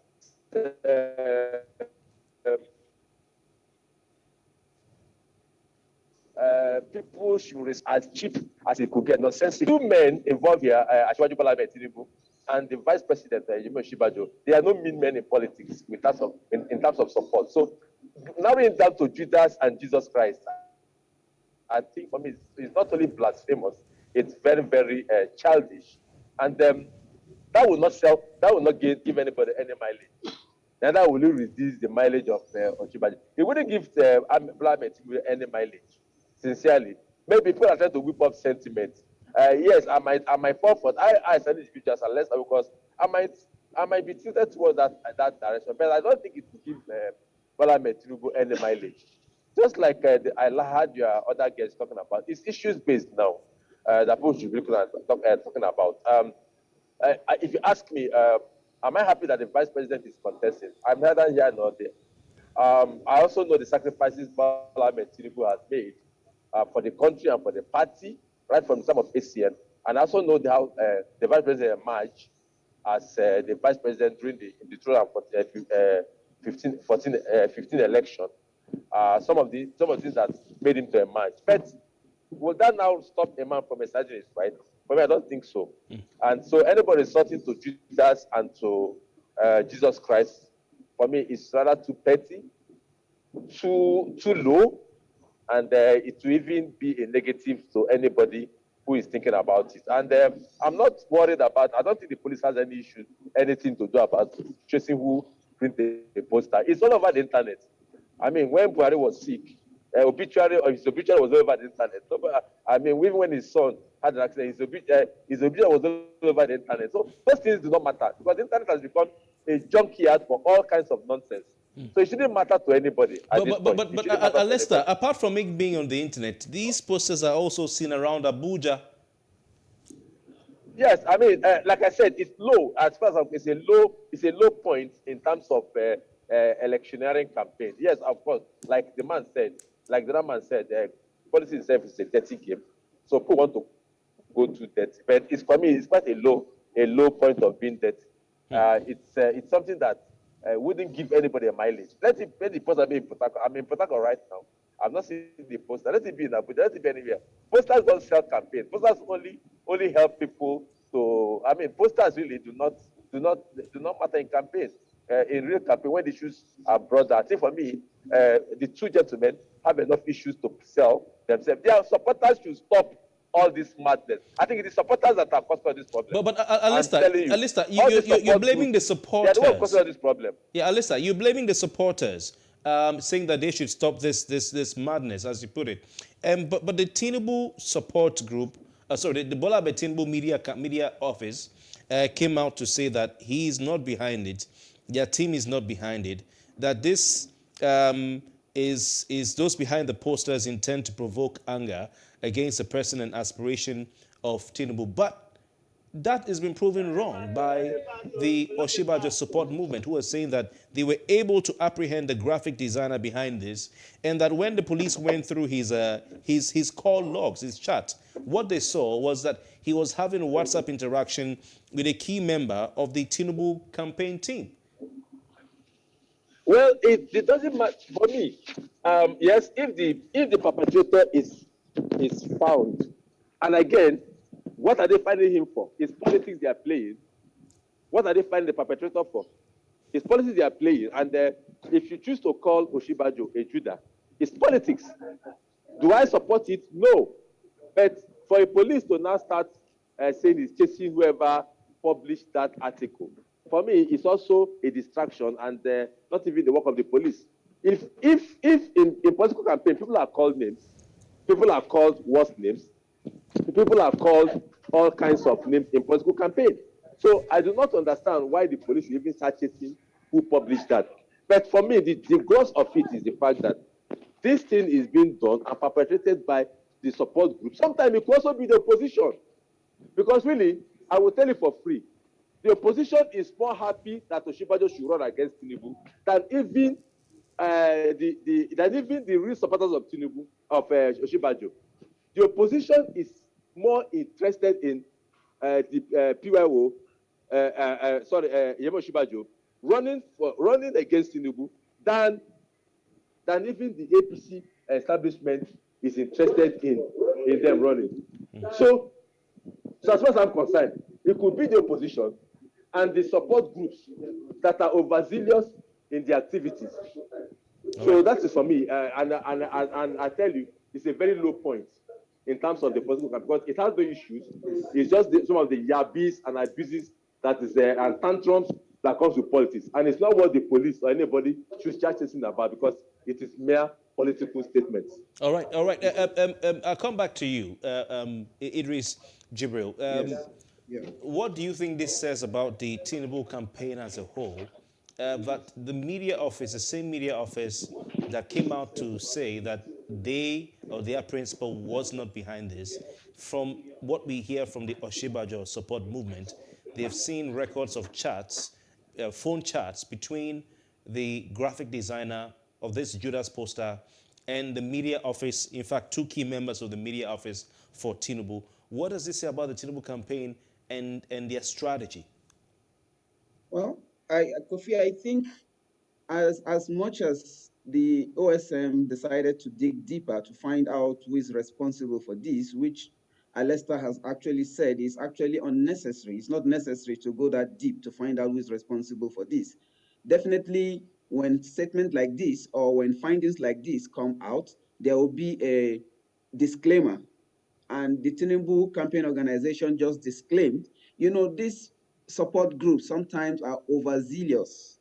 They want to prove a point. They want to be seen that they are working towards this particular goal or for their particular candidate. And sometimes they step out of line. And sometimes they go contrary to the strategy that they have mapped out for themselves. I am not standing in for Tinubu campaign organization, but I just want to believe that the person of Tinubu personally cannot come out and castigate an Oshibajo. He has repeatedly spoke so virtuously about Oshibajo. So I believe he will not come out and tell us today again that the same man has spoken so beautifully about is a Judas. So that is not Tinubu. He cannot do that. The records are out there in public. We can check it out. But Jibril, you're aware that a week ago, Bola Tinubu was approached by a reporter who asked him, what do you have to say about your son, who is contesting for the office of president? And he vehemently, he responded saying, none of my sons is old enough to contest for the office of president. And some people took that as a very strong and hard statement against vice president from his erstwhile political benefactor, Bola Tinubu. So this picture you're painting about everything being yummy-chummy between them, is it really the case, looking at that statement by Tinubu?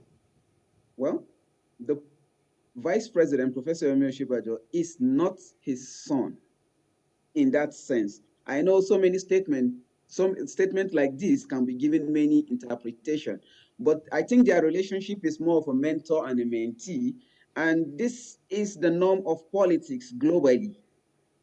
Tinubu himself was mentored by the late MKO Abiola, and Abiola himself received his mentorship from somewhere. So Tinubu gave Oshibajo a chance because Oshibajo was actually qualified and competent for the job. He was not just picked up and given the favor. It wasn't a favor. He was given a job, a task to accomplish, and a task he accomplished beautifully. And before even Tinubu, he had other mentors who had exposed him to the legal profession and have taken him to higher grounds before Tinubu met him there and gave him Attorney General of the state. So for Tinubu to say his son is not old enough to contest an election, I believe he's talking about his biological children and not his political associates. Lester Wilcox, some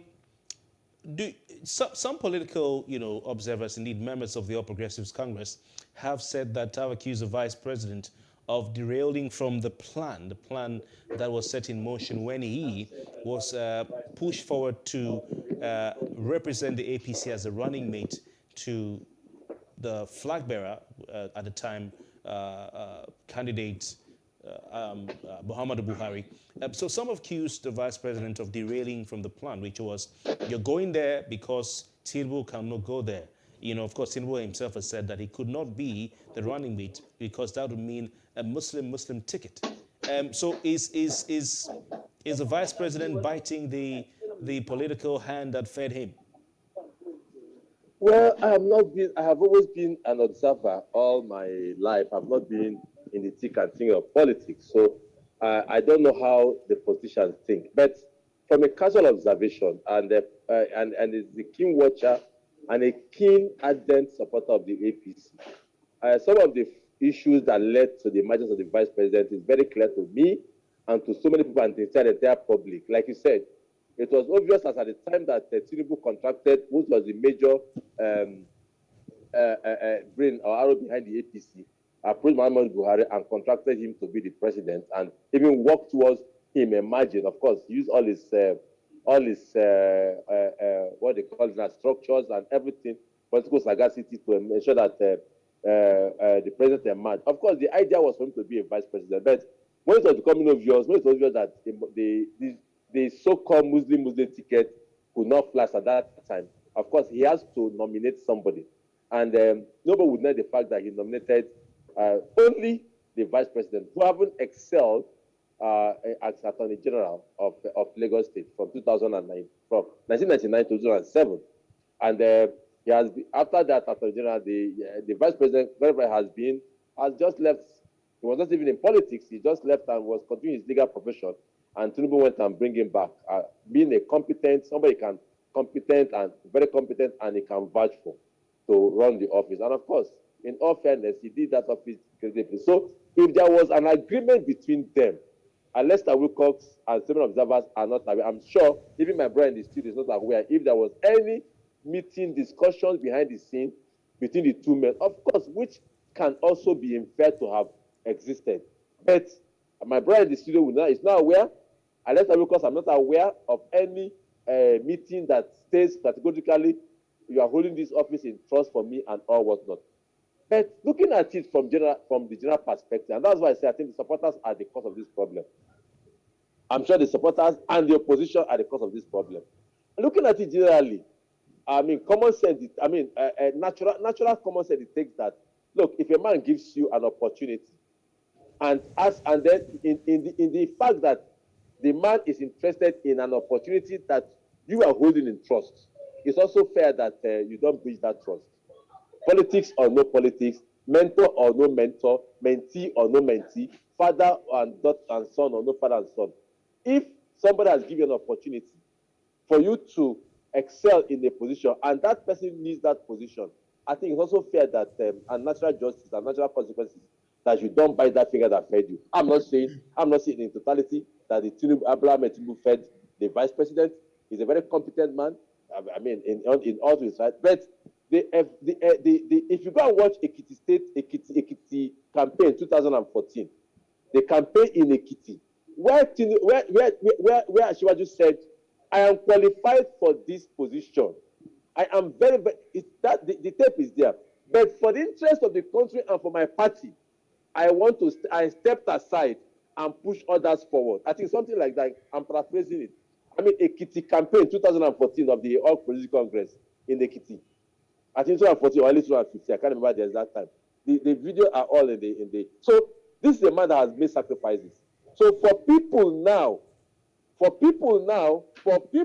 who do not know the nitty-gritty of relationship between these two men, for people who do not know the arrangement between these two men, for the people who are pushing either side of the party to break the bones of each other, I think it's not fair to even the vice president of the Ashwaji himself. I'm not taking sides in this issue. Both men are competent. Ashwaji is not a mean man in politics, not a pushover. So he can even rightly say that none of his sons is grown up enough to challenge him for the presidency. He has so many sons politically. I understand that Fayemi wanted to has also gone to seek to contest. So that's also his son. And so even if he says that, he might have several meanings, because this is a man that has built men. And when you have built a man, you are, it can naturally come that you are their father. It doesn't have to be biological. But as far as I'm concerned, really, it is the supporters and to a large extent the opposition that is trying to create this issue between these two men. These are two men that has gotten along in life very well. So whoever is pushing each other, I think they should stop. And it's time that common sense should come. Nobody should begin to belittle Ashwaju or belittle the vice president or begin to cast aspersion on each of these two men. These are men that are accomplished colossus in terms of political sagacity. All right. Alessa, thank you very much. So we can't forget that speech. Now put span in the wheel of their progress. Thank you, Alessa.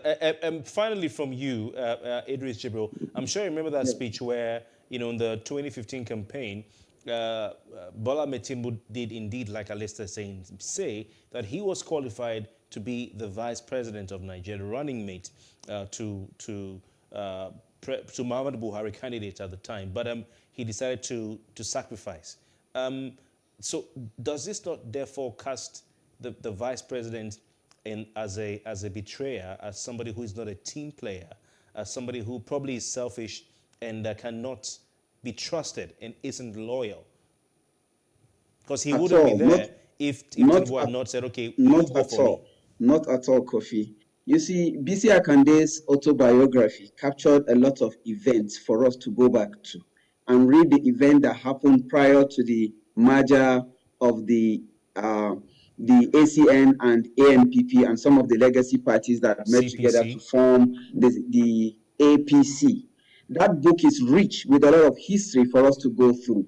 We understand very well and we appreciate the sacrifice that Tinubu has made for the party and also for the emergence of Vice President Yemi Osinbajo. But I will ask people to go back to that book, read it, and see what transpired. It was succinctly captured. Things that transpired were succinctly captured by B.C. Akande, who was the major player in the events of 2014 to the merger and to the emergence of APC in 2015. And he captured everything that transpired in his autobiography. So I will ask audience and other people to go and read so that we know exactly what transpired between them. We know that the Muslim ticket will not fly because the country is already polarized religiously. So he was asked to nominate people. Lo and behold, none of his nomination was even Yemi Osinbajo, according to B.C. Akonde's book. So it was much later that the Yemi Osinbajo came into the equation. We appreciate what Tinubu has done, but none of this amount to betrayal. I think the way we peddle the word betrayal will make young people like us start doubting who will take jobs from. Are you saying that Tinubu did not recommend Yemi Osinbajo to be the running mate to Buhari? There were 3 names, according to the book. 3 names were recommended, and there was a favorite. And it was much later that people like the B.C. Akonde and Amosu had to prevail over reasons that Yemi Osinbajo should be included in the list and sent to General Buhari to make his choice. And those 3 names were sent to Buhari. General Buhari made his choice and chose Professor Yemi Osinbajo. So young people like us will start doubting who will take our jobs from, because tomorrow when you want to grow, somebody will say, no, you shouldn't go into this area because I have ventured into this field before. It's going to amount to betrayal. Why should that be? The field is quite large. We've not actually gotten a candidate yet. They are all aspirants within the political space, within the political party, until a single candidate emerges, which we all are going to come together to support anybody that emerges in the party. At this point, the way we peddle the word betrayal, if one candidate emerge, dog eat dog, who is going to campaign for the other person? All right. All right. All right. We have to leave it at that. I want to thank you, Idris Jibril, convener of the Oshibajo Youth Group. I want to thank you very much for your time. Progressive Youth Group, sir. Progressive Youth Group. I apologize. Slip of the tongue. Thank you so much. Thank you very much for joining us via Zoom. Alistair Wilcox, fantastic to have had you again today. Thank you for joining us on via Zoom as well from Port Harcourt. Appreciate your time. Thank you for staying with us. We'll take a short break now. When we return, ex-Speaker of Nigeria's House of Representatives, Yakubu Dogara, sacked by court. We'll look at that and the intricacies behind that development.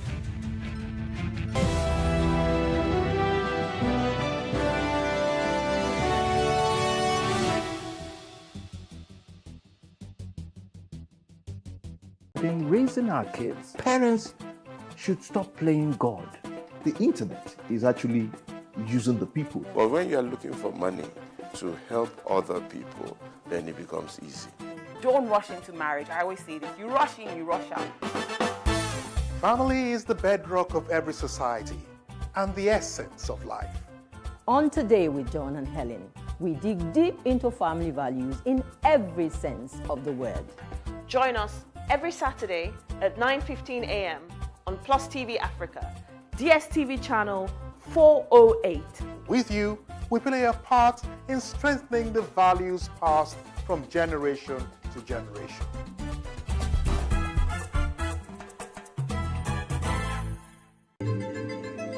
Nigeria, by extension, Africa, is faced with a lot of challenges. The growing youth population with little engagement, that is a ticking time bomb. We are a blessed people with diverse culture and highly cerebral minds who have a lot to say. And yes, we are talking. It is important we drive the right conversation that informs, inspires, influences thought and action.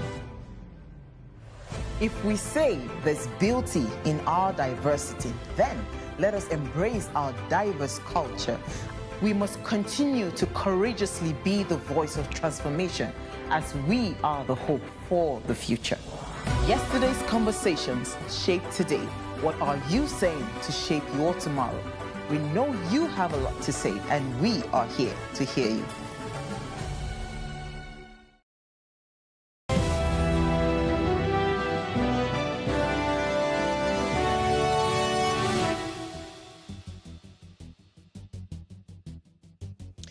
Welcome back. A federal high court in Abuja has sacked Yakubu Dogara from the House of Representatives and declared his seat vacant. Mr. Dogara, who represents Bogoro, Das Federal Constituency of Bauchi State, was the Speaker of the House of Representatives between 2015 and 2019. The judge, D.U. Okorowo, on Friday, today, ruled that Mr. Dogara's defection from the People's Democratic Party to the All Progressives Congress was wrong and meant that he should vacate the legislative seat. Now, joining us to discuss this, we have a constitutional lawyer, Chief Festus Oguche. Chief Oguche, thank you very much for your time. Yes, thanks, Kofi, for inviting me. It seems we're having, yet again to try to understand what exactly the position of the law and the Constitution is as regards moving from one party to the other. We have recent cases in point. We have the David Umahi and the Ebonyi State case. We have the Cross River State case involving Governor Benedict Benayade and his deputy Varesu. And you have, of course, the members of the Cross River State House of Assembly and 2 members of the House of Representatives from Cross River State. What is going on? What should we make of all these cases with this one now that has sacked the former speaker? Yes, your question is quite apt. What is going on? But you recall that this has been the tradition ever since we returned to democracy in 1999. It's somewhat becoming something like the norm that persons can defect from one political party to the other. That is not democratic. It's not true of democratic tradition. Apparently, we've lost our way, and we are groping in the dark towards a political end that has no meaning at all. Defections are very, very serious, and I know that these gale of defections that are currently going on with people jumping ship from one party to the other, they don't start today. If you recall, immediately upon the coming into power of the All Progressives Congress, there was this, I won't even call it defection, it was more of a migration from one party to the other. A lot of those of the PDP were migrating to that place because maybe some say it provides a better umbrella for their protection from arrest and persecution on corrupt matters. And on it went. And it is principally because there are political parties as they exist are not rooted in philosophy. Or else you see that it is very difficult for one to just wake up overnight, maybe a Democrat, to wake up overnight and say he's a Republican today. Or for somebody in the Labour Party to wake up overnight and say he belongs to this other party. These are political parties that are rooted in philosophy. And once those philosophies are the guiding principles of these political parties, it will be difficult for one to be conservative today and be liberal the next day. And that tells also the level of maturity of our political elites and the level of democratic norm we apply and the constitutional practice that come into play. I think it's a very unhealthy development. The Supreme Court had given legal interpretation to it, and it conforms to the standards all over the world. That if you defect to a political party and you're in an elective position, you cannot go with the votes. The votes do not belong to you. They say the votes belong to the political party in our own jurisprudence, but it's not even the political party that has those votes. The votes belong to the people who voted it and who are still active and alive within the demography of their existence. So somebody has even suggested that votes carry with them a juristic personality. It's not something you carry from one place to the other. And that was the issue we raised immediately upon the death of Prince Abubakar Audu when the election over the governorship in Kogi State was going on, over the possibility of the transferability of votes. But now it has become the norm in our political society that once you can see somebody in one political party today and the next day he's in the next political party and he wants to carry the votes that does not belong to him along with them, which is totally wrong. Chief Oguche, some political observers and commentators, analysts... I'm not getting you clearly, Kofi. Yeah. Can you hear me, sir? Okay, yes. Yes. Now, some political analysts have said that we need to separate the morality of the situation and our emotions from the letter. We need to have a separation of our understanding that there is a difference between the morality or the rightness of what is going on and what the law says in print, in black and white. So you are saying that it's wrong to be voted into an office, a political position or office on the platform of one party and then go to another party with the mandate that was given to that party. Fine. But what is the position of the Nigerian constitution, which is a ground norm of the federation? See, you don't get all the Supreme Court has even stated it in DSS against Agbakoba. You will not expect the Constitution to set out every detail of provision regarding all situations. You construe the Constitution both in its letters and in its spirit. And I'm saying that it doesn't have to be contained in any provision of the Constitution for anybody to understand that there's immorality in moving from one political party to the other. If you are in an elected position, if the position you're occupying is by the mandate of the people, and that has been the norm across the world in every democracy.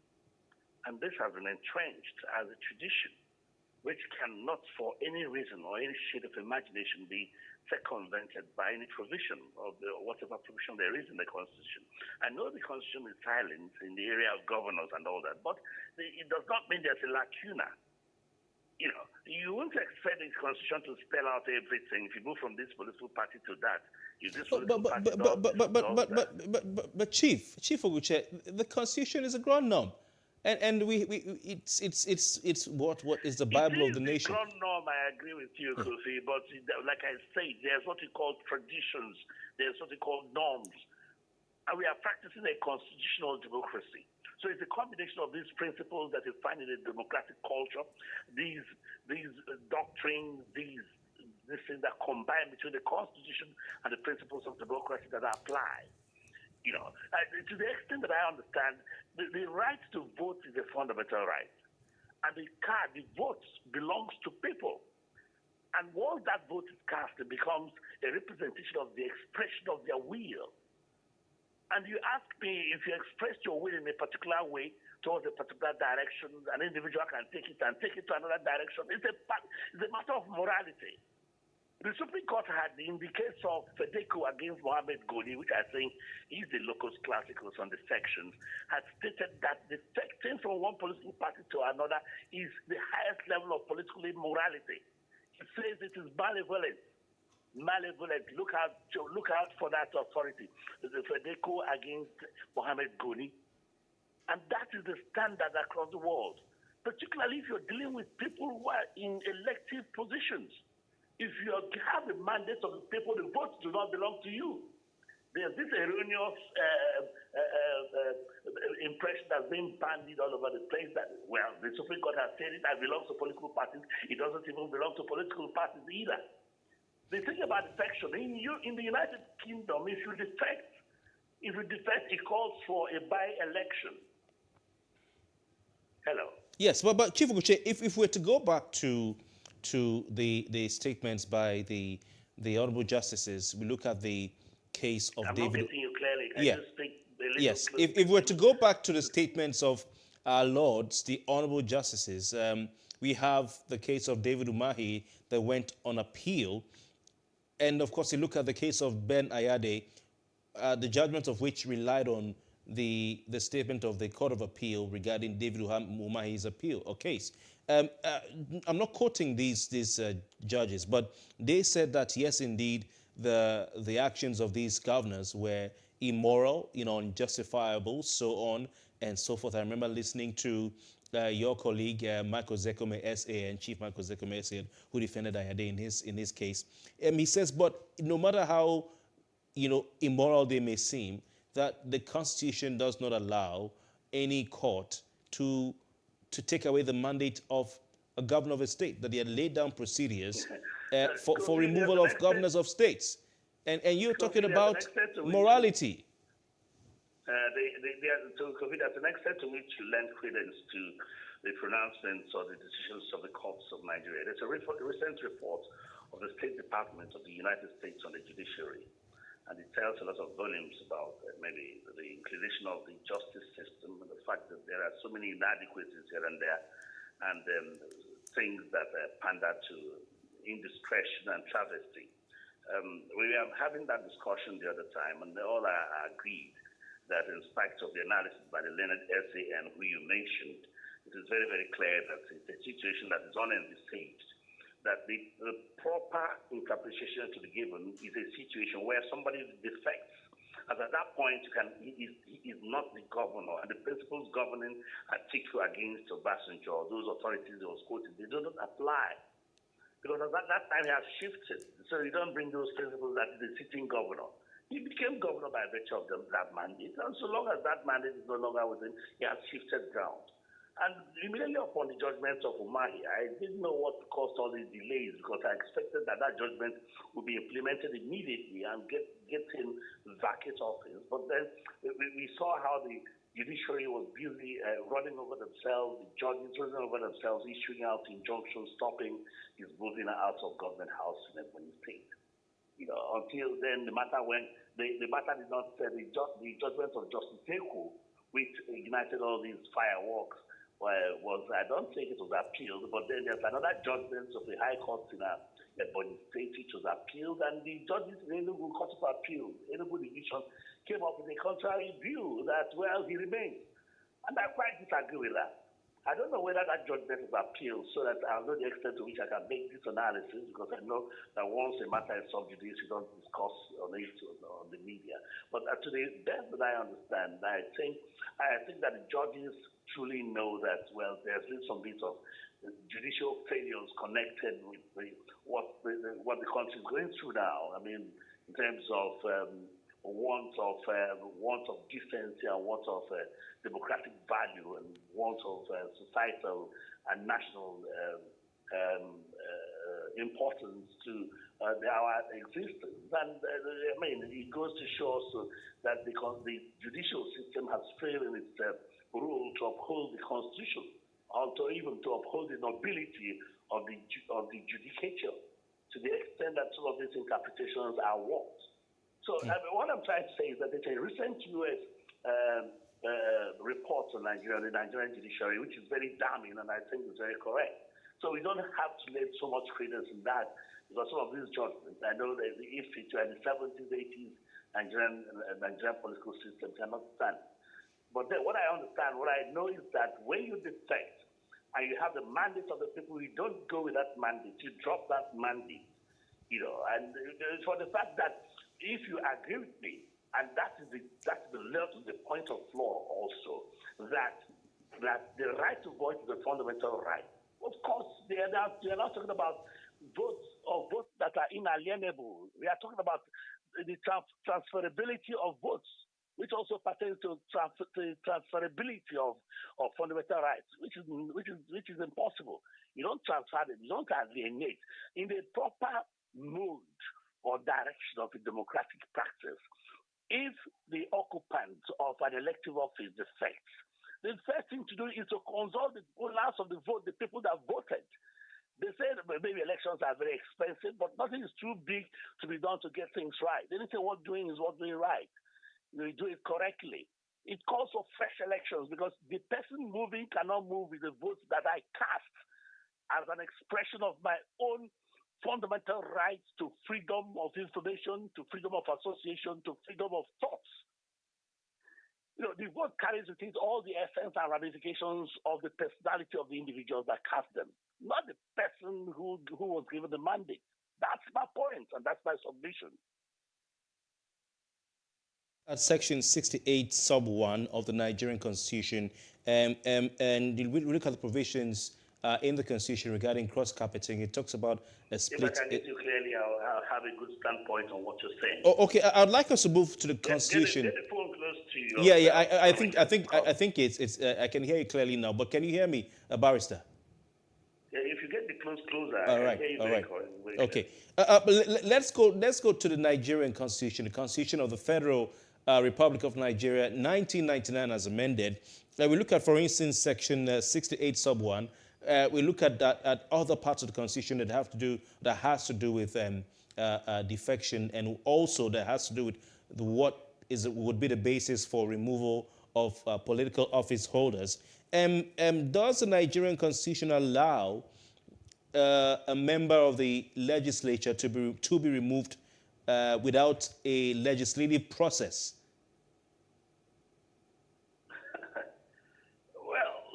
There are several processes for removal. There's the one of recall. There's the other ones that can be done. Defection is one of it, and that one is clearly spelled out in the Constitution, so it doesn't require any legislative process. Immediately you defect, you are out of office. Any remuneration you collect therefrom is not your own. You must return it to state, and that's the fact. And the fact that you have filed an appeal will not stop the execution or implementation of the judgment over defection. And that's the mistake they made in the Umahi case, the Bonny Governor's case. Well, I don't know what happened, but it's like everybody was bamboozled, or I use the word hypnotized, even the INEC, that they didn't know that the implication of that judgment is for the governor to vacate office immediately the pronouncement was made. So that somebody filed an appeal and all that, and keep going rigmarole to remain in office until his appeal is heard does not apply, because the nature of such adjudication and decision demands that person vacate office immediately. So if you're talking about legislative procedure, what other procedure are you talking about? When somebody has abdicated his mandate somebody has abandoned the mandate given to him by a demography that's alive and active, and still the demography that can still be consulted, a demography that is human.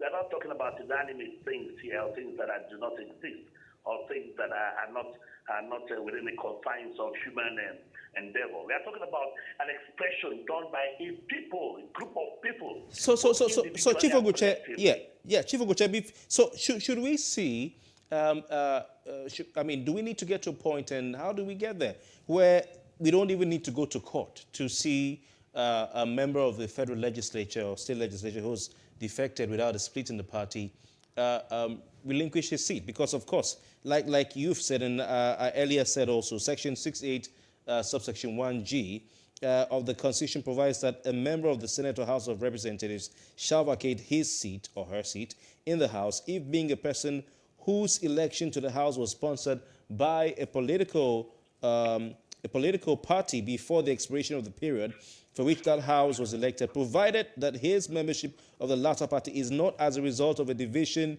in the political party of which he was previously a member, or of a merger of two or more political parties or factions by one of which he was previously sponsored. So this is clear. Why are we seeing that people have to go to court to enforce this? Very quickly, please. That's the thing about our democratic process that I find totally and completely nauseating. To the extent that I understand, once a provision is made, you don't have to go to court to effect it. You follow it, that is what is called due process. But to have this experience in this democracy where anything goes, and things are done haphazardly. As far as I'm concerned, it doesn't require anybody to go to court to get anybody who defects, who jumps ships from one political party to the other to get out of office and go and begin to look for better pastures in the political party of which he has gone. But that's the situation, and a whole lot of things are wrong with the way we are doing things. So that's why somebody would know very well that a particular action is wrong, and he'll just go ahead and do it and ask you to go to court. All right. Interesting. We'll have to leave it at that. Chief Festus Oguche, I want to thank you very much for your time. All right. And that's been the size of our show today, and of course for this week. It's been quite interesting. Thanks for being our guests and joining us throughout the week. We return on Monday with more on Plus Politics, but for now, my name is Kofi Bertels. Have a fantastic weekend.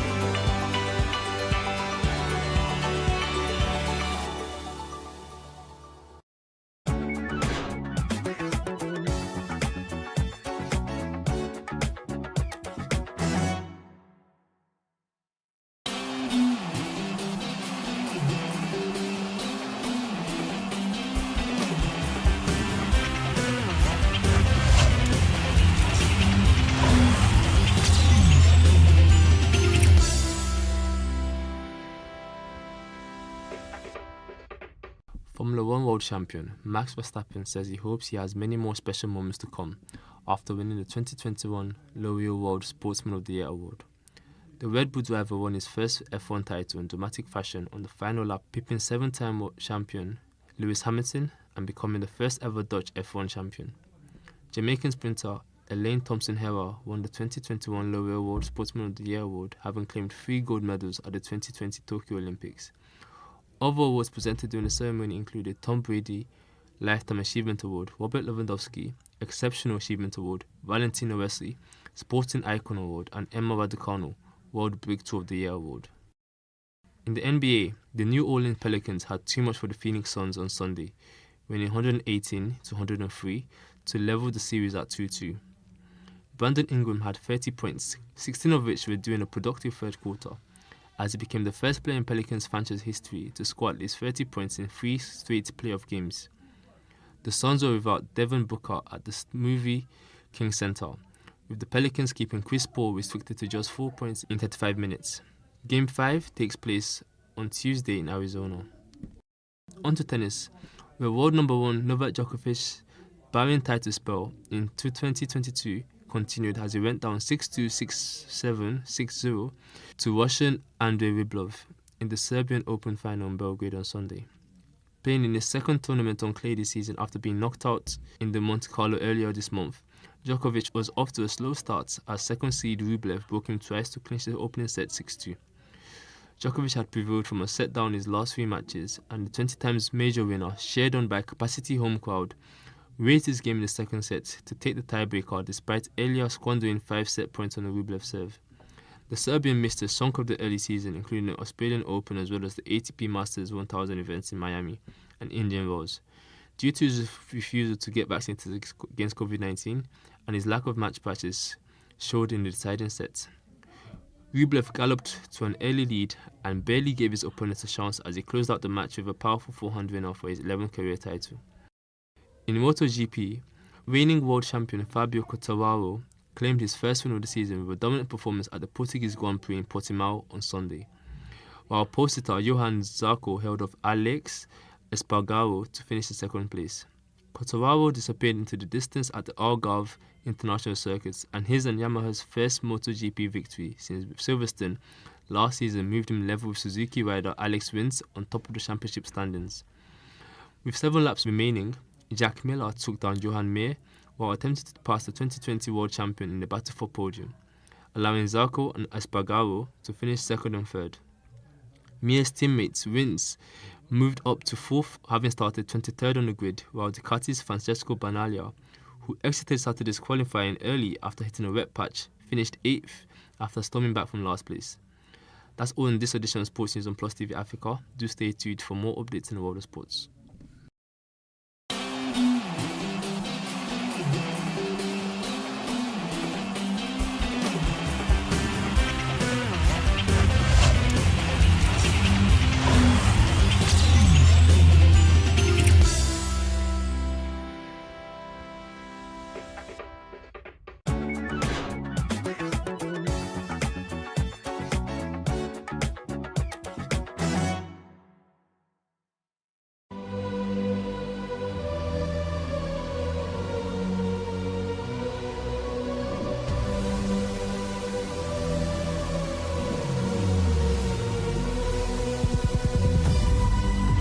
What we do not understand, we will stigmatize.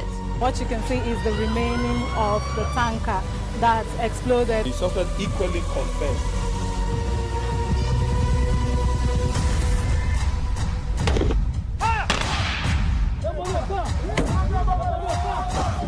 A 500 naira they collect am. If you no talk, dem go beat you. Na 2,500 dey pay.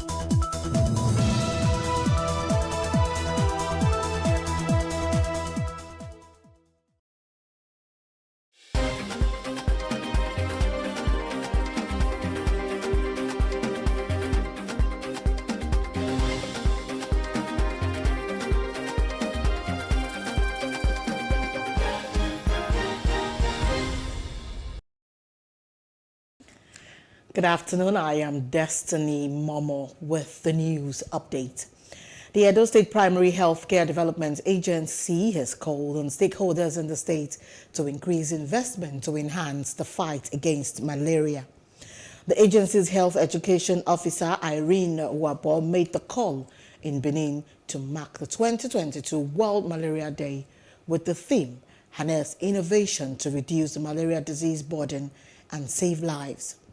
According to her, the fight against the disease should be one of the greatest priorities in the country, and also urged stakeholders to make more effective use of currently available tools for the prevention, diagnosis and treatment of malaria, particularly in countries hardest hit by the disease. Meanwhile, as part of efforts to commemorate the day, the Association of Civil Society on Malaria Control, Immunization and Nutrition today conducted free malaria tests for the residents of Bakungu community in Mina, Niger State. The state coordinator of the group, Kalejaye Olasukomi, said that it was collaborating with the state government to provide free healthcare services to the public.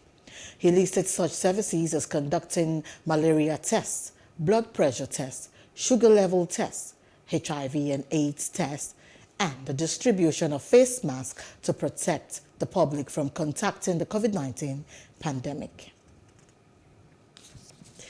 And the Ekiti State government has resolved to not relent in its efforts against COVID-19. The State Commissioner for Health, Oyebanji Filani, stated this in Ado, the Ekiti State capital, while flagging off the one-stop search program to scale up COVID-19 vaccination in the state.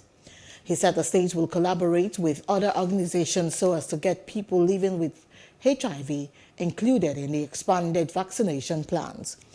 The commissioner also assured that political campaigns for the June governorship election will be managed to ensure excesses that could encourage disease transmission are controlled.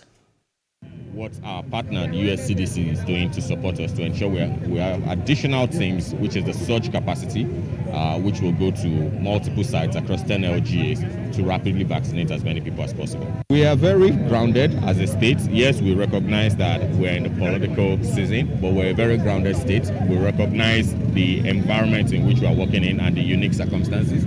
And if you see all our people out there, you recognize that they're all still wearing their face mask, ensuring that they manage the situation.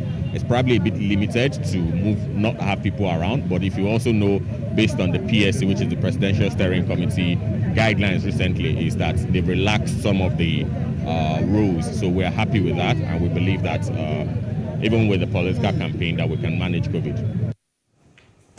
The NDLEA has arrested a suspected billionaire drug baron behind the 3 billion naira tramadol deal allegedly involving Abakari-led intelligence response team.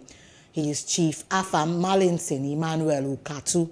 The agency said Ukatu's arrest followed months of surveillance and evasion of arrest. Ukatu is chairman of Malinsin Group of Companies. He was arrested on board a flight to Abuja at the MM2 terminal of the Lagos Airport, Ikeja, on Wednesday, 13th April. And a coroner sitting in Ikeja Magistrates Court today barred journalists and other interested parties from covering or witnessing the inquest. The case aims to unravel the circumstances that led to the death of student of Dowen College, Lagos, Sylvester Romani Jr. The registrar of the court announced that the hearing was mainly for lawyers and urged newsmen and other interested parties to leave the courtroom. It was learned that the decision was taken because some of the senior students of Dowen College accused of beating the deceased were in court to testify. And Senator from Kano State, Kabiru Gaya, has thrown his weight behind Vice President Yemi Osinbajo's 2023 presidential ambition. He said the vice president possesses the quality and competence to lead the country, and these he has demonstrated while serving as vice president to President Muhammadu Buhari in the last 7 years. Senator Gaya said this race for Professor Yemi Osinbajo is not about personal ambition, but about a positive response to populist call. Electing someone of Professor Yemi Osinbajo, pre-degree, who has direct insight into the depths of our challenges, as well as current strategies and tactics being laid out to tackle them. We have a great chance to move ahead without much waste of time because he is within the system. Nevertheless, a lot is being said by many, as genuine Democrats and as progressives. We shall continue to define the constitutional right of all citizens to hold their own opinion, but we must all be wary of those whose sole preoccupation is the propagation of such hate and suspicions that seek to hold our country down. For us at TPP and other stakeholders of Osinbajo Group, the unity of Nigeria as well as the unity of all progressives remain paramount to us. And as political parties put price tags on the presidential forms for aspirants, Nigerians react to these amounts, and that's on Street Views. Take a listen.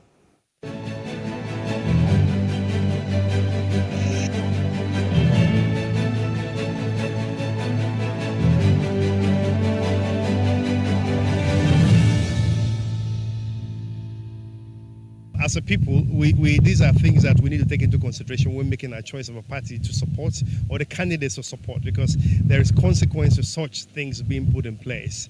You don't expect someone that pays a huge price and buys from his pocket to actually then not want to recoup that money. Where do they get such money from to buy just a form where it's not guaranteed you're going to win? So, as citizens, we need to be watchful of that and make our decisions. It's not ideal, especially if you look at what's going on in the country now. 100 million is a lot of money.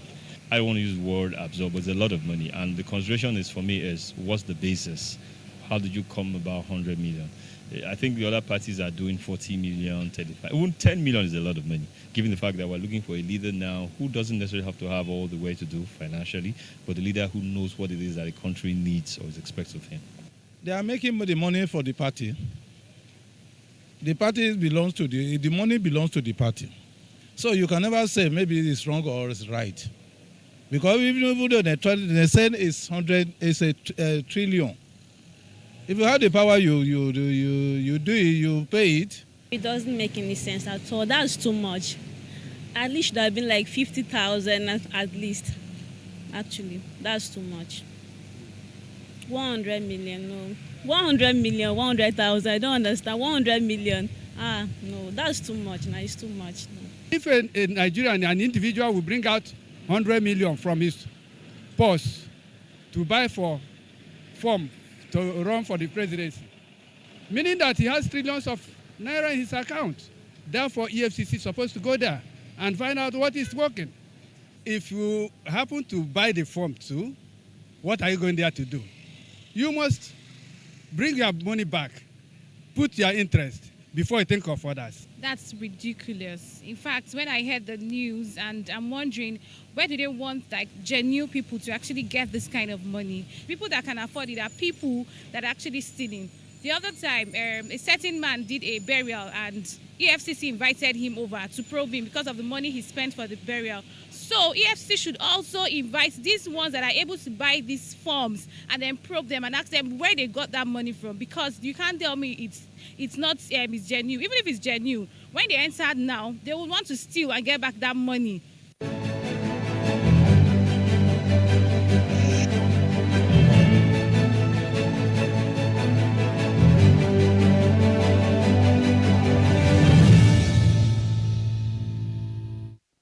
And now from news other parts of Africa, the Ministry of Emergency Management in Rwanda has said Monday that at least 11 people have been confirmed dead and properties destroyed after heavy rains pounded different parts of the country. According to the ministry, 7 of the victims were from Nyamasheke district in western Rwanda. 3 were from the capital city, Kigali, and some of the victims were killed by landslides, while others died after their houses collapsed. It says preparations were underway to support their affected residents in terms of emergency, shelter, and burial arrangements. News outside Africa, Turkish President Recep Tayyip Erdogan today received UN Secretary General Antonio Guterres in Ankara at the presidential complex. The office of the spokesperson for the UN Secretary General had announced that Guterres will visit Moscow on the 26th of April and Kyiv on the 28th of the same month. According to UN estimates, at least 2,435 civilians have been killed and 2,946 injured in Ukraine since the war began on February 24th, with the true figure believed to be much higher. And on business news, Wall Street's main indexes have opened lower as fears over China's COVID-19 outbreak spooked investors already concerned about aggressive U.S. interest rate hikes. The Dow Jones Industrial Average fell 79.75 points, or 0.24%, at the open to 33,731.65. The S&P 500 opened lower by 16.44 points, or 0.38%, at 4,255.34. While the Nasdaq Composite dropped 90.12 points, or 0.70%, to 12,749.12 at the opening bell. And also, global palm oil and other vegetable oil prices climbed on Monday, April 25, to trade near multi-year highs. Indonesia's decision to ban palm oil exports heightened concerns about global food supplies. Importers have been left with no option but to pay top prices for edible oils, with inventories of alternatives already running low. And this is due to adverse weather and Russia's invasion of Ukraine. Prices of palm oil climbed more than 6% on the Bursa Malaysia derivatives exchange, inching closer to an all-time high reached in March. Chicago soy oil futures hovered near their highest since 2008. Indonesia, the world's top palm oil producer, announced plans to ban exports on Friday, April 22, in a shock move that could further inflame surging global food inflation. Indonesia accounts for more than half of global palm oil supply. And I'm moving on to sports news. British Prime Minister Boris Johnson today avoided questions about the Partygate scandal and insisted he is still an asset to campaigning Conservatives, despite a looming report into lockdown gatherings held at his Downing Street office and residence. Johnson, who was in Bury in Greater Manchester campaigning with local politicians ahead of the elections, spoke to reporters about plans to establish an independent regulator in English soccer to deal with the game's finances, club ownership and corporate governance. The club had been expelled from the professional league and locked out of their ground 3 years ago, but a club path formed by fans has just been promoted, which means their old stadium will host future matches. I tell you what, Nick, there's absolutely no circumstance in which I'm going to comment on that before the thing is complete. And what we're doing here is looking at the incredible efforts of the fans of Bury Football Club to get their club going again. It's a real privilege to be here. I congratulate the local MP, James Daly, on the work that he has put into it. I congratulate everybody involved, the vision of the fans, the people who've got together to get this stadium back up and running again. But it's part of what we want to do is to help fans across the country with the independent review that we've got going on under Tracy Crouch, so that we have a regulator, first time in decades and decades, an independent regulator of football who will help fans to stick up for their interests and stick up for the interests of historic clubs, not just like Bury, but others across the country. And I'm proud of the role that the government was able to play in this. We played a small role. We used the community ownership funds, but this has really been led by the fans, and I congratulate them. And that's the news update. For more stories, please follow us on our Facebook, Twitter and Instagram, and do subscribe to our YouTube channel at PlusTvAfrica and PlusTvAfrica Lifestyle. I am Destiny Momo. Many thanks for watching.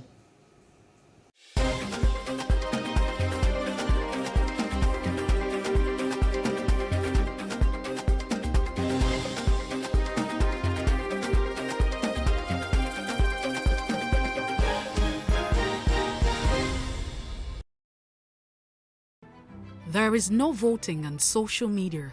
To vote, you would require a permanent voter's card. To get your PVC, visit cvr.inecnigeria.org. Create your account with a valid email address and start the registration process. An activation link will be sent to you. Click on the link and activate your account. Fill out the form, pick and submit a convenient date and time for your biometrics. Print the application slip, which should have your QR code. On the appointed date, go to the nearest INEC office for your biometric capturing.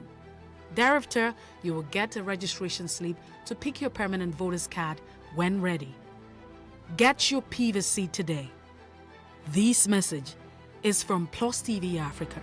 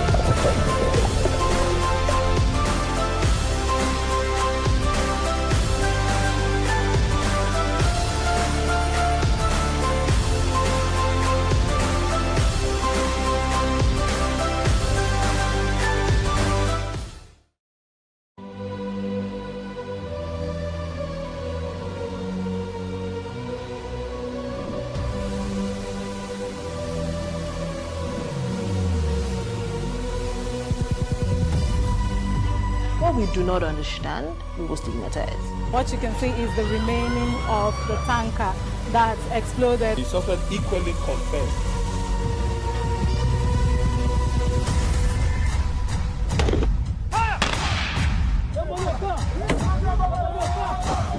A 500 naira they collect am. If you no talk, dem go beat you. Na 2,500 I dey pay.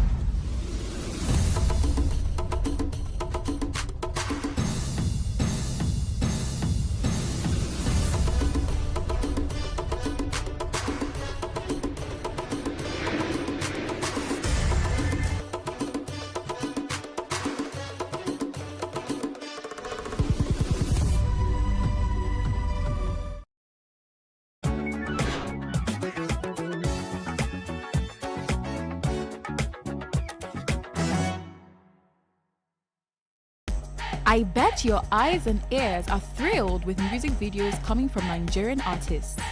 You obviously notice the singer, the video vixens, and other talents.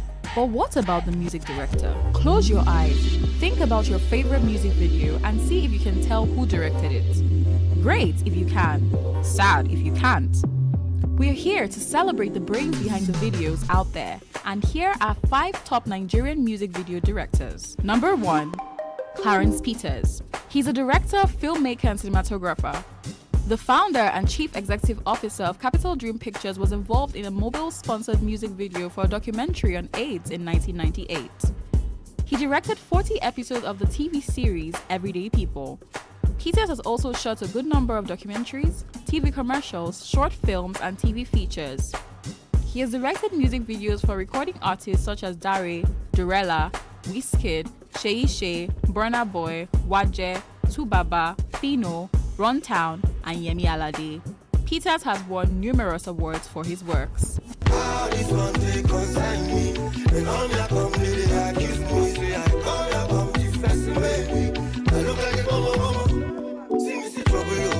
Number 2. TG Omori. Also known as Boy Director, TG Omori is a Nigerian music video director and cinematographer.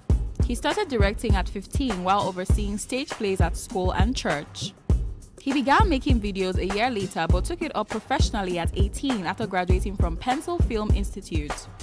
This made him the youngest professional filmmaker in Nigeria. He has worked with Olamide, Wizkid, Burna Boy, Techno, Kiss Daniel, Fireboy DML, Fowls, Timaya, Naira Marley, and many others.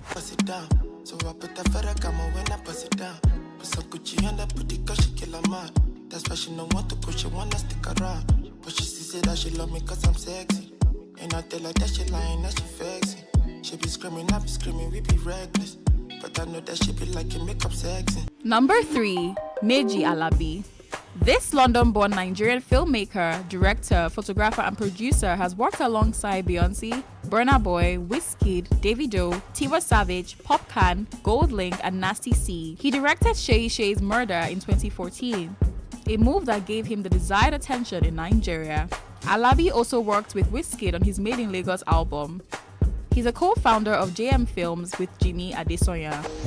And I tell you, my God, you know my style, you know big chance, then it's all up, eBay. If you say you get the man, then you wanna try, you could go die, baby. You've been a landslide for a long time, but then no one believe me. All up when I come back, you one try, but you do make it easy. Number 4, Dami Twitch. His original name is Owolabi Oluwadamilola. Twitch started with photography in 2013 before going to full music production in 2017. That was the year he shot his first music video for Burna Boy and Yonda. He has gone on to shoot visuals for Fowls, Burna Boy, Olamide, Lil Kesh, Victor A.D., Simi, Peruzzi, Mayokun, Leah, and Davido.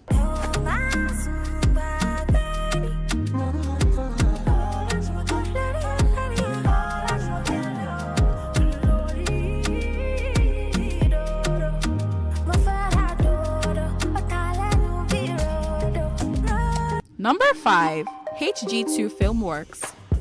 Olaolu Olabode Folarin, also known as HG2 Filmworks, the Nigerian-American music video director, graphic designer, entrepreneur, and cinematographer. Olabode began his production journey as a graphic designer and later went into full-time music video production in 2010. He has directed music videos for big-name artists like D'banj, Kiss Daniel, Dami Crane, Reminisce, Nice, and Scales.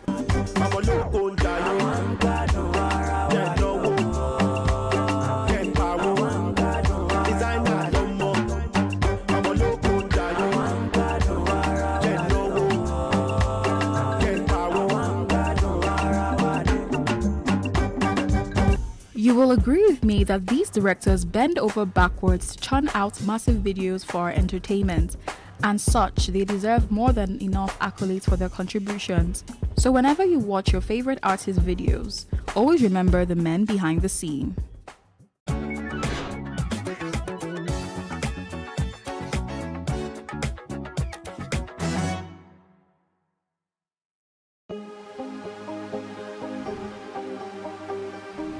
This is it for upcoming artists to blow in Nigeria.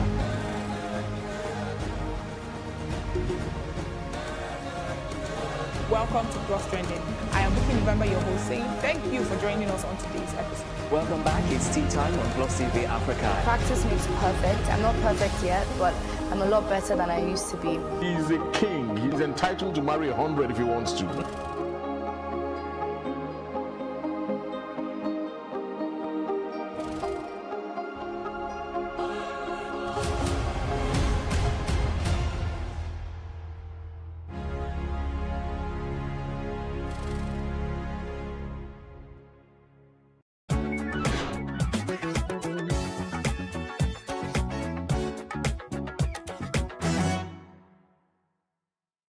According to Plato, music gives a soul to the universe, wings to the mind, flight to the imagination, and life to everything.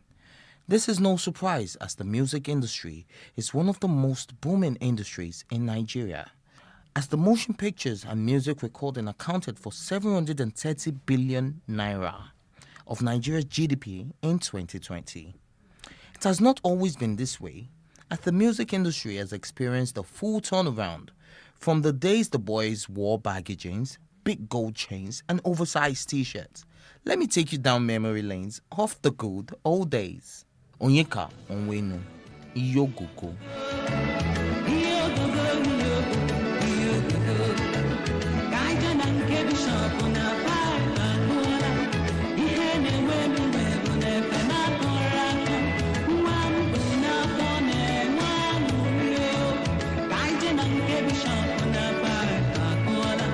Tony Tetsuila, My Car.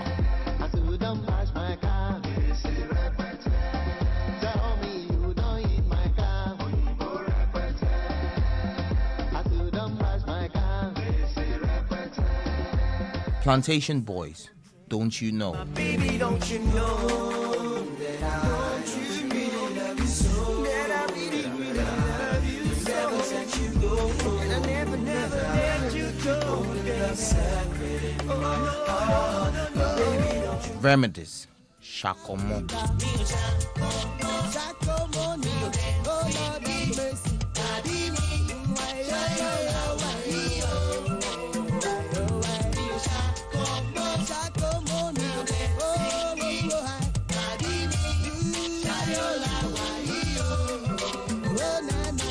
Maintain, Catch Cold.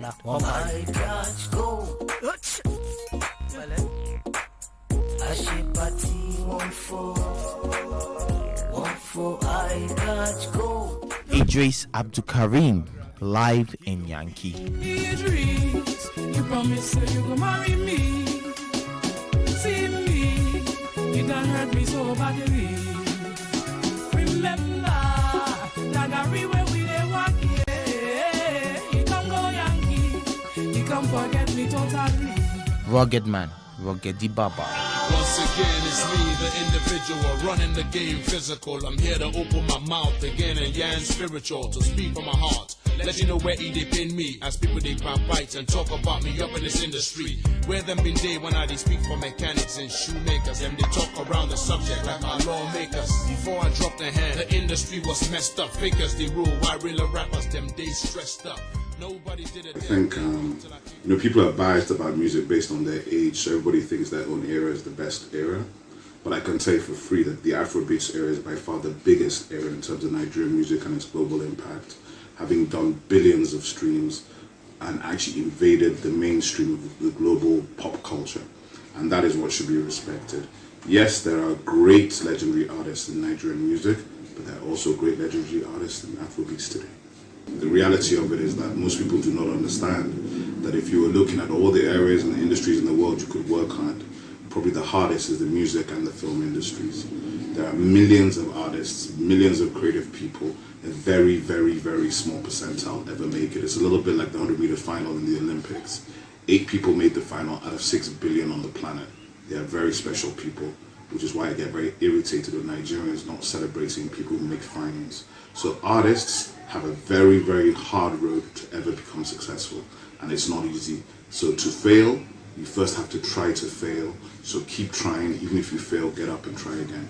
We can't discuss Nigerian music without Fela Kuti, the king of Afrobeats, the original, the poet, the prince, the rebel, the philosopher. We can't discuss Nigerian music for me without Bongo High Life, which is really from Owerri, the Peacocks International, the Oriental Brothers. That's the foundation of that music. I love it. And then, in the modern era, I think Blackie, who's my brother, Daddy Shoki, all those guys that came through in the late 80s, early 90s, salute to them. I'm sure those videos brought back nostalgia. We would end this by asking the Nigerian citizens what generation of music they prefer, the good old days as far as lyrics and content are concerned, or what we call Afrobeats today. I prefer the old school compared to the new schools. I'm gonna miss you. I'm gonna miss you. All my love is out for you. Still, nothing could. No. If you love a woman, tell her that she is the one. Something like that. I think really love a woman. No. Old generation, I think, is the best, because this generation of these days now, they always sing about love. But back in the days, what they sing is meaningful.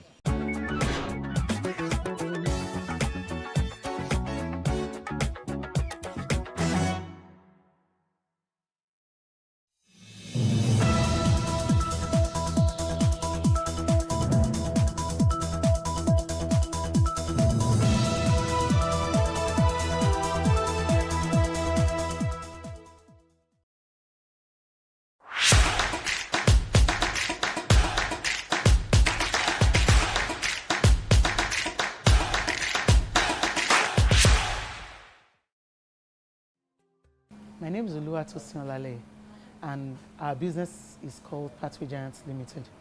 At Pathway Giants Limited, we provide packaging solutions for small businesses in Nigeria. Our focus is on small businesses. We help small businesses to take their products from local to global, because we know that we have a lot of products being produced, especially now that everybody's brother and sister is into business.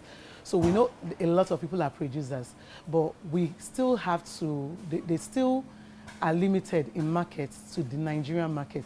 And with the ACTFA agreements and the government trying to encourage businesses to take their business global, to export their products, our Nigerian products are not so easily acceptable in other climes because our packaging is poor. So that's what we are here today. We are here to fill in the gap, to help provide workable packaging solutions with smaller minimum order quantities and help them package their products in a way that will delight their customers. My background is in banking. I started banking in 2006, thereabouts, and I worked in about 3 banks. So my journey started when I was moved in 2012 to marketing. And because I was moved to marketing, I was handling businesses, and I had to, I had a close relationship with business owners. And that was how I began to understand the kind of businesses, the way businesses are run, basically, and also what kind of problems they have. And that was how I jumped into this. So from leaving banking, the only thing I had to do was set up a packaging company and be able to provide solutions to what I thought was a problem in Nigeria. I'm a late bloomer when it comes to knowing what I want to do with my life, and that's why a lot of people know from the very beginning. But for a very long time, I just knew I wanted to work in an office.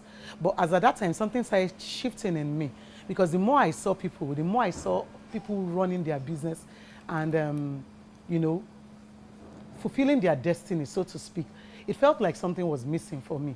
And at some point, I met someone that makes nylon. That's all she does. And she used to make what we call toromagbe. That's the small black nylon that when you go somewhere, you buy something, they put it in. That was what she used to make. And that's started sealing it in for me that, okay, this is what I want to do. But I don't want to do it the same way she's doing it.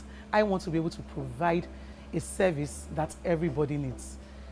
Because we all know that the toromagbe nylon is something that is more of a menace in society. But how can I take this, what I love, and bring it into what is a problem in the society? And that was what bettered the packaging industry. So we have evolved over time from just providing shopping bags into providing solutions that businesses need. My training was more or less informal, because there is no particular school that teaches packaging, but I had to choose mentors, and most of my mentors were not even in the same industry I work in. So I had to marry the kind of information I was getting along with regular business trainings into what I have today. I'm a UN 3 awardee. The government of Goodluck Jonathan awarded some entrepreneurs grants back then, and I was one of the sets for the 3rd one. I got 10 million naira, and that was the first funding we used for this business. After that, I put in for the Tony Melu entrepreneurship program, and I won $5,000. So that has helped, and so many other grants along the way that I've put in for. And then, of course, a lot came in from our savings. And then when I started this business, my husband was still working. So we had to take out a couple of loans here and there. And then, of course, whatever he was able to take out of what he was earning, that's what we used. Challenges, there are many. Where do I start from? So we have the number 1 challenge is power. That's the number 1 challenge. This is a very power-intensive business. So if I was to put on my generator for this system, I will have to use a 100 kVA generator. That's having to spend an average of 50,000 naira for fuel daily. So power is a major challenge. When I want to start my machines, I need to warm them up for like an hour before I start at all. So even if I was using a generator, that's like money down the drain. So we need to have sustainable power to be able to run this business. That's number 1. Number 2 is staffing. we use a lot of blue-collar workers. So they didn't go to school to learn this, they learned it as a trade. You understand? So there is no school in which you go to and say, okay, this is how to run an extruder. We don't have such schools in Nigeria. So they kind of like have they go in under someone, learn it, and then they go out to go and learn. So you can't really place how much information or how much they have learned, except when you put them to test. So sometimes you employ someone and you realize that they don't know as much as they claim they do, or maybe they are making a lot of mistakes. You have to either train them and like I said, there is no formal training system. So you have to either train them or maybe bring in someone that has more experience over them. And then because, like I said, they are blue-collar workers, there is a lot of other issues that spring up as a result of them working with you, because some are not teachable, some come in with their own preconception of how things should be run, and they don't want to change that. So you have to like have a lot of hit and miss before you have your perfect fit. Raw materials. The raw materials industry is dominated by foreigners. So we have Lebanese, we have Indians, and we don't seem to have been able as Nigerians to get into that business effectively. So Nigerians work the recycled raw material aspects. But even when you go outside the country, into China, Dubai, anywhere where all these things are shipped from, and you try to get in there and say, I want to ship, they tell you, no, go to this person that is probably Lebanese, that is working in Nigeria. So one way or the other, they kind of dominate the space, and by dominating the space, they dominate the price. They also own factories. So they kind of control things, they control the pricing of what we sell. They can flood the markets at any time with their own products. While they are the ones still selling raw materials to us at a higher price. So we need a space in which Nigerians are also playing in this space, so that it's more, you have more competition, more healthy competition in that space. First of all, I would say that paper bags are from trees. So if you're using paper bags, you are causing deforestation. And that means you're not helping the environment either. So there is this misconception that, okay, if you use plastic bags, that means you are not helping the environment. That's far from true. The problem we have with everything is that we don't reuse, we don't reduce what we use, we don't reuse, and we don't recycle. The moment we can do these three things, whether for paper bags or for plastic bags or for plastic bottles, then the world will be a better place. The person that started the plastic bags, that invented it because he didn't want them to kill off all the trees to make paper bags. So he invented a plastic bag that could be reusable. The problem started when we started using them as single use. Now, my own industry, like I showed you earlier, we have most of the raw materials we use, especially for our garbage bags and other non-food grade products, are raw materials from recycled products. So the problem in Lagos, I would say Lagos because I don't want to use Nigeria as a whole, is being able to access this waste, because most of it goes to the dumps. And when it goes to the dump, I can't use it anymore because a lot of other chemicals have infused into it. Can we have a place where we can take this raw material, this waste from source? If we can take it from source, then we can recycle and reuse them into bags that we can still use. So for me, I would believe that if we can have a government that would look into resolving the problem and not just taking out, stop banning plastic products. Because I'll put it to you that a paper bag is what, if you're going to buy a paper bag for a particular nylon bag size, then you're going to be paying like 4, 5, 6 times the price you would have paid for the nylon bag. And the nylon bag is more reusable than the paper bag. I'm in the paper bag space too. So I wouldn't want my business to go down, but it's supposed to be a case of education, one, and then having the proper systems in place to collect and separate waste. If we can collect and separate waste from mushy markets, where a lot of nylons and a lot of plastic bottles are being thrown away and thrown into our sewage system, then people like me, we are happier because that means my raw materials are cheaper. It's the advice I give myself every day. Sometimes I ask myself, well, what am I doing here? Why am I here? Especially when, the electricity company rears its ugly head and we have power outages, or they are simply messing up our plans. I'll tell you, just hang in there. We believe in Nigeria, right? We believe that Nigeria can get better. And I will consider myself a youth in this case. We, the youth, are the ones that can make it better. So if we all pack up and go, what will happen tomorrow? Would there be no Nigeria? Because we can go there and we can make it happen. It's harder here, yes. You have to strive more, you have to work at it more, but it's still doable. We still have businesses that are selling we still have companies that are selling their businesses for thousands and thousands, hundreds of thousands of dollars. So if they can hang in there, then we can hang in there. And then we can, leverage on one another. Let's collaborate. Instead of looking at each other as competitors, let's look at each other as collaborators. For example, if anybody wanted to go into this industry, because it's so power and capital intensive, I tell them, why don't you let me produce for you? I'll produce for you at a cheaper rate. You can go on and market. So if we can do that, like if you have a business, another business I'm so passionate and interested in is the food business, because we have a lot of waste, and we have some companies that they process these products and they package. So why are you in your little corners trying to, pack it in nylon, and people are telling you your packaging is not nice and you're wondering what else can you do? Why not go to this kind of person? She already has, our place is already NAFDAC approved. Every other approval is in place. Go there with your raw material, go there with your packaging. They package for you and you are home free. So why do we all have to go into the nitty-gritty parts of each business? You can leverage on each other's spaces and, sell. The selling, the market is where the problem is. Anybody can do anything, but if you can have your market, then you don't even have to have the product. Get someone that has the product. Push. That's the advice I have for people. So it has been a long journey because you have to earn the trust of your customers. But we started small. Even though we had the factory and everything, we had to start small. We had to have a product, so to speak. And it's hard when you're selling packaging, because when you're selling packaging, they think customers think you're selling the product in it. So if I give you like I'm going to show you something from Jam Coconuts. So if I'm showing it to you, I'm trying to show you the package, but you can see the product in it. So it's a hard sell.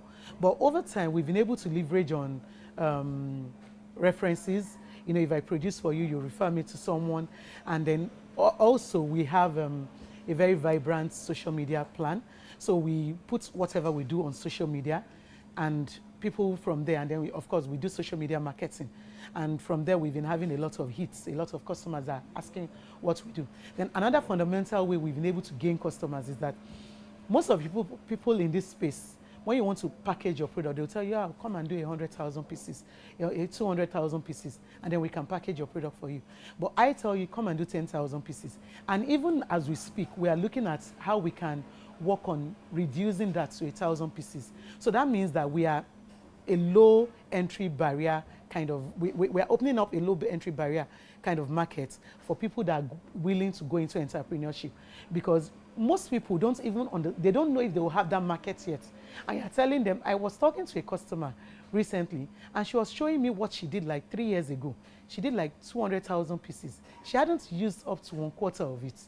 And now she wants to change her packaging. So all that is a waste. So we are trying to create a niche for those people that, okay, we want to test the market. We have 3-4 products. Which one will move? If I do 100,000 pieces of each product and then one is not moving, does that mean I've wasted my money? So what we are trying to do is, okay, come and do 1,000 pieces. Of course, it will be more expensive than if we were doing 100,000, but it's still at a price you can go to market with. So by the time you do that, you try the market.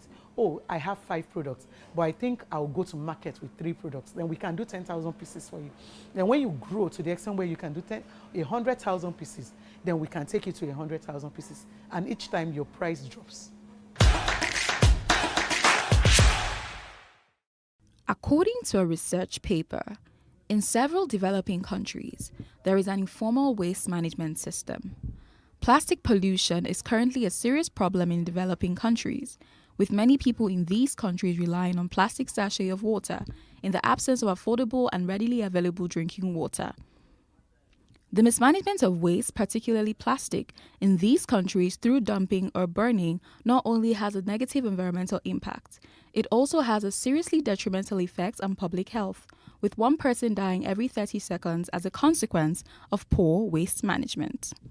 According to Bioenergy Consult, in Nigeria, the management of waste is a matter of national concern, as current data shows that the country generates more than 32 million tons of solid waste annually, one of the highest amounts in Africa.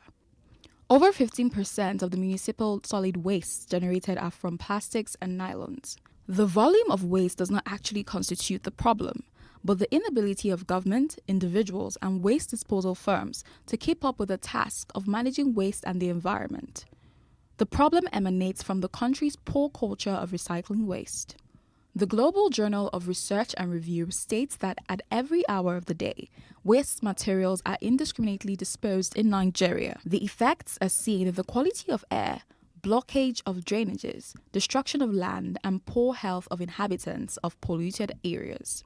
Thus, green recycling of waste nylon is a veritable tool that should be encouraged in the country. It can promote both social and environmental development. It helps to protect the environment, enhance a cleaner environment, create jobs, generate revenue, brings about poverty eradication programs, reduce municipal solid waste, save costs and energy, among others. It is time we take the recycling of waste very seriously in the country because according to Nairametrics, today, the recycling industry is estimated to be worth several billions of naira, but this is nothing compared to the revenues it has the potential to generate should the right investments be made. Small and medium enterprise, green entrepreneurs, and individuals that are passionate about the environment should tap into this emerging business opportunity. The business process involves collection, separation, and reduction of waste nylon and plastic bottles, and then remanufacturing it into either same product or entirely new products. Items that can be made from recycled waste nylon and plastic bottles include shopping bags, nylons, waste disposable bags, nylon sachets, among many others. My name is Adewale Olaleye, and I'm in charge of strategy and operation in Pathway Giant. I'm actually responsible for strategy direction for the organization, and I manage the entire production from sourcing of the materials down to producing the materials and delivering for customers and ensuring the customers are satisfied with what was delivered.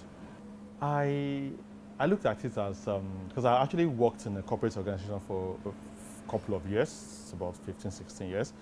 So I've worked with a lot of people. So working with my wife too, I just assumed that is one of my colleagues that I've worked with because I've been moved from one role to another role, and you have to adapt to the people you meet with. So I just assumed that she's my colleague. Even when I'm in the office, I call her partner. When I'm talking to customers, I don't even want people to see that we're kind of my spouse. So I call her my MD or my colleague in the office. So that's the way I see it. So it's not really different from when I was in the 8 to 5 kind of work, and I see a lot of people I work with.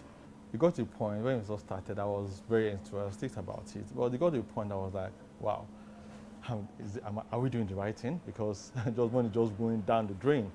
You know, if I need to cite an example, before I used to enjoy my money before we started the business. You know, I'm very comfortable, things were going on with my money, but when we started the business, I discovered that I can't just spend money anyhow. I can't just spend. You know, I have to be looking at, these people might need money now, so they might need to pay NEPA bills immediately, they might need to pay salaries, and no money is coming in, you know, and it was very frustrating. But I just look at it as, you know, when you give out to a child, you know, a child will start sucking, then before start crawling, you know, taking step one after the other before started walking and running. So I believe that it will get to a point whereby the business will be running as well. So I just have to be a bit patient to see the business go to that level. Fine, I handle strategy. Even when I was doing the 8 to 5, I still look at the book from the back end. I said, okay, how are you guys performing? And I was able to see, okay, we're not doing something right, so okay, why don't you try this? Why don't you use this kind of strategy to see maybe it's worked better. So we started, we've changed a couple of strategy, but just last year, something started working. So we started pushing it, and towards the Q4 of last year, the company was able to pay all the bills conveniently without sourcing from other source. So from last year, Q4, we've been profitable.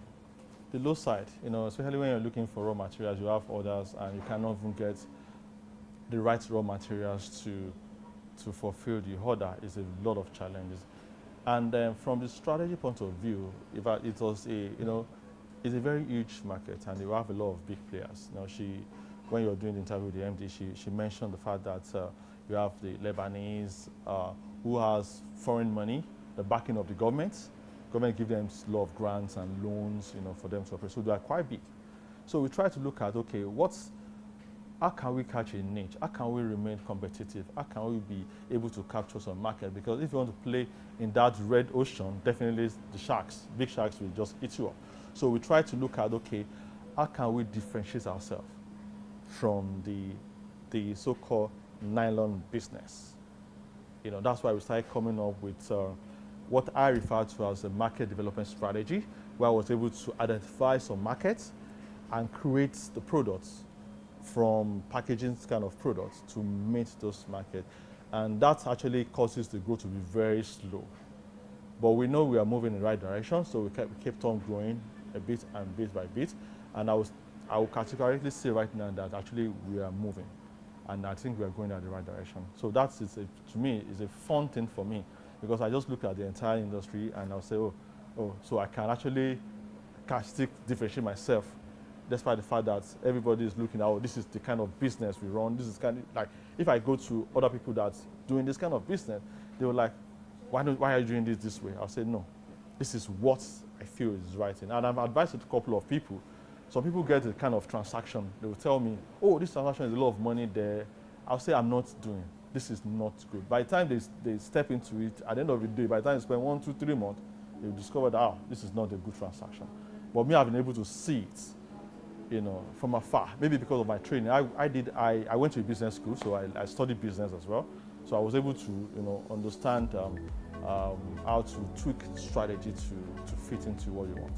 I was talking with the MD late last year, early this year. I said I should have even taken this step for a long time.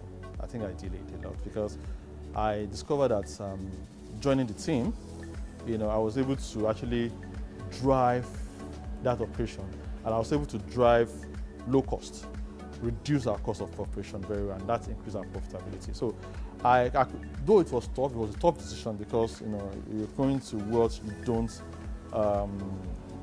you don't know what's going to happen. You're getting something paid at the end of 30 days, and now you have to look for how to pay salary, nothing is coming in. But as I am today, I was thinking that I should have even taken a step and moved from the paid employment for a long time. Because I could see that when I added up my own experience as well to the business, then the growth was evident. I started moving at a faster speed. Anyone that's actually doing I wouldn't say that doing a 8 to 5 is not a good idea, because actually you need the experience, you need the network, you need all the that experience actually you need to do your drive business. But I think looking at the fact that I am working on my own, I'm able to put food on people's table. I was able to solve Nigerian unemployment problem. Right now when we started, we have about 2 staff. Now we are having about 7 staffs, and I'm just recruiting more people now. Maybe in the next 1 month we might be getting up to 10, 11 staffs. I think that's bringing joy to me to see that I'm actually, putting food on people's table and being a blessing to people. Just beside even making the money, but at least I am giving people happiness. Of course, bringing happiness to people's faces. Path to Giant to be a conglomerate, a group of companies. The roadmap has already been drawn to be a global company, whereby we're going to international business, international trade, and then be a one-stop shop for packaging in Nigeria. going to our online space, creating a market space for packaging online. So that's my goal, that's my plan for Pathway Giant.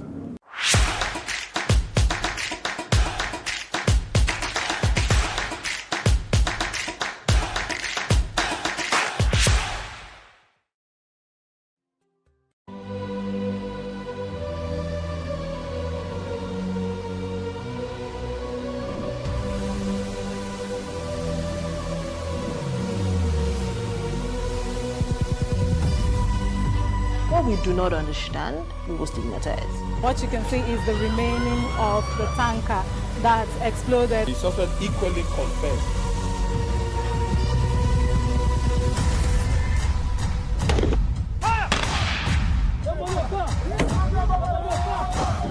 A 500 naira they collect am. If you no talk, dem go beat you. Na 2,500 they pay.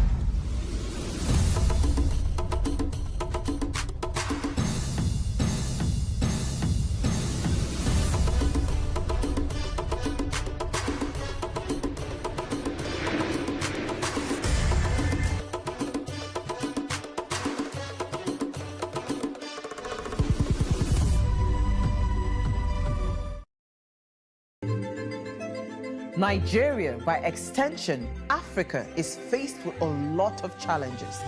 The growing youth population with little engagement, that is a ticking time bomb. We are a blessed people with diverse culture and highly cerebral minds who have a lot to say. And yes, we are talking. It is important we drive the right conversation that informs, inspires, influences thoughts and action. If we say there's beauty in our diversity, then let us embrace our diverse culture. We must continue to courageously be the voice of transformation as we are the hope for the future. Yesterday's conversations shape today. What are you saying to shape your tomorrow? We know you have a lot to say, and we are here to hear you.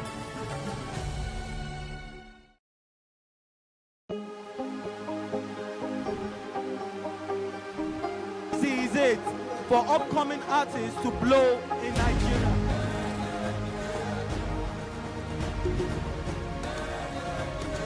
Welcome to Plus Trending.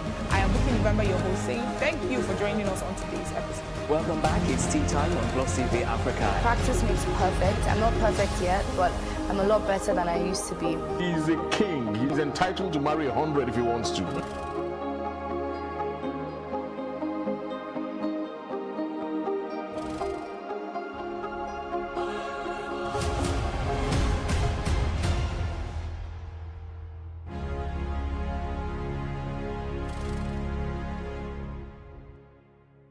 In raising our kids, parents should stop playing God.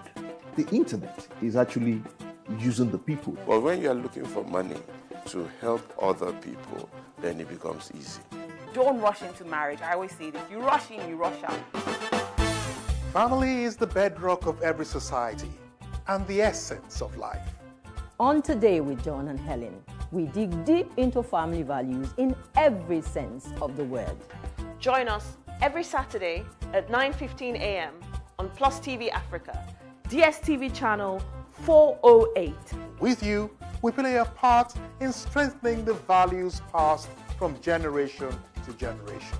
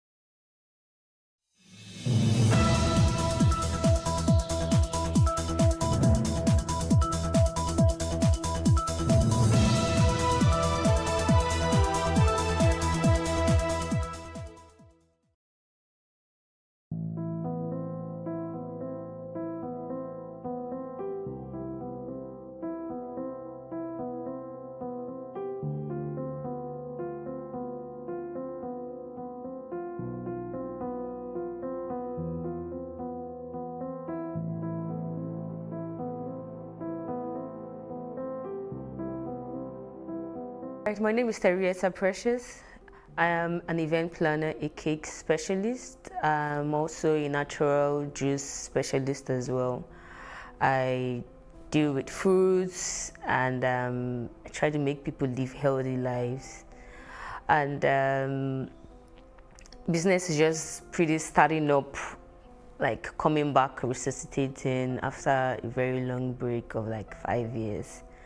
And that happened because I got trafficked, and the connection came through my friend.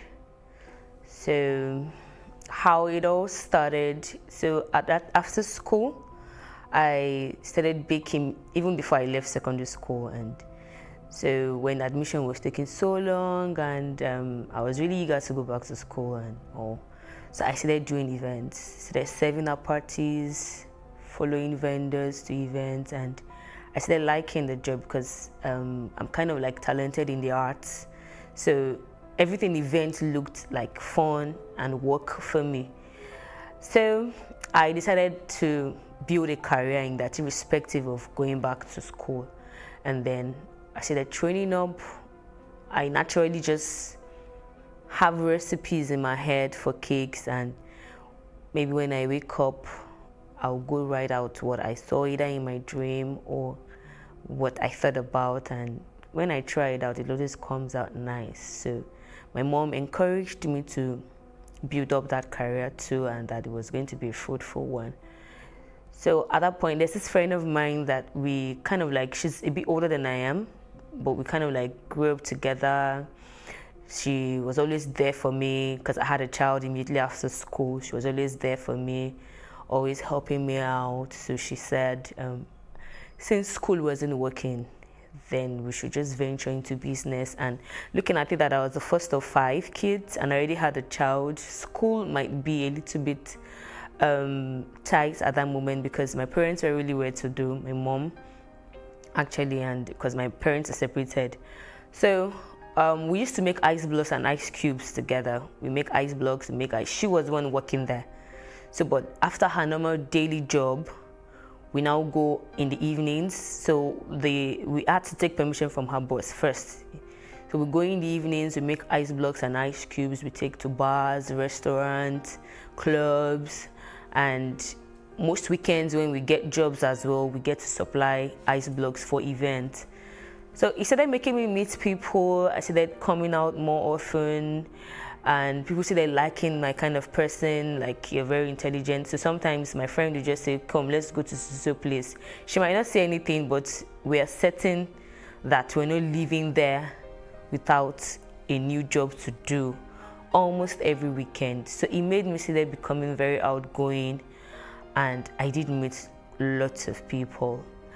So I knew that I was only going to do that for a short while. And then on one of the occasions, we had a very long discussion, and she was like, she's just going to be here for a main time. She was really building that up for me to like find a basis for me to start my event management career.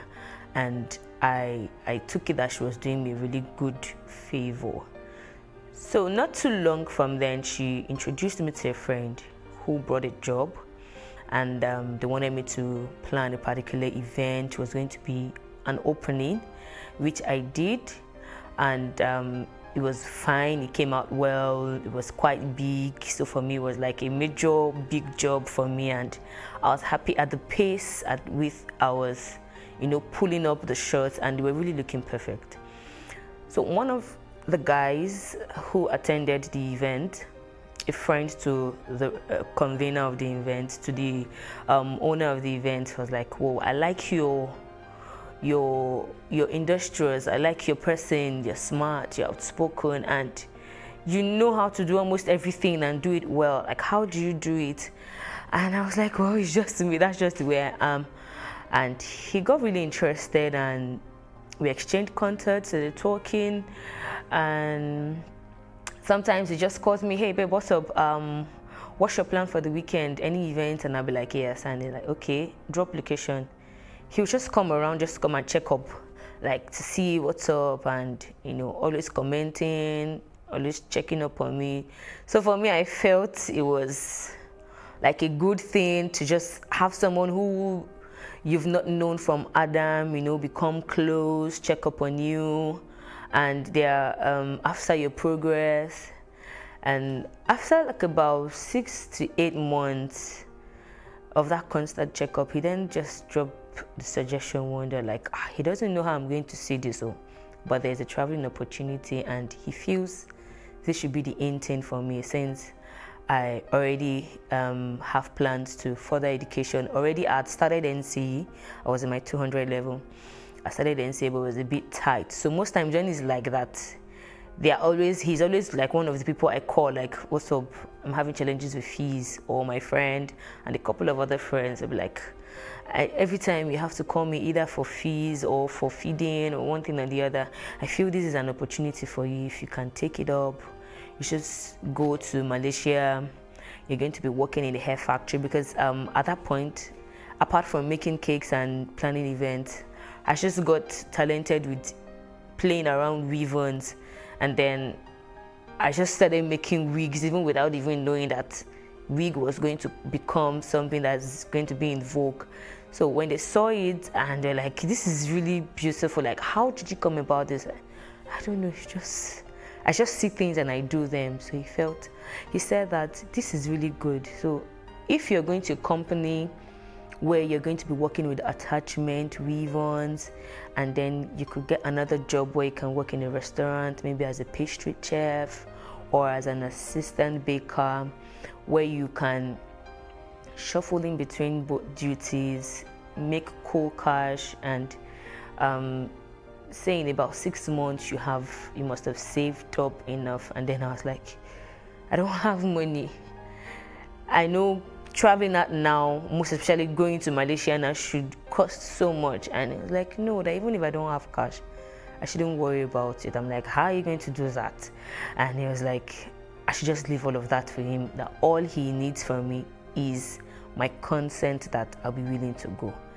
I said, but not without you telling me how you're going to go about it. And then he did explain that there are agents who are into traveling, and they help people travel either to go to school or to work.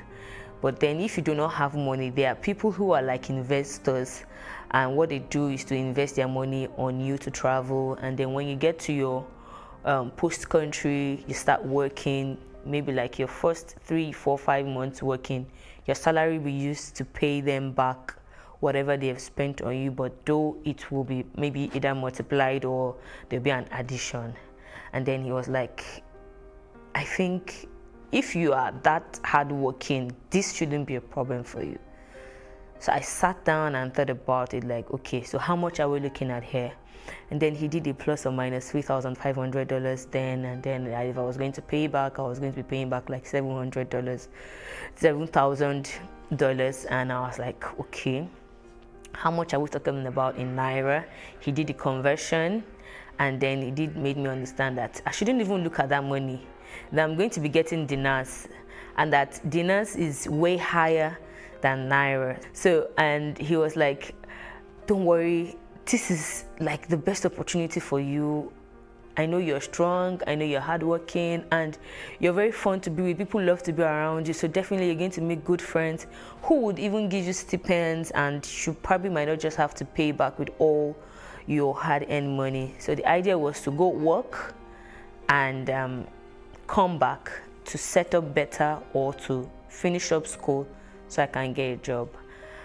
And I was like, okay, sounds good. And then he said he was going to, if I was ready, then he will now tell me the remaining processes. But then I have to look for like 4 extra people to make us 5. I was like, okay. And so these, my other friends, they also know this, my particular friend, Mary, that introduced me to the agent. So somehow, there's no how now, friends, girls will definitely meet. And I really don't remember how my other friends got to know, but they also got to know about the traveling because he also became friends with them. But because anybody can meet anybody anywhere, I didn't really try to know exactly how they also met this same person. But then the other thing I remember was that we were all talking about this whole traveling thing, and my other friends were like, they were already 2 sisters and 2 of their friends, so we're 5 of us. And then we started talking about it, so they were like, we're going to get at least 50K first. The 50K was supposed to be for like our passport and some other little things that we would need right here before moving, but the traveling expenses was going to be covered by the investor, the invisible investor. So I for like a month we were on it, trying to get cash, running around, and several times they did say we're going to meet one person tomorrow. They could just call up today and say, okay, we're meeting the main travel agents tomorrow, we're meeting this tomorrow, and then we go. So they asked us to bring passports, pictures, so we should come for medical tests and all that. So on the day we went to Ikorodu to meet this other set of guys.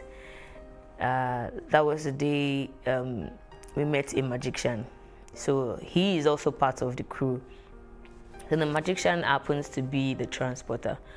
So he did mention that when it comes to things like this, that he normally advises young ladies not to tell anyone, and that the reason why he would tell them not to tell anyone is because they will definitely discourage you the moment you tell them someone is paying for your traveling. That families don't believe that somebody anywhere can just decide to pay for you to travel, go work and come back. So at some point he actually did some magic.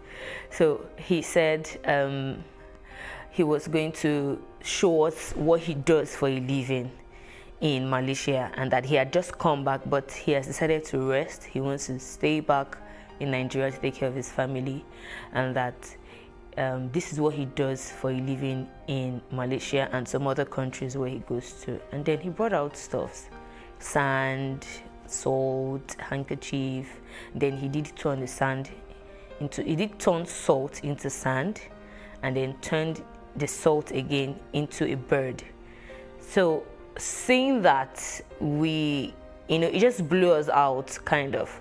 And he also said that if we wanted to really go and we were certain that we were not going to tell anyone, we needed to like swear an oath and all of that. So they were going to make some concussion with new notes. So all of this is just to be secure that we're not going to be telling anybody. And at that point I was really not very down with everything, but one thing just kept sticking in my mind, which is, as far as I'm going to make myself better, as far as I'm not going to be leaning or calling or having to trouble family and all of that. And it was an opportunity for me to at least like do something tangible for myself. So I didn't really see anything, though I had doubts. I had very big doubts. So after that, they said they were going to let us know when we'll be leaving and how we will be leaving. We don't need to take anything, maybe just a bag or just maybe like a pair or 2 pairs of clothes, that when we get somewhere, we'll be going for shopping, we'll get clothes, and we'll get every necessary thing that we needed. So initially, when he started mentioning that you don't have to tell anyone, so for me, I found it very difficult that, okay, I'll be leaving my child for my mom and I won't be able to describe to my mom where exactly I'm going to or what I'm going there to do. And why would someone say, it's supposed to be a good news. So why would someone else say, don't tell your family, because they probably will not like the sound of it or they will discourage you. For me, I feel that should be a good news and you should share. So, but he made us to believe that when you do that, they will discourage you and you might end up missing an opportunity of a lifetime. And another thing that got me thinking was the fact that he did mention that a lot of girls do go and they come back, they get to do big things for themselves. He also mentioned that apart from working in salons, restaurants, that some people go there to hustle. So when I heard the word hustle, I actually did ask, like, what's the meaning of hustle? And it was like, regular hustle now. I'm like, no, the way that word sounds to me, the way you're saying it, looks like there's a different meaning to hustle. And then he now expatiated and said, some girls do go there just to go and work in brothels and come back. I'm like, okay. So hearing that started making me think, like, okay, this means that there is something he's not saying. So then I now asked clearly, what exactly are you taking me to this country to go and do? He now asked, what did you tell your friend you want to do? I said, no, I didn't tell him. He suggested that since I am good in these areas, so I can work in a restaurant and then also work in a hair factory. And he was like, so that is what you are going to do? So I said, okay, and waited for the day they were going to call. So on the day he called, that's the initial guy that told me about the traveling opportunity. He called and said, okay, so get ready by next week. We are moving by next week Sunday. It was supposed to be a Sunday. I said, okay, no problem. And then on getting to Ikorodu, I found out that my other friends weren't there. So I asked, what's up, what happened with the other friends? And it was like, they couldn't come up with even money for their passports, which was 50K. I was like, oh, because I saw one of them that morning and I was like asking her, babe, how far? She was like, that she's not sure that she's going. That's the one that has a sister. And that again, that their mom told them that it's not a good journey, that they shouldn't go. And that if she would advise me that I shouldn't go, for their mom to say it's not a good journey, I was like, why at the dying minute? So to me at that point, I just thought that, okay, maybe this is why these guys were always saying don't tell anybody. So I just went because I'd already packed my bag. So I went to Ikorodu, and then on getting to Ikorodu, we passed the night in Ikorodu. They said we were waiting for 2 other people to join us, and the next day he took us to Agbara. On getting to Agbara, it's a lady's house, and I met the owner of the house and about 3 other ladies. So he said, so this is the person that is your real travel agent. She's the one that is paying for you. She's the one that is helping you to travel to the person who sent money to her. And I said, okay. So what I told my mom when I was going to leave, I told her that I was traveling and that it was going to take me maybe like 6 or 8 months to come back. And she was like, what kind of a travel is that, and why are you staying so long? So I told her that it's a friend that is helping me out, and I really do not have to do so much just to pay for my passport. So she was even the one that even gave me like 35K out of the 50K that I gave those guys. And when I explained to her that it's a friend, and she already knows the guy. So the guy, as in, became very close. During one of our school parties, my mom's school party, he actually came around. He comes, like, everybody now knew him. So when I mentioned his name, and my mom, okay, she didn't see a reason to question, because this is someone that everybody has come to know very well. So she was like, okay. So that day I told her was the day she gave me the money, and she was like, okay, if you say that is what you want to do. But then she now asked what I was going to do about my school. So I said, already I had missed exam for that semester, and I already had missing exams from the previous semester. So when I come back, I'll sort it out. So she was like, okay, if that is what you want. But then she wasn't really like okay with it. She kept asking questions upon questions and questions upon questions. I'm like, at least you know the person that is actually working on this for me. So if there is anything, you can always ask him. So that was the last conversation I had with my mom. And at that time, there was a very big issue in the house. I was not in good terms with my stepdad and my mom. We had issues. So for me, it was just, I had it to the truth, and I wanted to just leave the house. So, and that was it. And I left. So my mom asked, so how are we going to be feeding this child? How are we going to be doing this? How are we going to be doing that? I told her not to worry, that at each point, I would always know what to do. So she didn't really bother me so much about the child because she was still little, she was just 5. At least she would be able to still feed her and do some other things. So that was how I left my daughter with my mom and left. So on getting to that house, seeing 3 other ladies and then the lady in question that owns the house, she was like, okay, so first she gave me rules that I was not comfortable with, and no talking to anybody, you're on your own here, it's just you and your destiny, like it's just you and your destiny here, no friendship, the only business you're here for is for you to be taken to the country where you're going to. She too, she just came back, she's going to be joining us like in a month's time and all. So she said we're moving in 3 days. So in 3 days nothing was happening, and then I was forced to ask questions like, I've been here for 3 days, nobody's going anywhere, what's happening? So she was like, we're waiting for 2 more people. I'm like, that was the same thing these guys said the last time, they're waiting for 2 more people, you're also saying the same thing. So she almost snapped out like, I'm questioning her too much, I'm pestering and this and that, and that I should just take her word when she says we're waiting for 2 more people, or if I was the one that was going to pay the money. So I kept quiet. So that day was a day to my birthday that year, March 2nd. So I felt, okay, since I'm still around, let me just go home. So I went home, saw my mom, saw everyone, just got stuff. So my birthday, that was on my birthday, I went home, and feel like my mom was like, what happened, you've not gone? And like, we're waiting for 2 more people. And then my mom now aired out like, are you sure this thing is really genuine?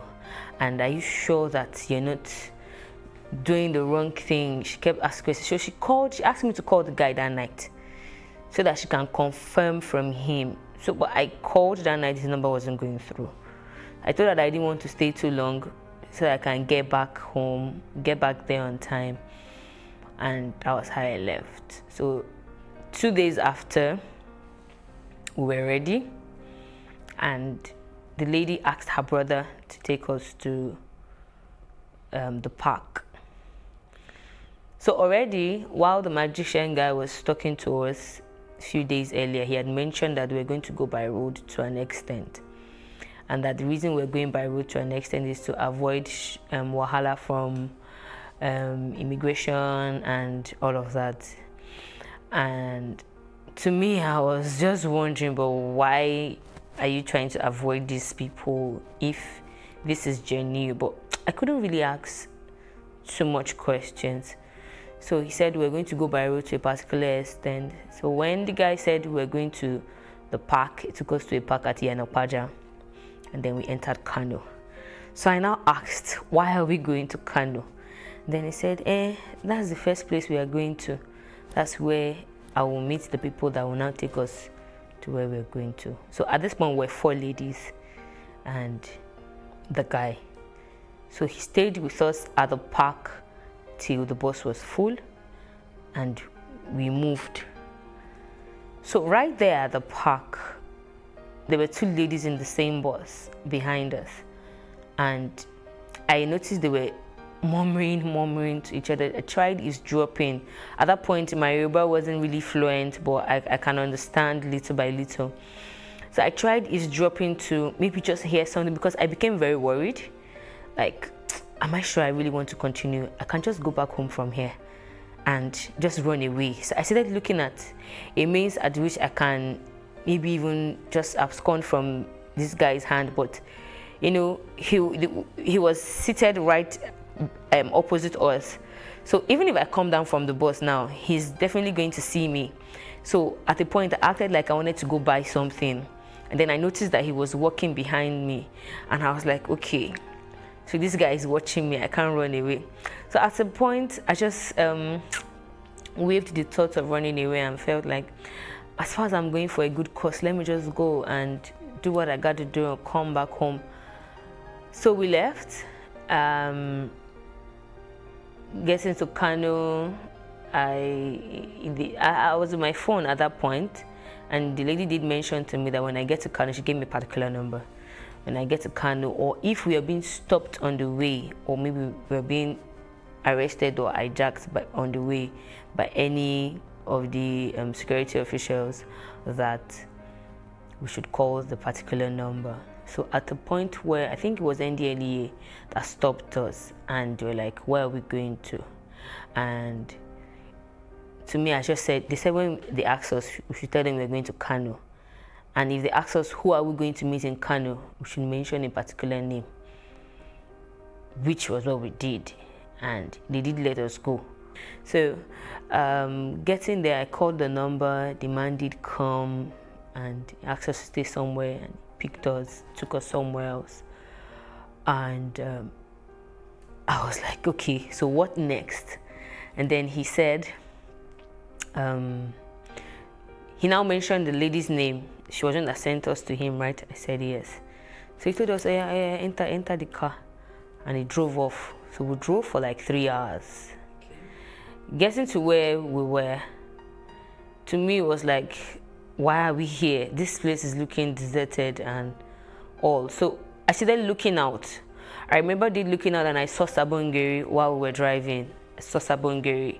And I remember that at some point I heard about Sabongeri before, and I remember it being like an outskirt of Kano or so, thereabouts. So I was like, okay, but why are we going this far?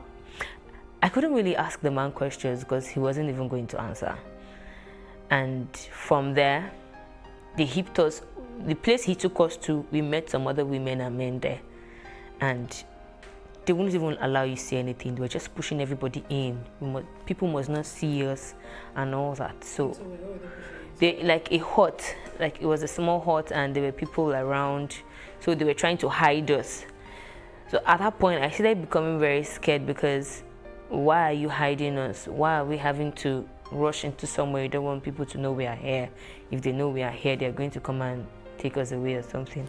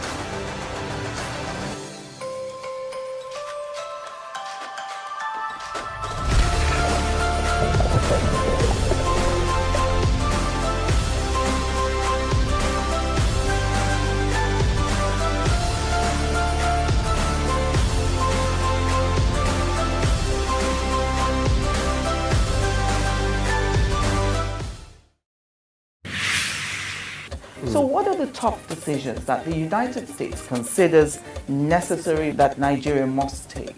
I like to think of my interactions as conversations, not interviews. And that's why I say asking questions is both an art and a science. Everyone says in Islam you are allowed to have 4 wives. Is it mandatory? The right question enables answers that educate, inform, clarify, and help you, the viewer, to better understand the issue before making up your mind. Our goal is to reduce from 10 to 2 days the time it takes to register businesses in Nigeria. Join me every week on this station, PlusTvAfrica, and gain exclusive access to my conversations. I'm Angela Ajetumobi.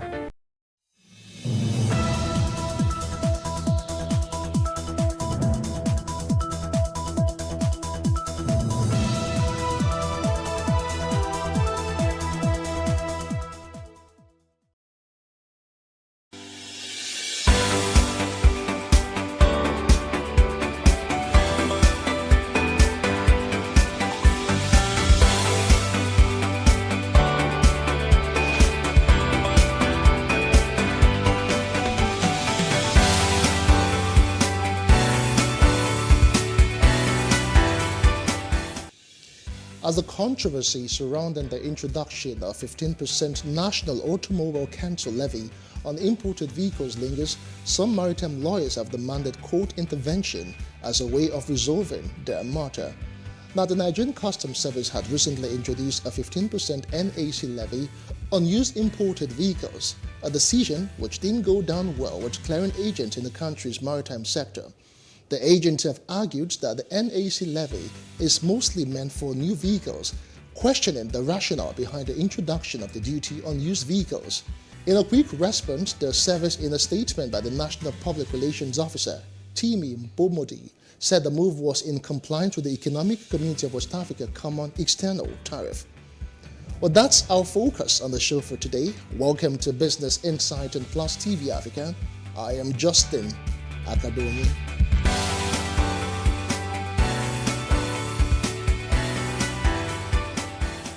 Before we get to the main discourse, let's bring you a highlight of major business stories which trended this week. Take a look.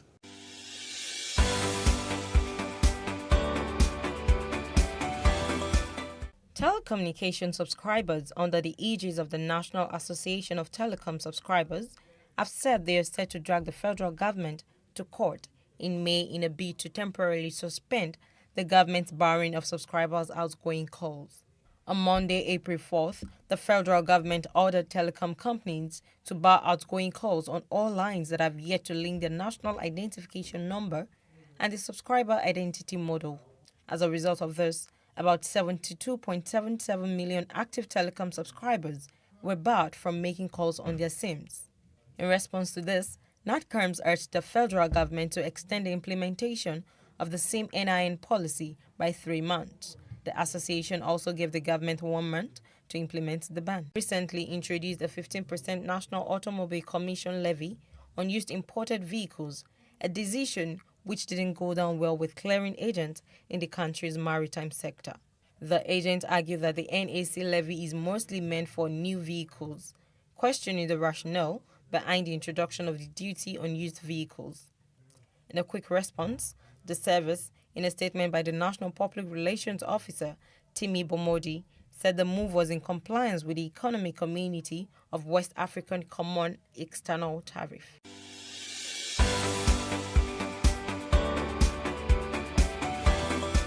The World Bank says increasing fuel subsidy puts the Nigerian economy at a high risk as subsidy payment could significantly impact public finance and pose debt sustainability concerns. The Washington-based lender said this in a new biannual report known as Africa's Pulse. According to the bank, Nigeria is projected to have a 3.8% growth in 2022, adding that as an oil-dependent country, weak oil production hampers economic recovery.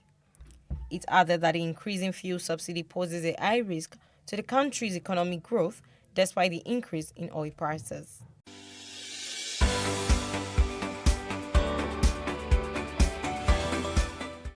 The National Bureau of Statistics (NBS) says about 13 million passengers traveled through Nigerian airports in 2021. The figure represents a growth rate of 43.41% from 9 million recorded in 2020.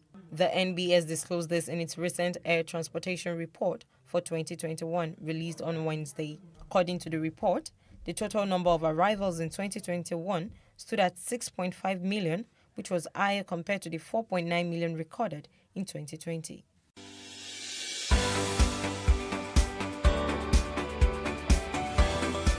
And those were the stories that made headlines in the world of business for this week. Now, partner and co-founder VIM Professional Solutions and, of course, the MD of Umuahi Associate, Magnus Mongu, joins us now to share insight on this issue. Thanks for joining us, Magnus. Thank you very much. All right, now, maritime stakeholders, especially clearing agents, have described the new policy as an illegality, explaining that it contravenes the nation's Finance Act. What does the Finance Act say about this? So one of the things we've also done as a business on this side is that we've monitored the Finance Act over the last 3 years. I mean, the first Finance Act was made available in public in 2020, which is the Finance Act 2019. And from 2020 to date, we've had yearly editions of the Finance Act. And I dare say, having reviewed all of this act, there's nothing that talks about clearly this National Automobile Commission levy. So it's a lot of controversy at the time, and we probably need to be calling out on the Minister of Finance to give a proper clarification on what this implies. But chances are that there might be some publication or some notification by the government in partnership with the Nigerian Customs Service to issue such a legislation, but it's not contained in any of the Finance Acts that has recently made news. So we're looking at the 2020, which is the Finance Act 2019. We're looking at the 2021, which is the Finance Act 2020, and the very recent one, which is 2022, the Finance Act 2021. There is nothing in any of those acts that talks about National Automobile Commission levy of 15%. So those are my views as the MD of Umuahia Associates. But and I know governments a couple of times bring in certain legislations to mitigate or manage the buying attitude of its citizenry. So chances are that this is one of such things. So if the lawyers, the barristers in the automobile industry are saying that this contravenes the Finance Act, then maybe this gives credence to their position. All right, let's take this one step further now, Magnus. The clearing agents and dealers have argued that the NAC levy is an attempt by customs to arm twist importers in order to meet their yearly revenue target of 3 trillion naira for the year 2022. What do you make of this? So if anything we've said before is something to hold water with, and the various societies and groups and organizations that are coming up to challenge the imposition of this levy is something to hold on to, then there may be a smoke somewhere there to say perhaps because government is also trying to increase its internally generated revenue, they are also looking at ways of trying to get such funds, because like you know, importation of vehicles is also a key factor in this part of the world. So chances are that the clearing agents may have some smoke that they are stoking in that regard. All right. Now, the stakeholders are also arguing that the NAC levy was supposed to be on collected. Let me take that question again. Sorry. Now, the stakeholders have argued that the NAC levy was supposed to be collected on new vehicle imports at 35% to encourage local vehicle manufacturers and industries in the country. Can you break this down for us? So what we have currently is for the importation of new vehicles, depending on the age of the new vehicle and depending on the make, there is a levy for it for new vehicle. There is a given levy that you have to pay. Then, in addition, with the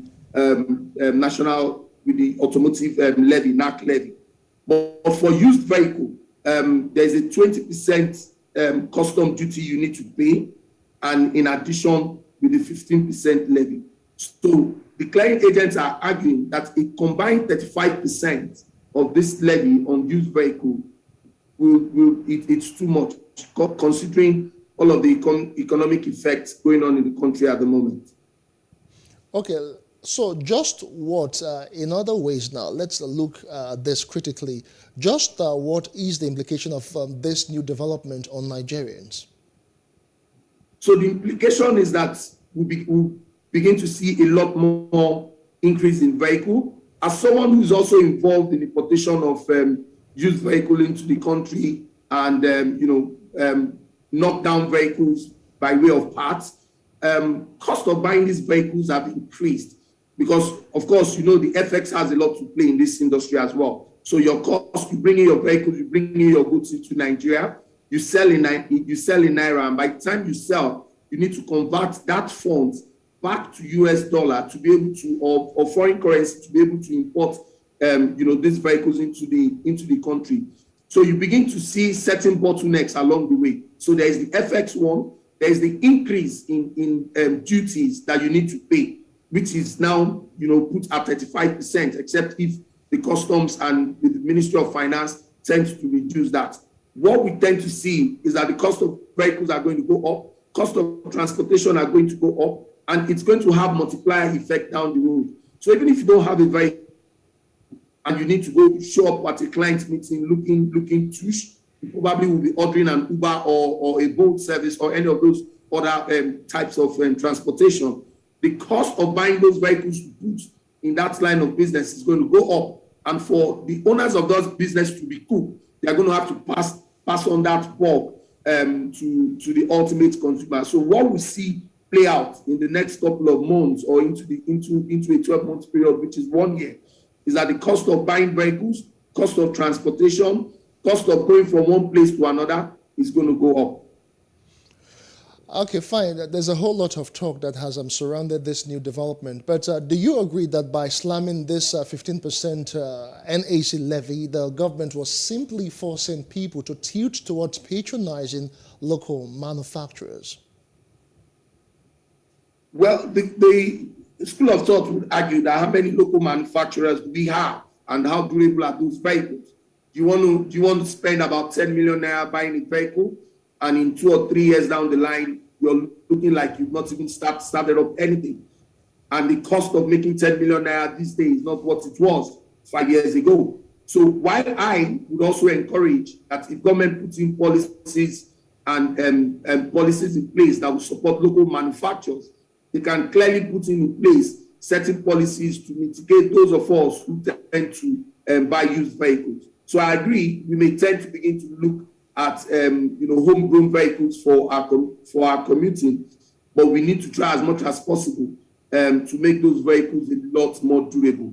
Because if you look at buying a used vehicle, say a Toyota Corolla today, a 2012 Corolla or a 2012 Toyota Camry, you can use that vehicle comfortably for another 6 to 10 years if you have good maintenance culture.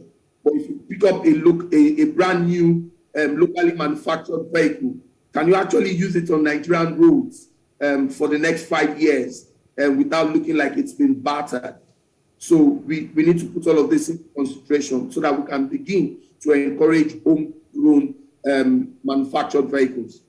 So in your opinion now, would you say that government policies over the time have not actually encouraged local manufacturers of vehicles in the country?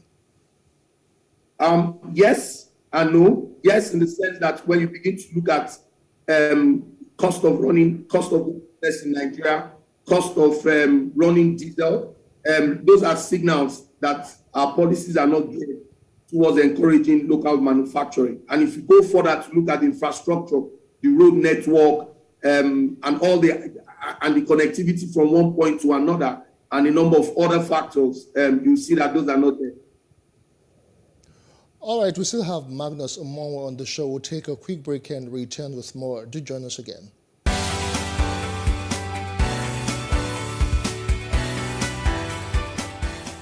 Welcome back. It's still Business Insight and Plus TV Africa, and we still have Magnus Omonwo with us, and we are looking at the NAC, the 15% for vehicles that has been imposed. But right now, let's just take it one step further and just do a bit of a critique of the Finance Act and how it has actually helped in revenue generation for the country. Thank you so much, Omonwo, for standing by. Yeah, thank you.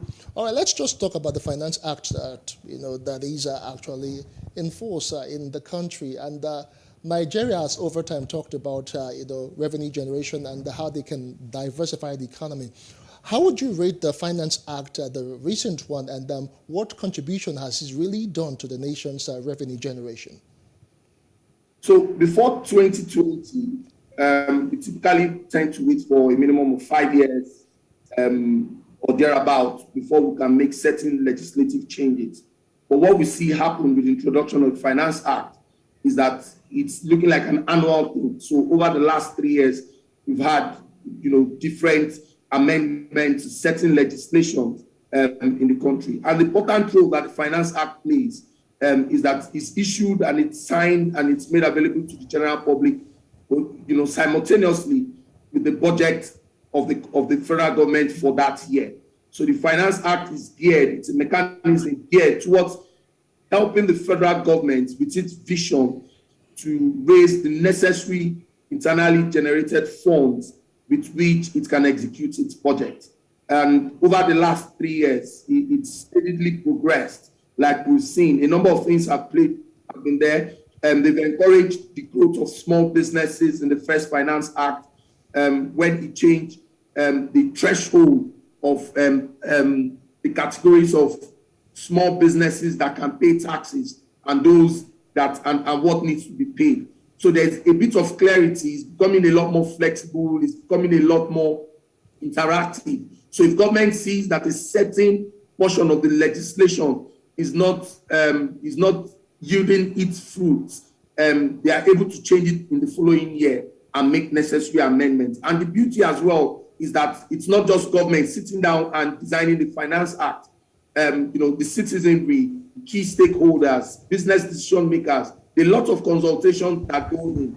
So it's citizens like you and I who are pulled together into a group that sit down, discuss, deliberate. There are discussions in various sectors and geopolitical zones of the country to agree as to what makes or what should be in the next Finance Act. So it's a welcome development, but we're yet to begin to see a lot more of this play, especially in the engine room, which is the small and medium businesses. We would like to see a lot more traction with government trying to ensure that those who they require to pay tax or pay certain levies, and when they do have certain features or certain infrastructure to keep running their businesses.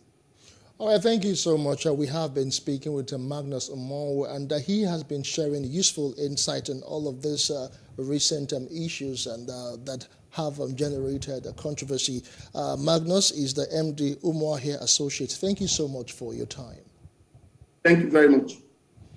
All right, it is still Business Insight on Plus TV Africa. We'll now leave you with useful tips on how to write an informal proposal. Well, that's the size of the show for this week. I am Justin Akadonye. Many thanks for watching.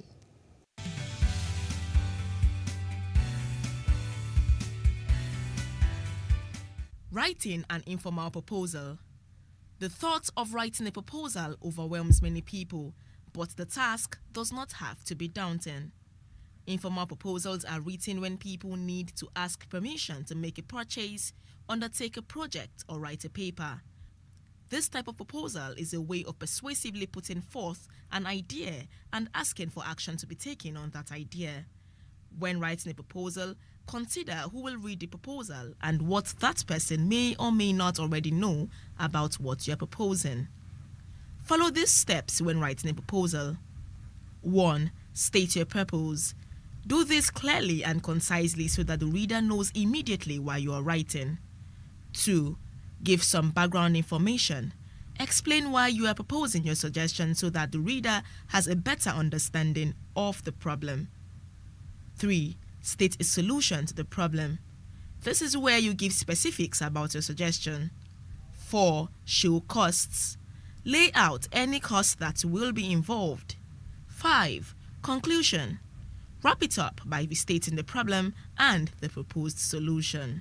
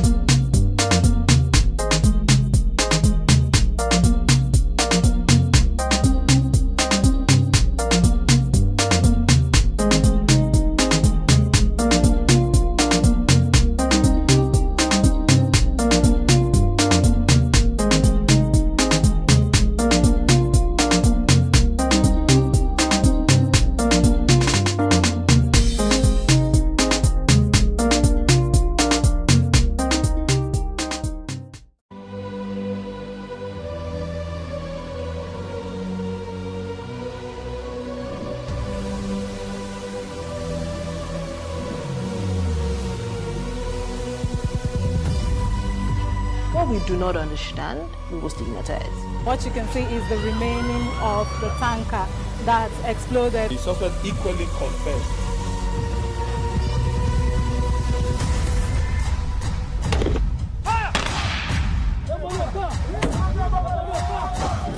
A 500 naira they collect am. If you no talk, then go beat you. Now 2,500 they pay.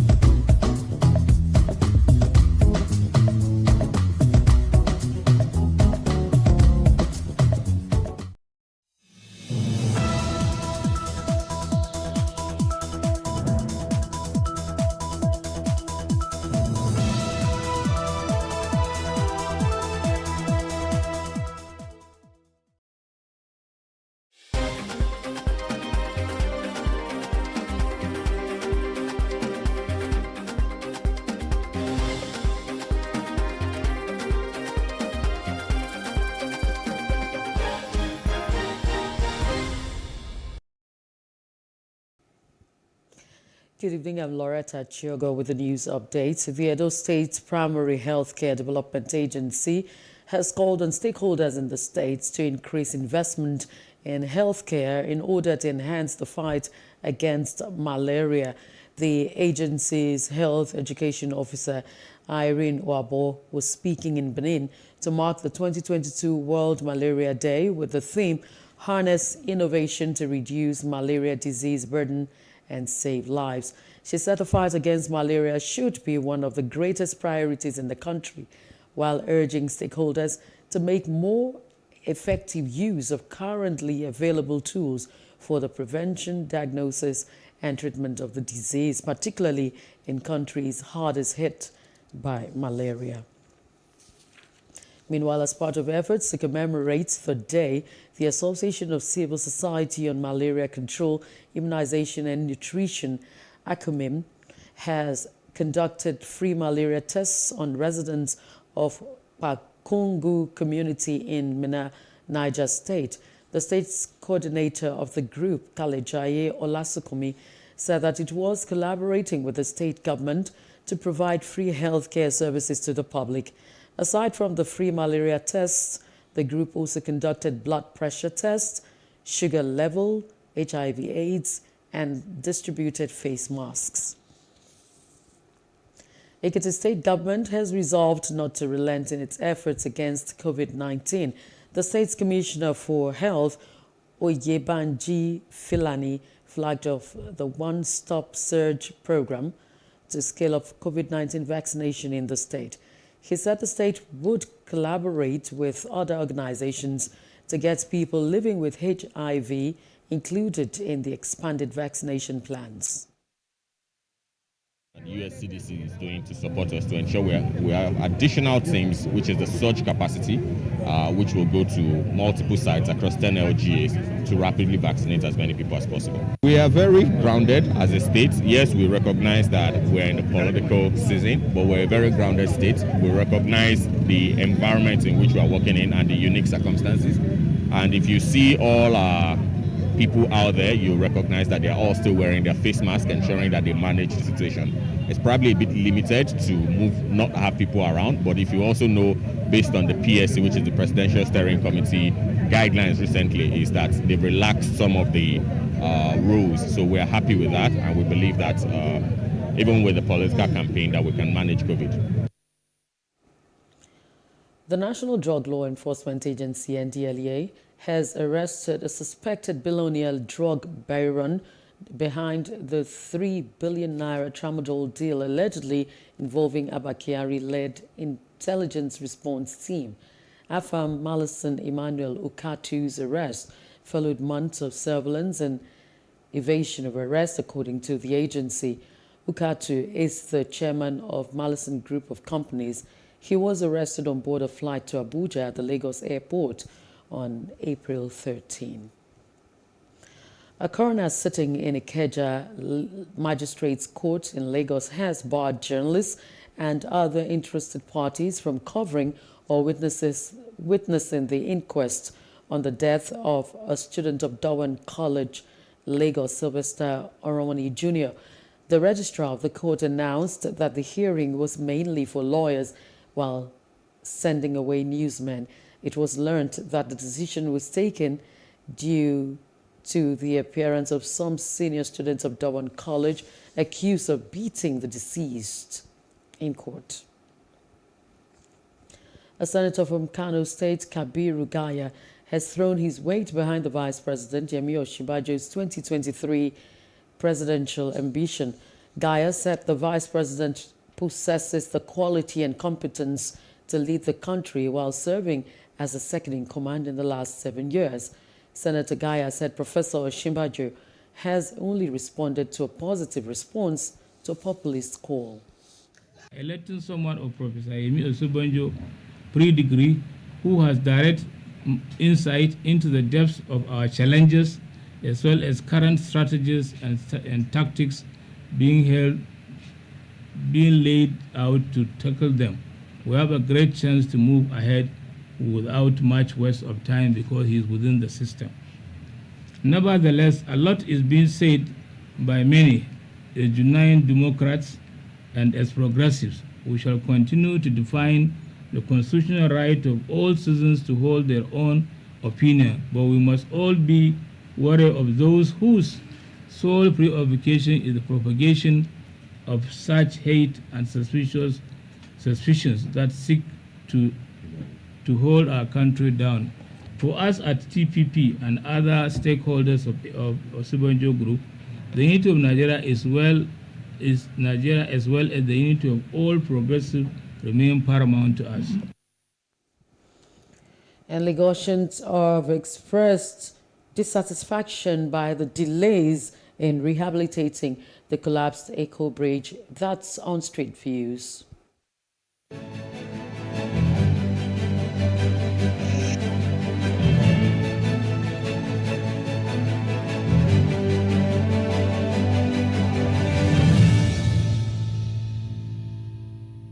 We have a government in this country. You have leaders. They don't care for us. They don't care for us. They're just doing anything. The bridge affects us so much. Let the government open the bridge. They should fix it now so that we won't have this stress when driving. We are praying that Sanwo-Olu should please do it for us. As you can see, it's affecting everybody. So I should come visit everywhere in abroad now. 2 hours they've done it. So Nigeria government should move fast. It's affecting us every day. Like what we are passing through here every day. Sometimes we spend more than 1 hour before we can go through the traffic. It's affecting us. We are begging government to just help us fix it. Fix it quick now. Now the bridge all of us they use. If you know bridge, no us. Make it feed us, make all of us seafood to feed for our family. We spend 2-3 hours. Like on Monday, we spend 5 hours. 5 hours on hold up. It is stopped every day. Not only one, it stops every day. It's very, very critical. It's stopping every day. Please let them know, let them help out know what they will do there. I beg.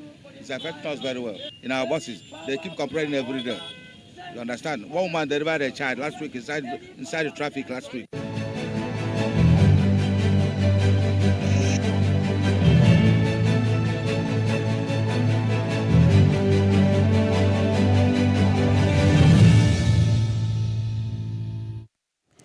In other parts of Africa, the Ministry of Emergency Management in Rwanda has said that at least 11 people have been confirmed dead and property destroyed after heavy rains pounded different parts of the country.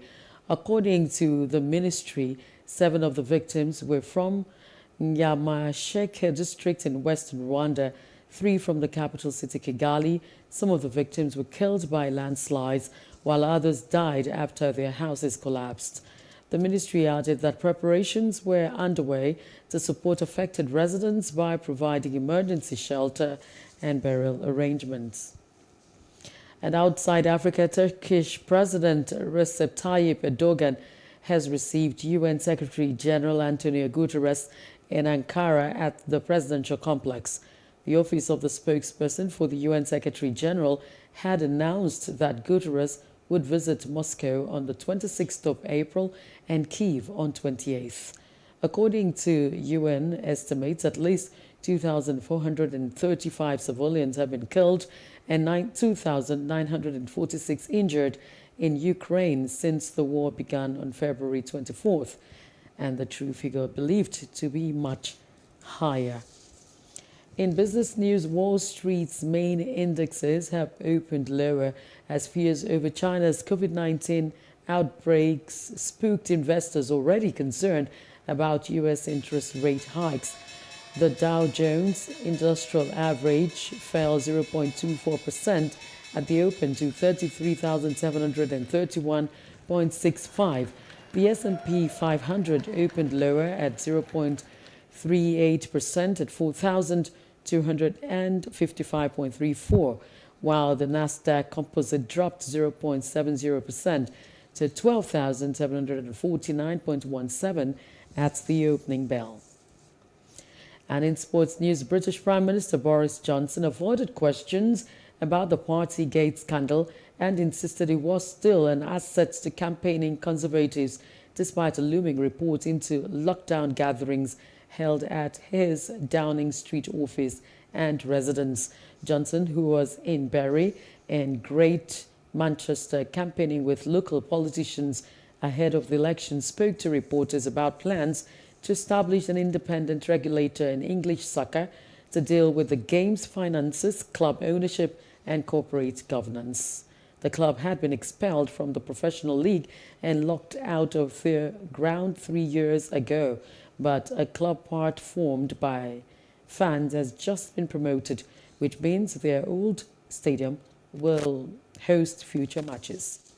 Well, I tell you what, Nick, there's absolutely no circumstance in which I'm going to comment on that before the thing is complete. And what we're doing here is looking at the incredible efforts of the fans of Bury Football Club to get their club going again. It's a real privilege to be here. I congratulate the local MP, James Daly, on the work that he has put into it. I congratulate everybody involved, the vision of the fans, the people who've got together to get this stadium back up and running again. But it's part of what we want to do is to help fans across the country with the independent review that we've got going on under Tracy Crouch, so that we have a regulator, and first time in decades and decades, an independent regulator of football who will help fans to stick up for their interests and stick up for the interests of historic clubs, not just like Bury, but others across the country. And I'm proud of the role that the government was able to play in this. We played a small role. We used the community ownership funds, but this has really been led by the fans, and I congratulate them. Carlos Alcaraz eased past 8th seed and fellow Spaniard Pablo Carreno Busta 6-3, 6-2 to win the Barcelona Open on Sunday, with rain causing the semi-finals to also be played. The 18-year-old earlier saved 2 match points and needed 3 hours, 40 minutes to beat Australian Alex de Minaur.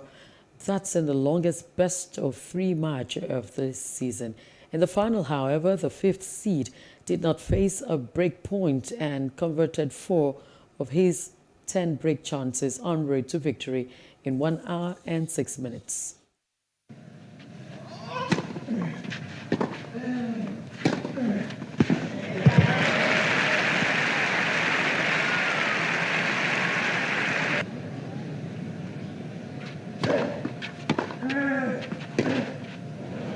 Joc set partit encara.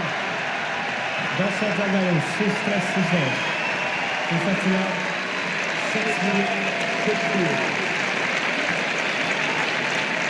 6-2. It means a lot. I mean, I've watched this tournament since I was a kid. I mean, I always wished to play in this tournament and, of course, be able to win this tournament. So I'm really, really happy to be part of the Spanish history list.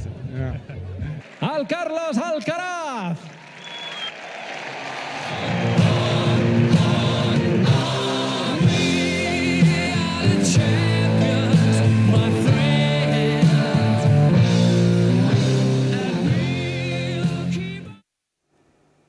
Victory is sweet, and that's the news update. For more stories, please follow us on Facebook, Twitter, and Instagram, and do subscribe to our YouTube channel at PlusTvAfrica and PlusTvAfrica Lifestyle. I am Loretta Chiogo. Many thanks for watching.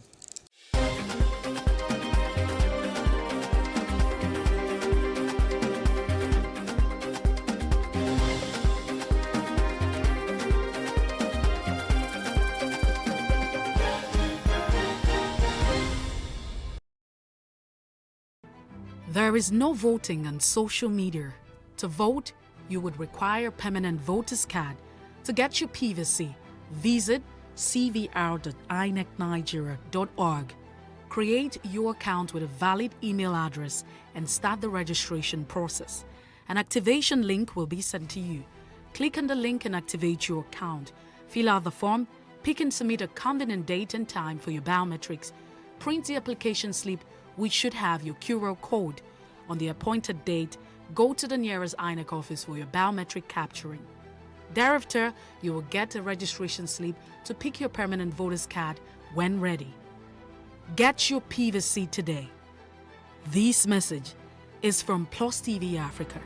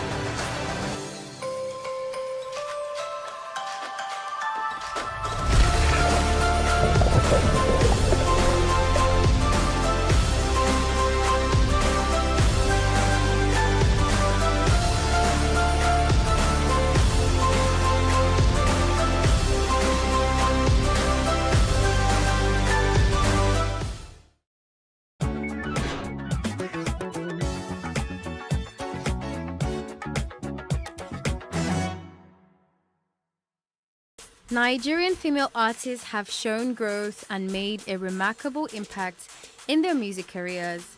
The process of thriving, staying relevant, and consistent with music hits in the Nigerian industry that is so competitive is not as easy as these female artists make them seem. The following artists, in no particular order, have worked hard for their career success, which in turn has then made them top favorites. First off on the list is Tiwa Savage. Tiwa Savage, also known as Mommy Jam Jam, was already a major success by the time her debut Once Upon a Time arrived in 2013. She continued releasing hits throughout the following decade and expanded her global reach, performing at international festivals and venues and appearing on the 2019 soundtrack The Lion King: The Gift. With releases like her 2020 Cecilia and of course the latest 2021 Water and Gary EP, her sound grew to incorporate vintage Afrobeat influences, while her lyrics have become more socially conscious and female empowering. I mean, people can't seem to get enough of her most recent 2021 music hits featuring iconic American female artist Brandy, titled Somebody's Son. Somebody's son, go find me one day. I don't dare wait, don't stay too far away. One day, somebody's son, go love me one day.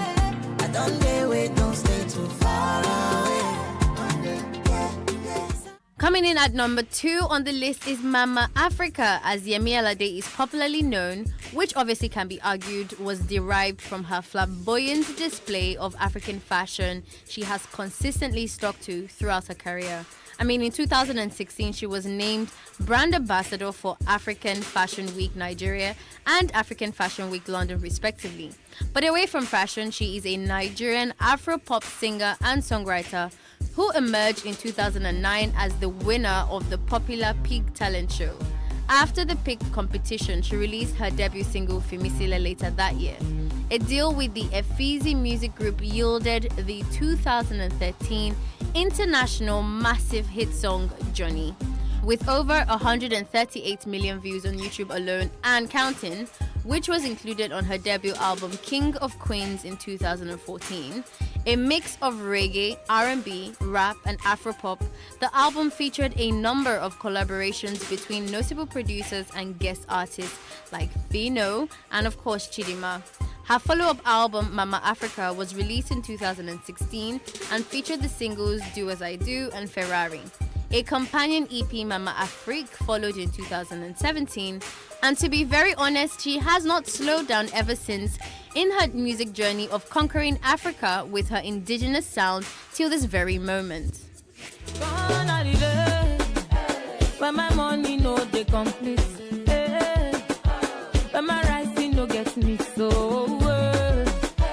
when my life no they jolly, but now. Number 3 is Tenny. Nigerian singer and songwriter Tenny is known for uplifting, stylistically eclectic songs that stand apart from her Afropop contemporaries. She first came into prominence in 2018 when a series of songs, including Case, found a streaming audience numbering in the millions. Her debut EP, Billionaire, followed in 2019. She signed with Magic Finger Records to release her first song, Amen, in 2016. Moving to Dr. Dollar's Entertainment in the following year, her second track, Virgin, found a broader audience, and the year 2018 brought mainstream hits like